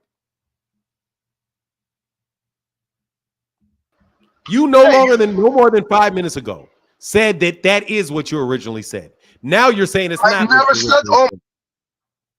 Now you're saying it's not what you originally said. What I'm saying is that because you keep cutting me off, you keep like muting me when I want to drive my point. You know, I literally said when I got on the call was to oppose what was originally being said. What originally was being said was rematch versus rematch. And I said no. They were talking about the Errol Spence and Terrence Crawford. Terrence Crawford having an obligation to fight Boots. And then at the end, I said, okay, why don't you play the tape? I said it multiple times. No, you brought sir. the tape. Why did he have to get out of the rematch clause? Look, man, I'm done with you, man. You're a waste of my time. Goodbye. Like I said, you're a waste of my time, bro. You just said that that is what you originally said. Now you're saying, no, that's not what I originally said. Which is it? Was it what you originally said? And when I beat you on that, because then you only changed the topic twice? Because there's 3 changes. Even if you said that's not what you originally said, you were still wrong. You're still wrong. And then you changed it again to comparing a mandatory and a mandatory. Because I had to tell you that Devin Haney didn't have a mandatory. He had a rematch clause. So even if you didn't lie, even if you didn't get it wrong the first time, you got rid of it. Even if you didn't change it 3 times, you still changed it twice. So it's still there. The first one is just overkill. Okay.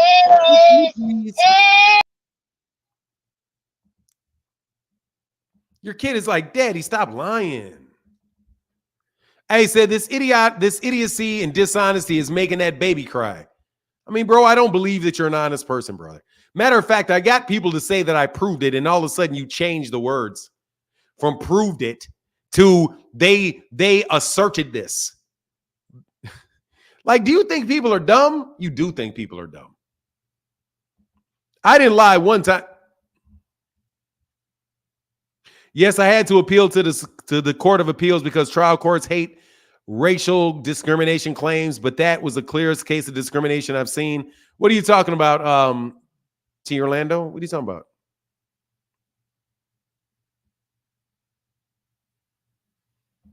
What is this?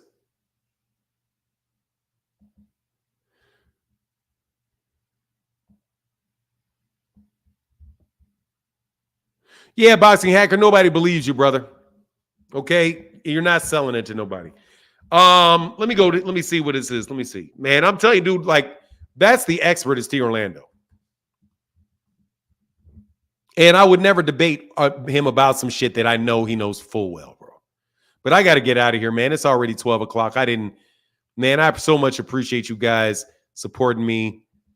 But Boxing Hacker, bro, you got to stop, man. It's ridiculous, man. It's really ridiculous, dog. It's really ridiculous, bro. What's Marquise Brown? What is this?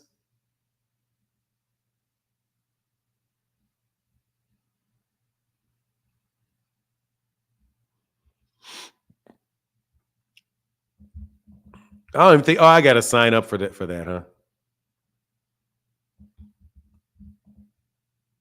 Oh, no, I don't.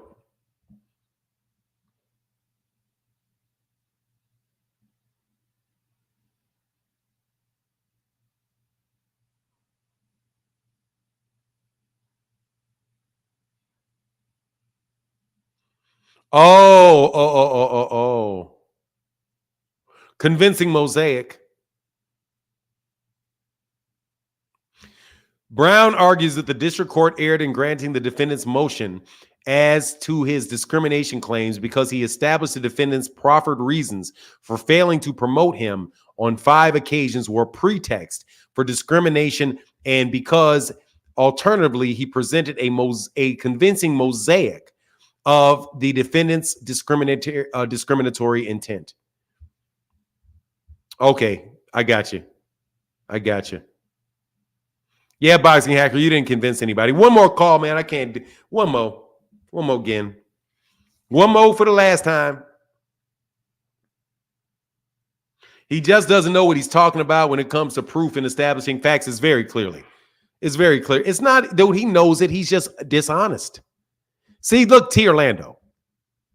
When somebody plays so dumb that you wouldn't think that they'd be intelligent enough to drive a car, you have to think that they're playing dumb. That's what I told Bill Haney about. I was like, Bill Haney, the smartest people in the world know how to play dumb. Because Bill Haney plays dumb when he needs to play dumb. You're just playing dumb. You want me to do a translation of that? Sure, I'll do my best. Let's go to that sentence. I'm sorry, man. Where is it? Okay, so I don't want to do this. I'm not good at this. Brown, who is the appellant, I do believe. Who's the appellant, the plaintiff appellant, the person that is appealing a decision of the lower court, is appealing the district court order granting Wrigley's manufacturing company a motion for summary judgment. Summary judgment means they threw the case out without hearing the facts. In Brown's, I do believe that may be a little bit off, but I think the summary judgment is they're just like, nope, we're done. We're not going to go through this. So they issued a summary judgment, and so basically they lose. The civil rights suit alleging racial discrimination and retaliation in violation of the law. The first argument is that Brown argues that the district's court erred in granting the defendant's motion, which is to throw the case out, to his discrimination case because he had established that the defendant's proffered reasons, which is what their explanation that they offered, their reasons failed to promote him failing to promote him on 5 different occasions, was pretext for discrimination and because alternatively he prevented a convincing mosaic, and a mosaic is a bunch of things when you put them together draws a picture. So like a mosaic is when you take 5 or different things and you put them together and you see a bigger picture with things that look like, you draw a picture with things that would otherwise be separate. So they were able to take several seemingly unconnected events and put them together and draw a convincing mosaic of the defendant's discriminatory intent, which is that they intend to discriminate him based on race, because these 5 or 6 different things happened and all of them point to the same conclusion, which is he did it because of his race, that they didn't promote him. You could do the same thing based on age, right? And in some other violation of the man's civil rights. That's the best way that I can. Boxing Hacker, I have a clear advantage on every platform because you're a fucking moron. Okay? Fuck out of here. I'll beat the shit out you on any platform. You have a clear advantage since you can mute me. Dude, don't nobody want to continue to hear you babble. Hey, just in case Boxing Hatter forgets to send his support, and thank you for staying on a little longer. Gratitudes. Thank you, Keith Nolan. Of course he's not going to do it. I was just me trying to get him off. That was me just trying to get him off. I thought he'd tell me no, but I appreciate it.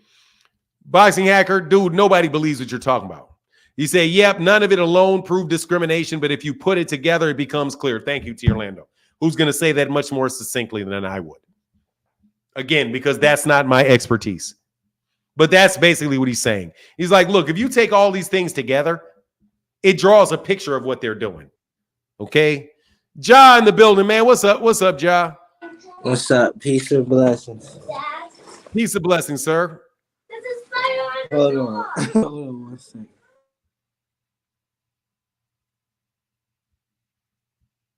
Come on, boxing. Yeah, nobody want to hear that stuff, man. For hours at a time and you're just, that's what you're doing, dog. Conversation with you is like, that's what you're doing.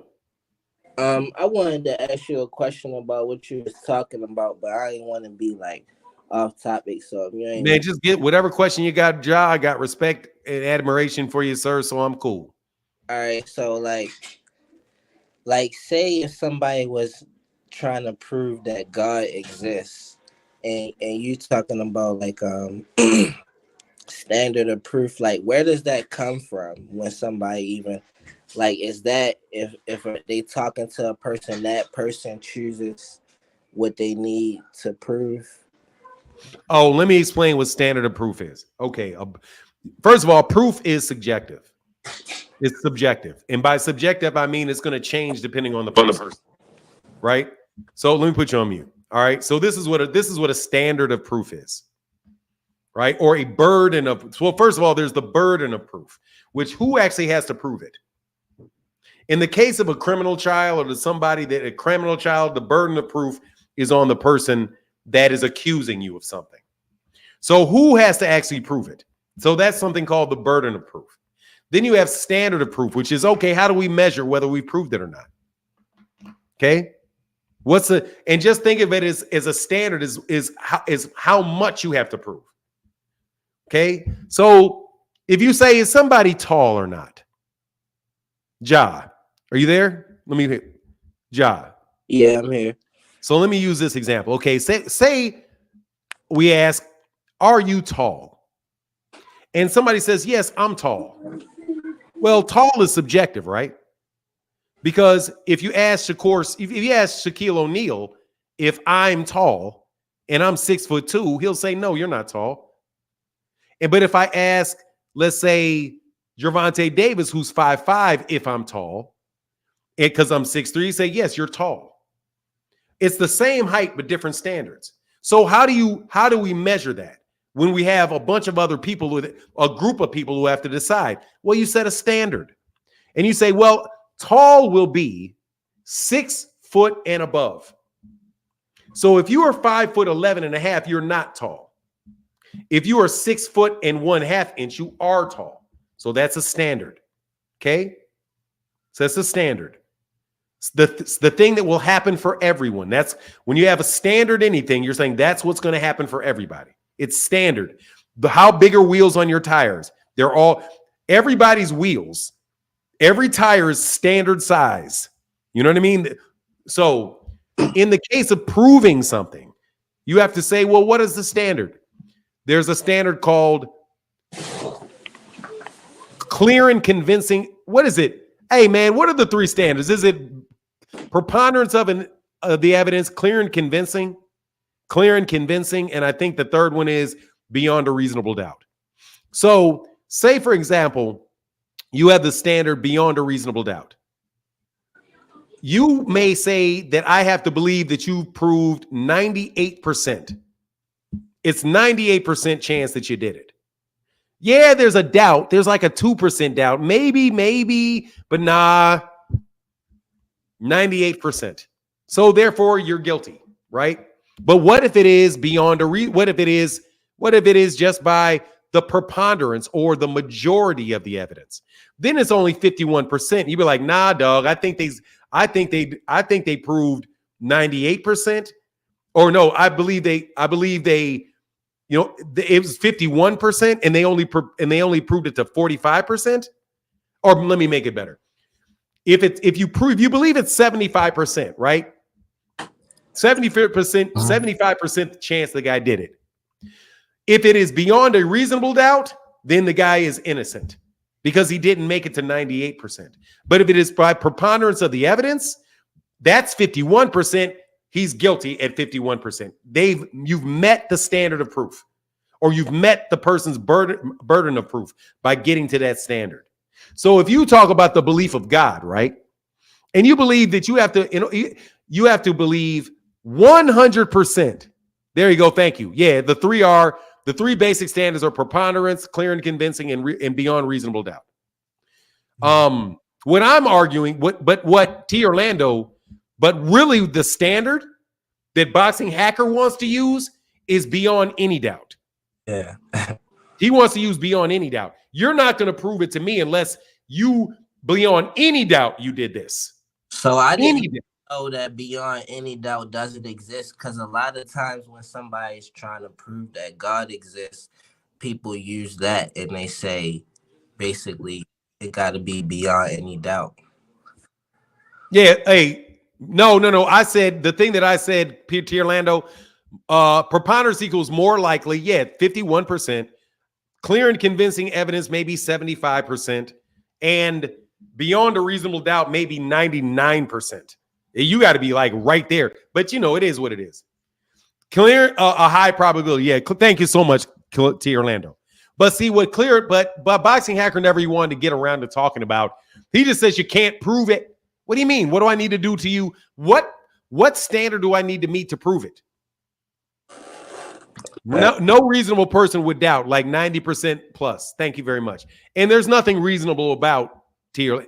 So anyway, as far as the God exists thing, I would always change it. You're trying to prove. I know if you're telling me that you're trying to prove that God, if I'm claiming to you that God exists, then the burden of proof would be on me. If you're telling me God does not exist, then the burden of proof is on you. So first of all, I would ask, who is making the claim, me or you? Right. So if I'm making the claim that what? That God does exist. And then what is the standard? That's what I don't know where that. Okay, to me, I would use, since do better safe than sorry, beyond a reasonable doubt. I mean, preponderance of the evidence. Because I'm not taking no damn chance. So for me, because the risk is so high, that if I'm wrong about there being a God, that's my ass. So for me, I'm going to say, I'm going to give you a pretty low standard, seeing as I know it's so much a risk. No. You cannot, be honest, you cannot prove God beyond a reasonable doubt. I think you can, depending on how you frame God. Because if you call God by a creator, if you consider it a creator, well, first of all, let me define what God is. You got to get it. You have to have a definition. You have to have a rule. What is God? Well, for me, like, I'm not just saying God, like, I'm saying like one true God, like, so one God. But what is God? You just have to tell me what it is, so I know what the rule is. I'm trying to prove. I can't prove that God exists or not exists if I don't know what God is. God is the creator. If you mean God is a creator, then I can prove it beyond a reasonable doubt. Yeah. Because in order for there to be a creator, there's something that is created. In order for there to be something created, it's unreasonable to believe that there's not a creator, unless you can show me instances where something was created without a creator, other than what we're claiming God created. So why doesn't beyond any doubt exist? Why doesn't? Because it's because of the operative word reasonable. You can doubt it for the fuck of it. You can just say, well, I don't give a shit. That's what Bill Haney did. I don't care. That's what he said. That's beyond any doubt. He's like, I don't even give a shit about it. So he doesn't doubt it. You can't get beyond his doubt because he's going to doubt it no matter what. Just like I could literally say, I'm talking to you right now. No, I doubt that you're talking to me right now. Yeah, but that's not reasonable. Okay. So the question is, am I talking to you? Is there any reasonable doubt? And what is a reasonable? What somebody in a similar circumstance to you would believe. No reasonable person, other person in your situation is likely to believe that. We're not talking because we're having a conversation. But Boxing Hacker would just say we're not having the conversation. It's not reasonable. So there's always some degree of being reasonable included in this stuff. So as far as if you define God as a creator, I believe that I can prove beyond a reasonable doubt that that there is a God, that there is a creator, because everything is created. And how do you create something without there being a creator? You would have to tell me an example of something being created without a creator. Right. Can you tell me anything around you that was created without a creator? This was created. I guarantee you somebody created it. We just got to find out who it is. Who manufactured this? This was created. This was created. This was created. This was created. There's a creator for this. Me, there's a creator for me. Clearly, I was born from my mother and my father. I was created. Who created them? The earth is here. Who created that? If you cannot show me anything in existence that does not have a creator, you cannot give me a single example of something being created without a creator. You would have to say that existence is so far out of the norm that it's the only example of something being created without a creator. So the proof, first of all, again, you've got to go to the rule. And what is the rule? And so you have to name God. What is God? Now, if you believe God is a white man floating around in the sky, then I can say, well, I can disprove that beyond a reasonable doubt. Because we've got airplanes flying up in them clouds and ain't nobody seen a white man floating up there with a beard. You can't prove that I can't prove that beyond a reasonable doubt. No. See, that's what I'm saying. You got to define what it is. And that's why I'm saying atheism. See, I had this discussion I've just touched many people that consider themselves to be atheists. And I would tell them, dude, you're not an atheist. You're an atheist, which means you don't believe in any theology. You don't believe in any particular concept of God. You don't believe in you don't have any existential philosophy that you believe in. That doesn't mean that you do not believe that everything has been created. You just don't believe the people's explanations for it. That's a difference. Me not believing your definition of God does not mean that I don't believe in a creator. You may believe that it's stardust. You may believe that it's a white man in the sky. You may believe it's a black man down in the middle of the center of the earth. You can believe that it's a ham hock flying on a gigantic skillet out somewhere on the universe. You can believe whatever you want to believe. But just because you don't believe every single solitary one of them doesn't mean you do not believe that we are created. You just don't believe the explanation that you've been given. And that's the discussion I had with my son. And when he said it, he was like, man, I don't think I believe in God. And I said, hold on, son. What do you mean by that? Do you mean that there's not a creator? That there's not something or some non-thing that all is the reason that there is being at all? He said, of course I believe that. I said, well, what don't you believe? You don't believe there's a white man in the sky that is going to punish you and put you in a fiery pit? Yeah, I don't believe that. I said, okay, I don't have a problem with you not believing that. You just don't believe the explanation that you're given. And see, people conflate God with their personal belief. I don't believe that God is my personal belief. What's the middle ground to that though? Like everybody, like you say, your son, he does have belief in God, but he don't believe the same way somebody else might believe. If that's like true for everybody, agnosticism. That's called agnosticism. Agnosticism is where you believe that you just see, I don't understand. That's an agnostic. An agnostic is saying, look, man, I'm not saying this is true. I'm not saying it ain't true. I'm just saying I don't really know what's going on. So I'm agnostic. See, you have that. So that's what the middle ground is, agnosticism. Okay. Yeah, agnosticism. Okay. Well, that's all I had. I was kind of no worries. Like the last caller, he funny and he kind of frustrating because it's just like you kind of like closed-minded, not trying. No, he's just trying to win an argument, man, and he's bad at it. Here's the thing, man. A lot of cats. If you don't mind me answering this question before I get off, because I really appreciated your opportunity to ask me that question about God and can you believe God? I believe that. I really appreciate you asking me that because I think that was a very well thought out, very well out thing. I think it's something very, very important for people to understand. And from my perspective, my personal perspective, and it's one of a message that I give and I fight.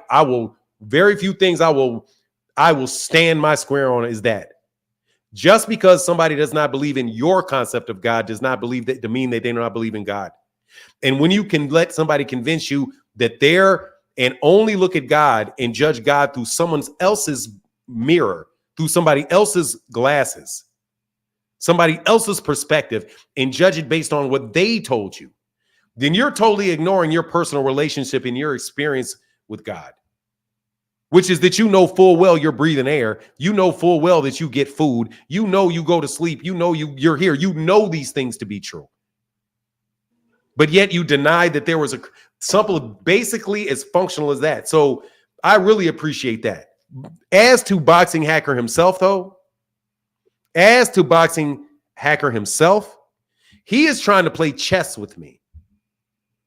He's trying to play chess. We're sitting on a board. There's pieces on the board, and every piece on that board is a tool by which he is going to try to put me in checkmate. Yeah. The problem is I will put his ass in checkmate in 2 moves. And he doesn't want to admit that he's in chessmate. Yeah. So what he does is he tries to sneak and put his piece of he tries to keep putting his piece back on the board.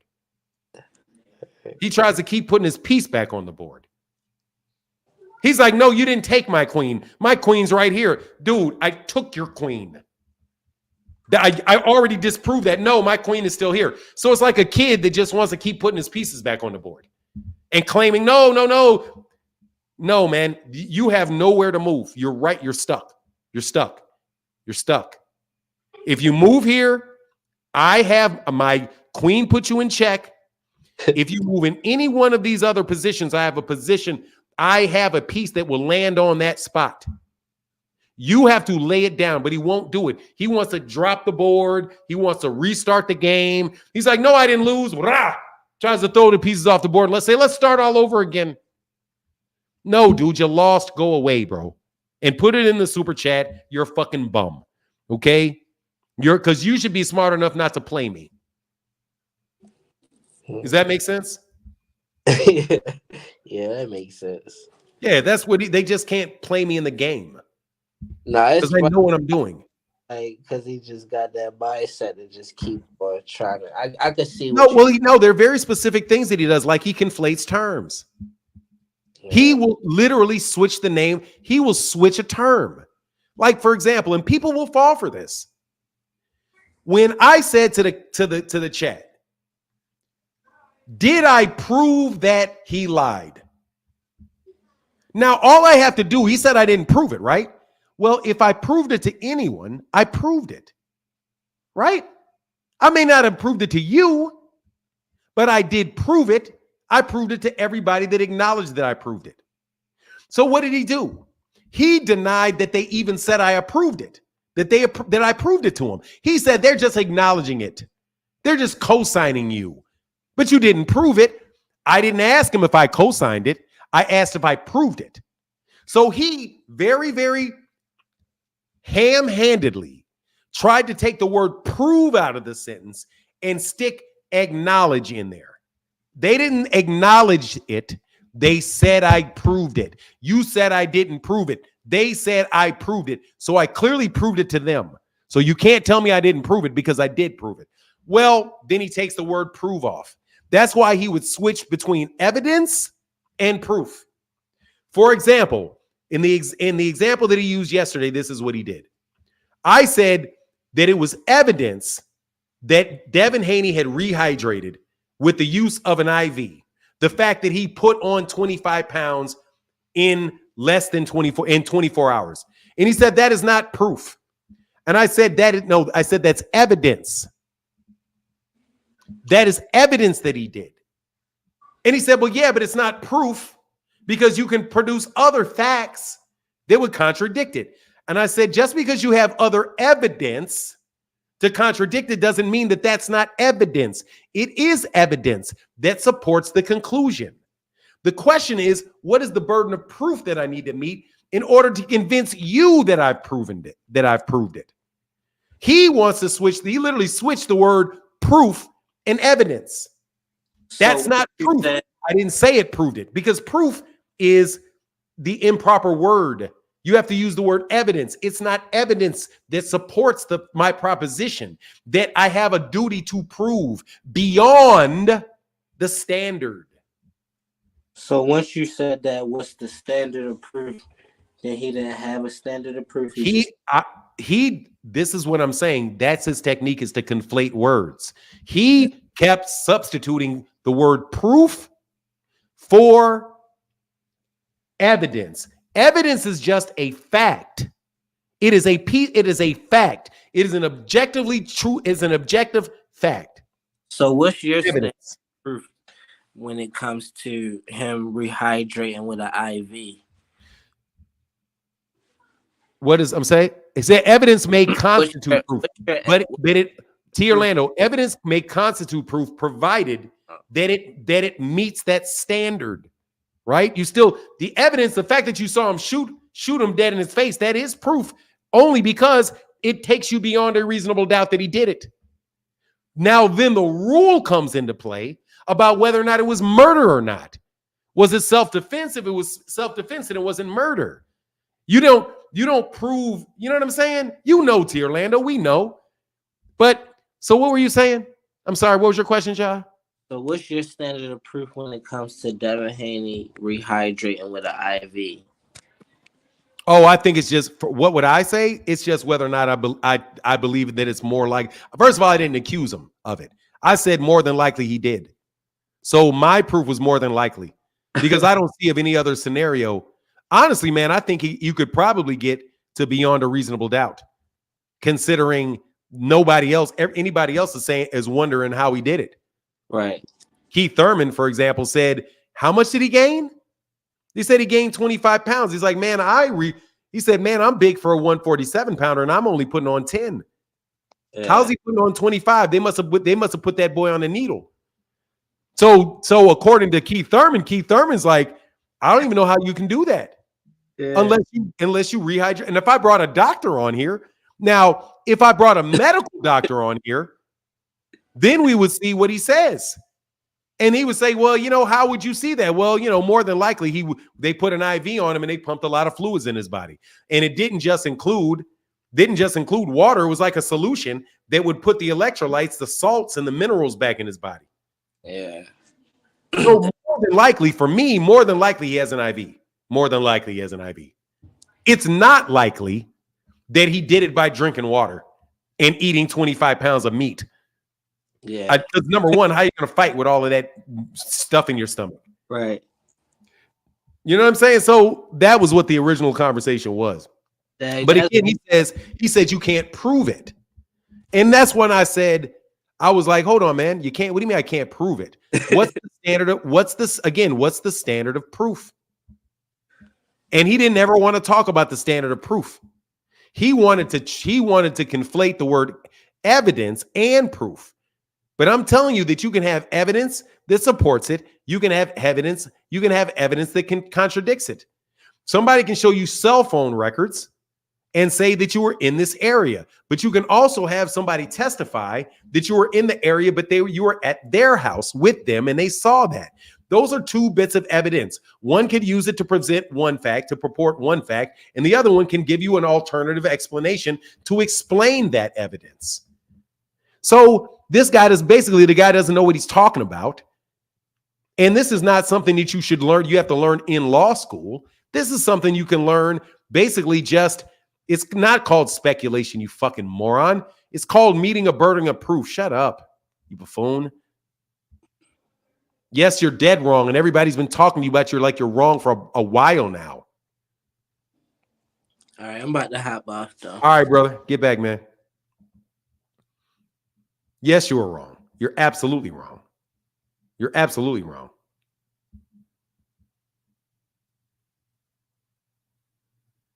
Pinging cell phones is circumstantial evidence of being, yes, and here in the word lies the answer. T. Orlando, man, I'm telling you, I went through this whole conversation with this guy yesterday.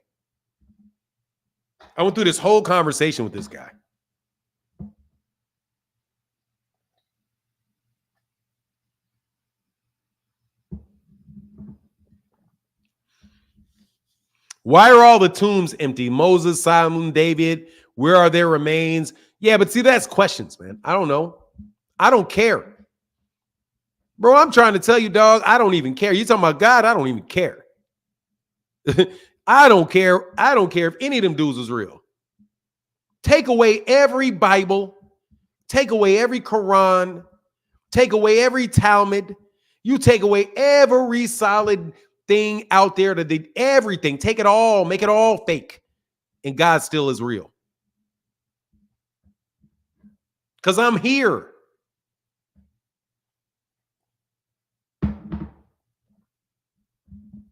You can never disprove my creation because I'm here.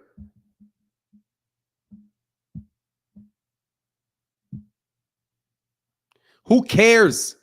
Merch is dumb. I'm telling you, I don't need extra evidence, bro. I don't need extra evidence.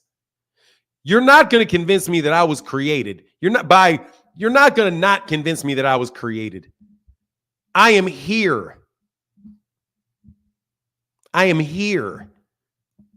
How can you convince me I'm not created? In order for you to convince me that I'm not, there's no creator, you have to convince that I'm not created. So therefore, it's never going to happen. Not with me. I don't need all the extra proof, homie. Okay? I don't need the extra proof.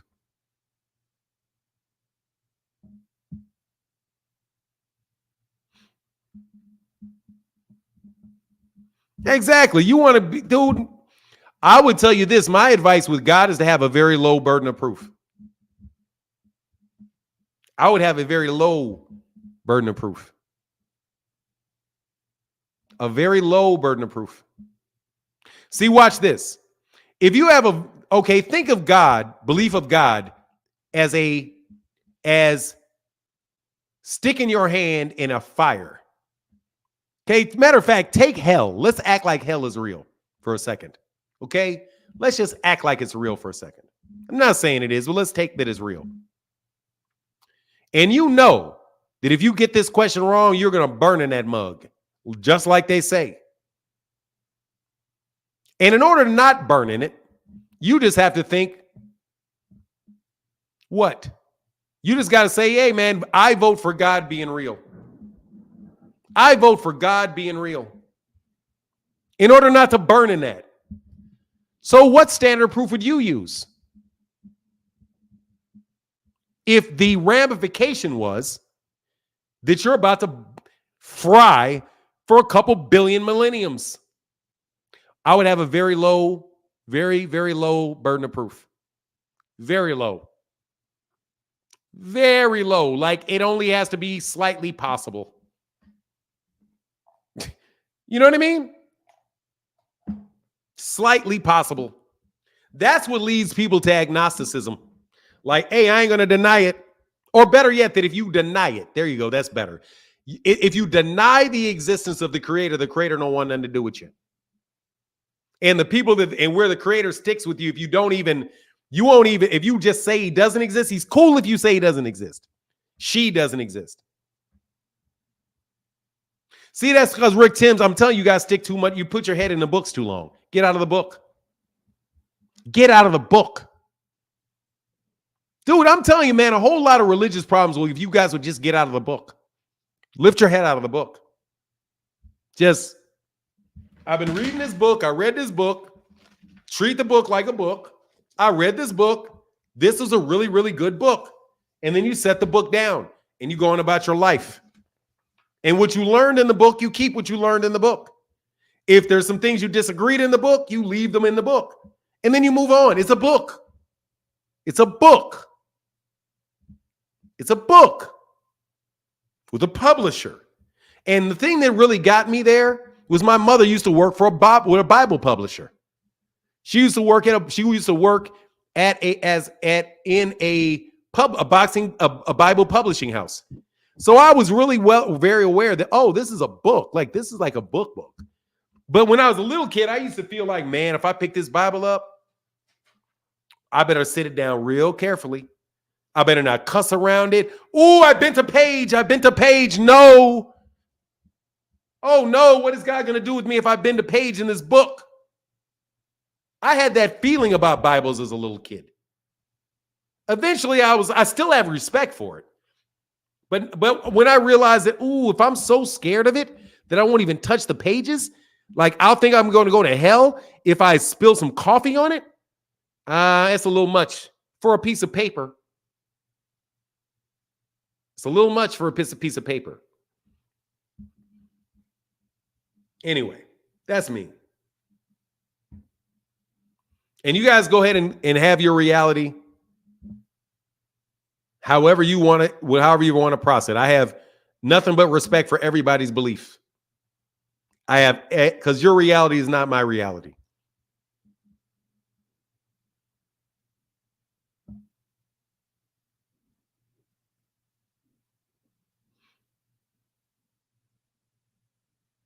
Is that enough? Anybody else got anything else before I get out of here?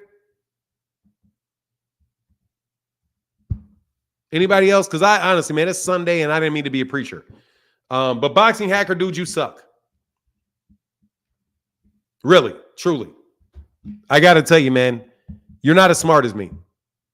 You're not as intelligent. Let me hit you where it hurts. You're not as intelligent as me. You'll never beat me at this game. I can't with the evidence discussions with the uninitiated. Exactly. But exactly.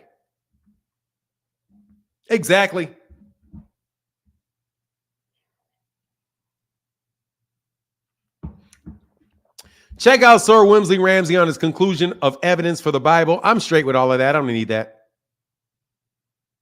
I don't need that. Everything, let me tell you something, man. I can ball this piece of paper up right here. Chew it and spit it out, and you can find God right there. You'll find God right here.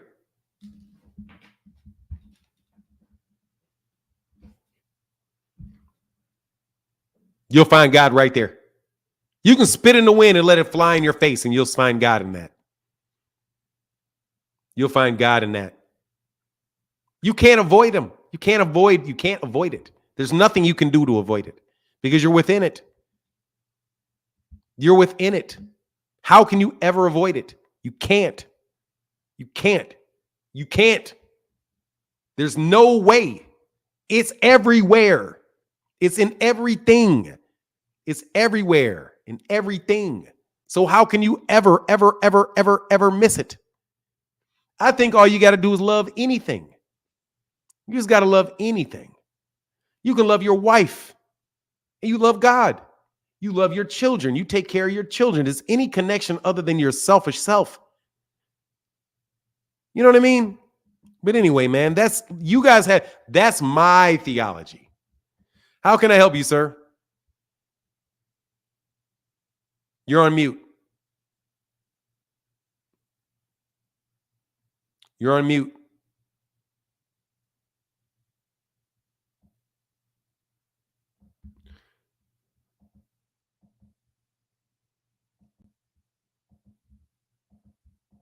All right, I'll put the link again. Hopefully you'll come back, but if not, I'm going to get out of here, man.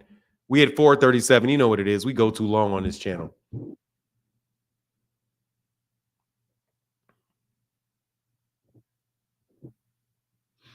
No, it is the mother. They replace mother with, and they place child with son.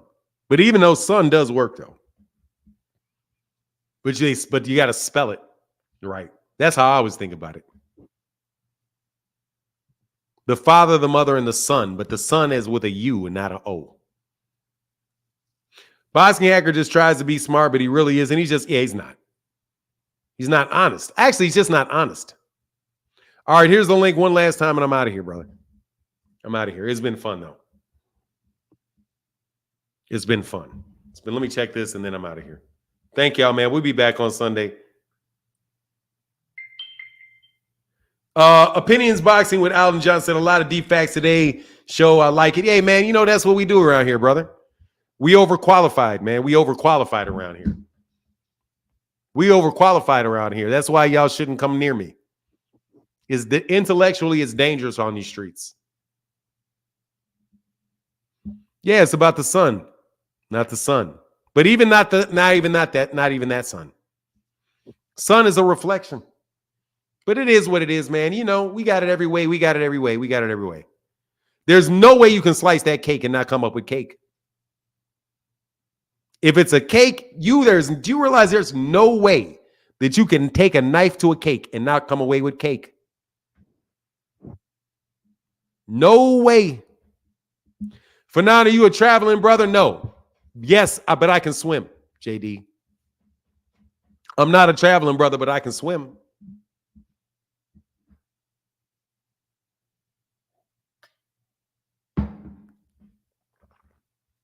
If that makes sense to you. I've crossed in burning sands. Yes, sir. I ain't a traveling brother, but I can swim. And they can't swim. They can't swim. You know what it is. They can't swim. They can't swim. They don't know. They don't even know. Look, they don't even know. They don't know. They don't see. They can't see it. They don't see it. They can't see. They can't see. They can't see. Brother, they can't see. They have eyes, but they can't see. They can't see. They can't hear. They have ears, but they can't hear. They have a mouth, but they can't speak. You know what I mean? But they don't know what I mean. They know what I mean, but they don't know what I mean. And even if they knew what I mean, they wouldn't know what I mean. Nah, I mean, dog, we do it every single solitary way. You know, like that dude says about that text. Hey, Texas in every way. We got it up, down, straight, and we got it up, down, and sideways around here, baby.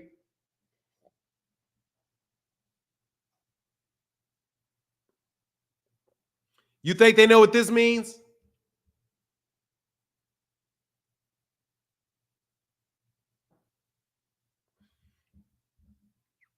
Tell me if you know what this means.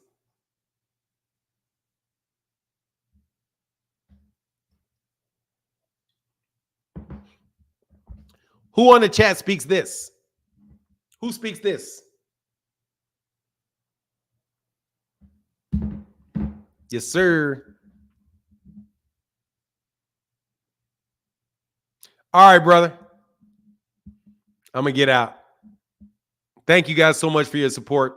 And with that, I'm out. Peace.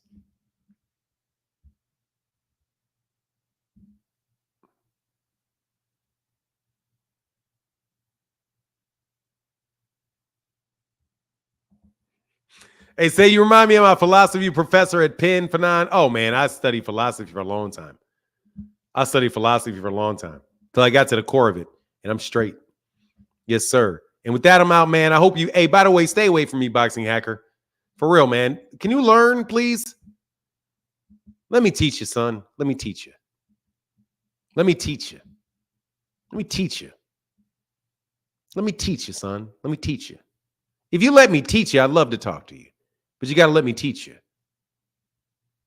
You can't debate me. Let me teach you. And I don't have a problem teaching you. No, I don't have a problem teaching them. I could have taught them evidence. I can teach you evidence. I can give you a very good understanding of jurisprudence in the United States and civil liberties. Absolutely, I can. Or philosophy. The only area I really don't touch math and engineering. That I can't help you with. But if you would like to help with that, you want help with dialectics, you want help with any of those other type of things, logic, any of those type of things. I mean, I'm decent with it. Okay, I can help you see some things, but not if you don't listen, man. Not if you just want to stubbornly beat your head against the wall in order to be right, bro. You're in a box. You're just not on that level. And I mean it. And I'm gonna say that same thing. I'm gonna start not playing with a boxer or promoters and stuff like that jump on at me, dude. I'm gonna really not hold back.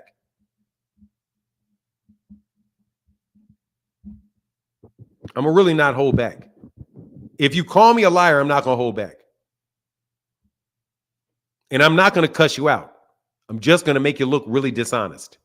Because that's what I did to Bill. When I said, Bill, you just don't like the truth? Did anybody notice when I did that to Bill? That was so underhanded of me. That was beneath me when I said that. I played the same trick, but I did it better.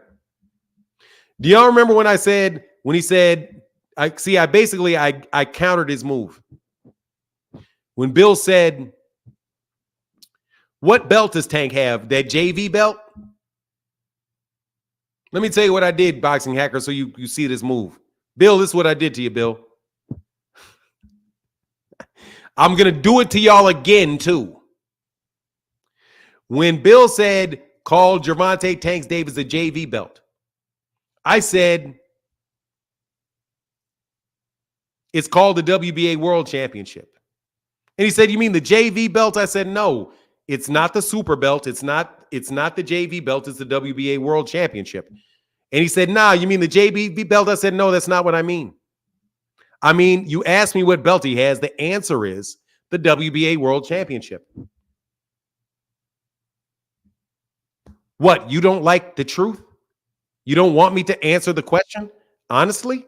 You want me to lie to you? You want me to crack a joke? I just tell me whether you want me to give you the truth or not. That was a little bit before he put his hands up like this.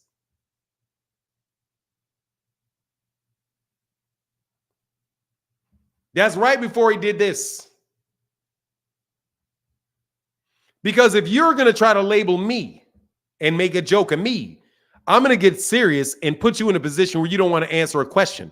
And you're not answering that question is going to be an indictment of you. Because the honest answer was, yes, please tell me the truth. But he didn't want the truth. Similarly, he didn't want the truth out of Tim. He didn't want to give Rick Timms the truth either when it was time to answer that question. Kamal, the last speaker of the day. Hey, what's up, Fanon? Just wanted to know if you're going to be calling that Amazon Prime Thurman Zoo Rolly Romero Pitbull Cruise card. Yes, I am. I'm going to do that. I promise I will. Okay, perfect. I'll buy the pay-per-view, but I'll put it on mute and have you on like I always do for the good cards that I support. Want to get I want to bring up this one point on Bill, who's just a snake oil salesman. A very good one, by the way. When that we will kick while he's down.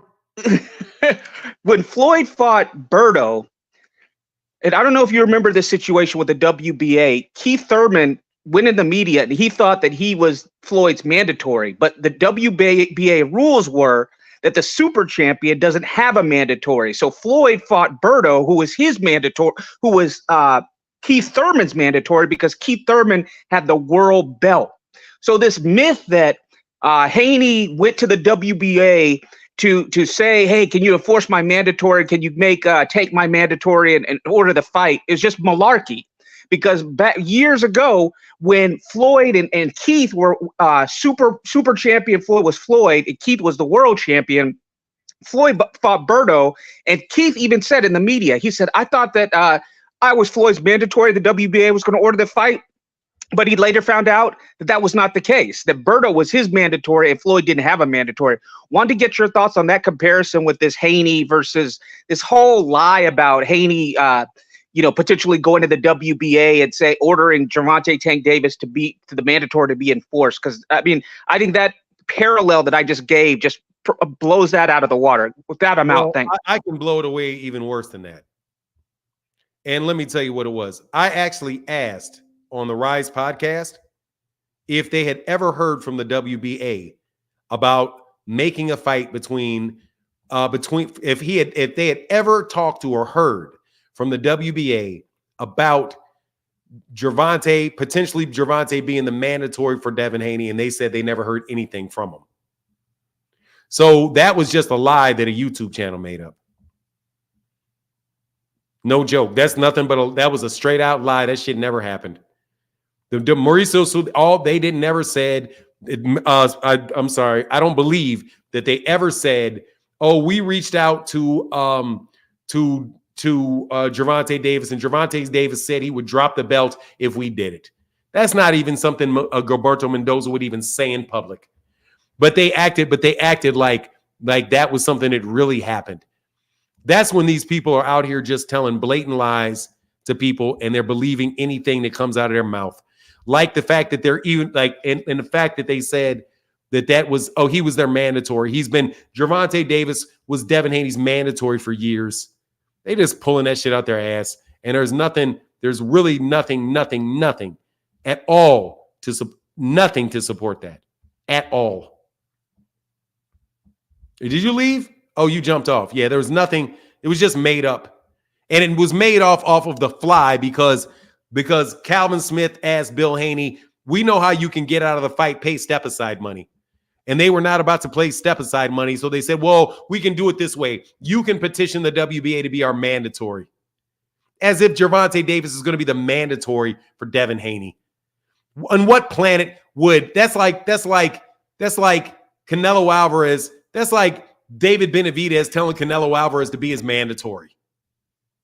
Like, hey man, I can fight you, Canelo. I need for you to ask somebody to be my mandatory, Canelo. Why would I ever want to be your mandatory when you want to fight me? The number one thing behind a mandatory is that you can't get it voluntarily. That's when you're a mandatory. You're never a mandatory if you can get it voluntarily. Why would you be one? So you can get a 50-50 split with Devin in a purse bid? So Devin can immediately go to purse bid? Because if Devin is the mandatory if Devin wound up being, if Gervonta was Devin's mandatory, there's no way Devin's not going to purse bid. There's no way he's not going to purse bid. He's like, man, I get 50-50 at purse bid. There's no way he's going to give me 50-50 of anything else. And people are going to buy that fight. And somebody's going to buy that fight, a lot of money for that fight. So he's going to, man, that shit was stupid. I mean, it was just intellectually disingenuous. Like here for boxing is, no, he's inept. He's actually inept. He's actually inept. Inept. But here, I got to see something real quick before I jump off of here.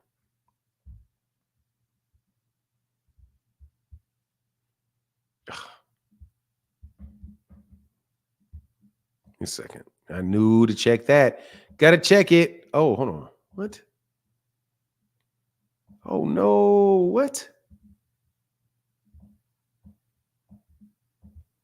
How was that? Jesus, come on, man. Oh, wow. I hope I didn't screw that up. I probably screwed that up.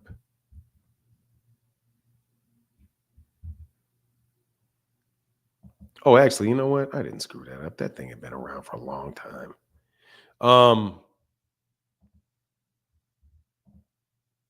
Okay. Give me 1 second.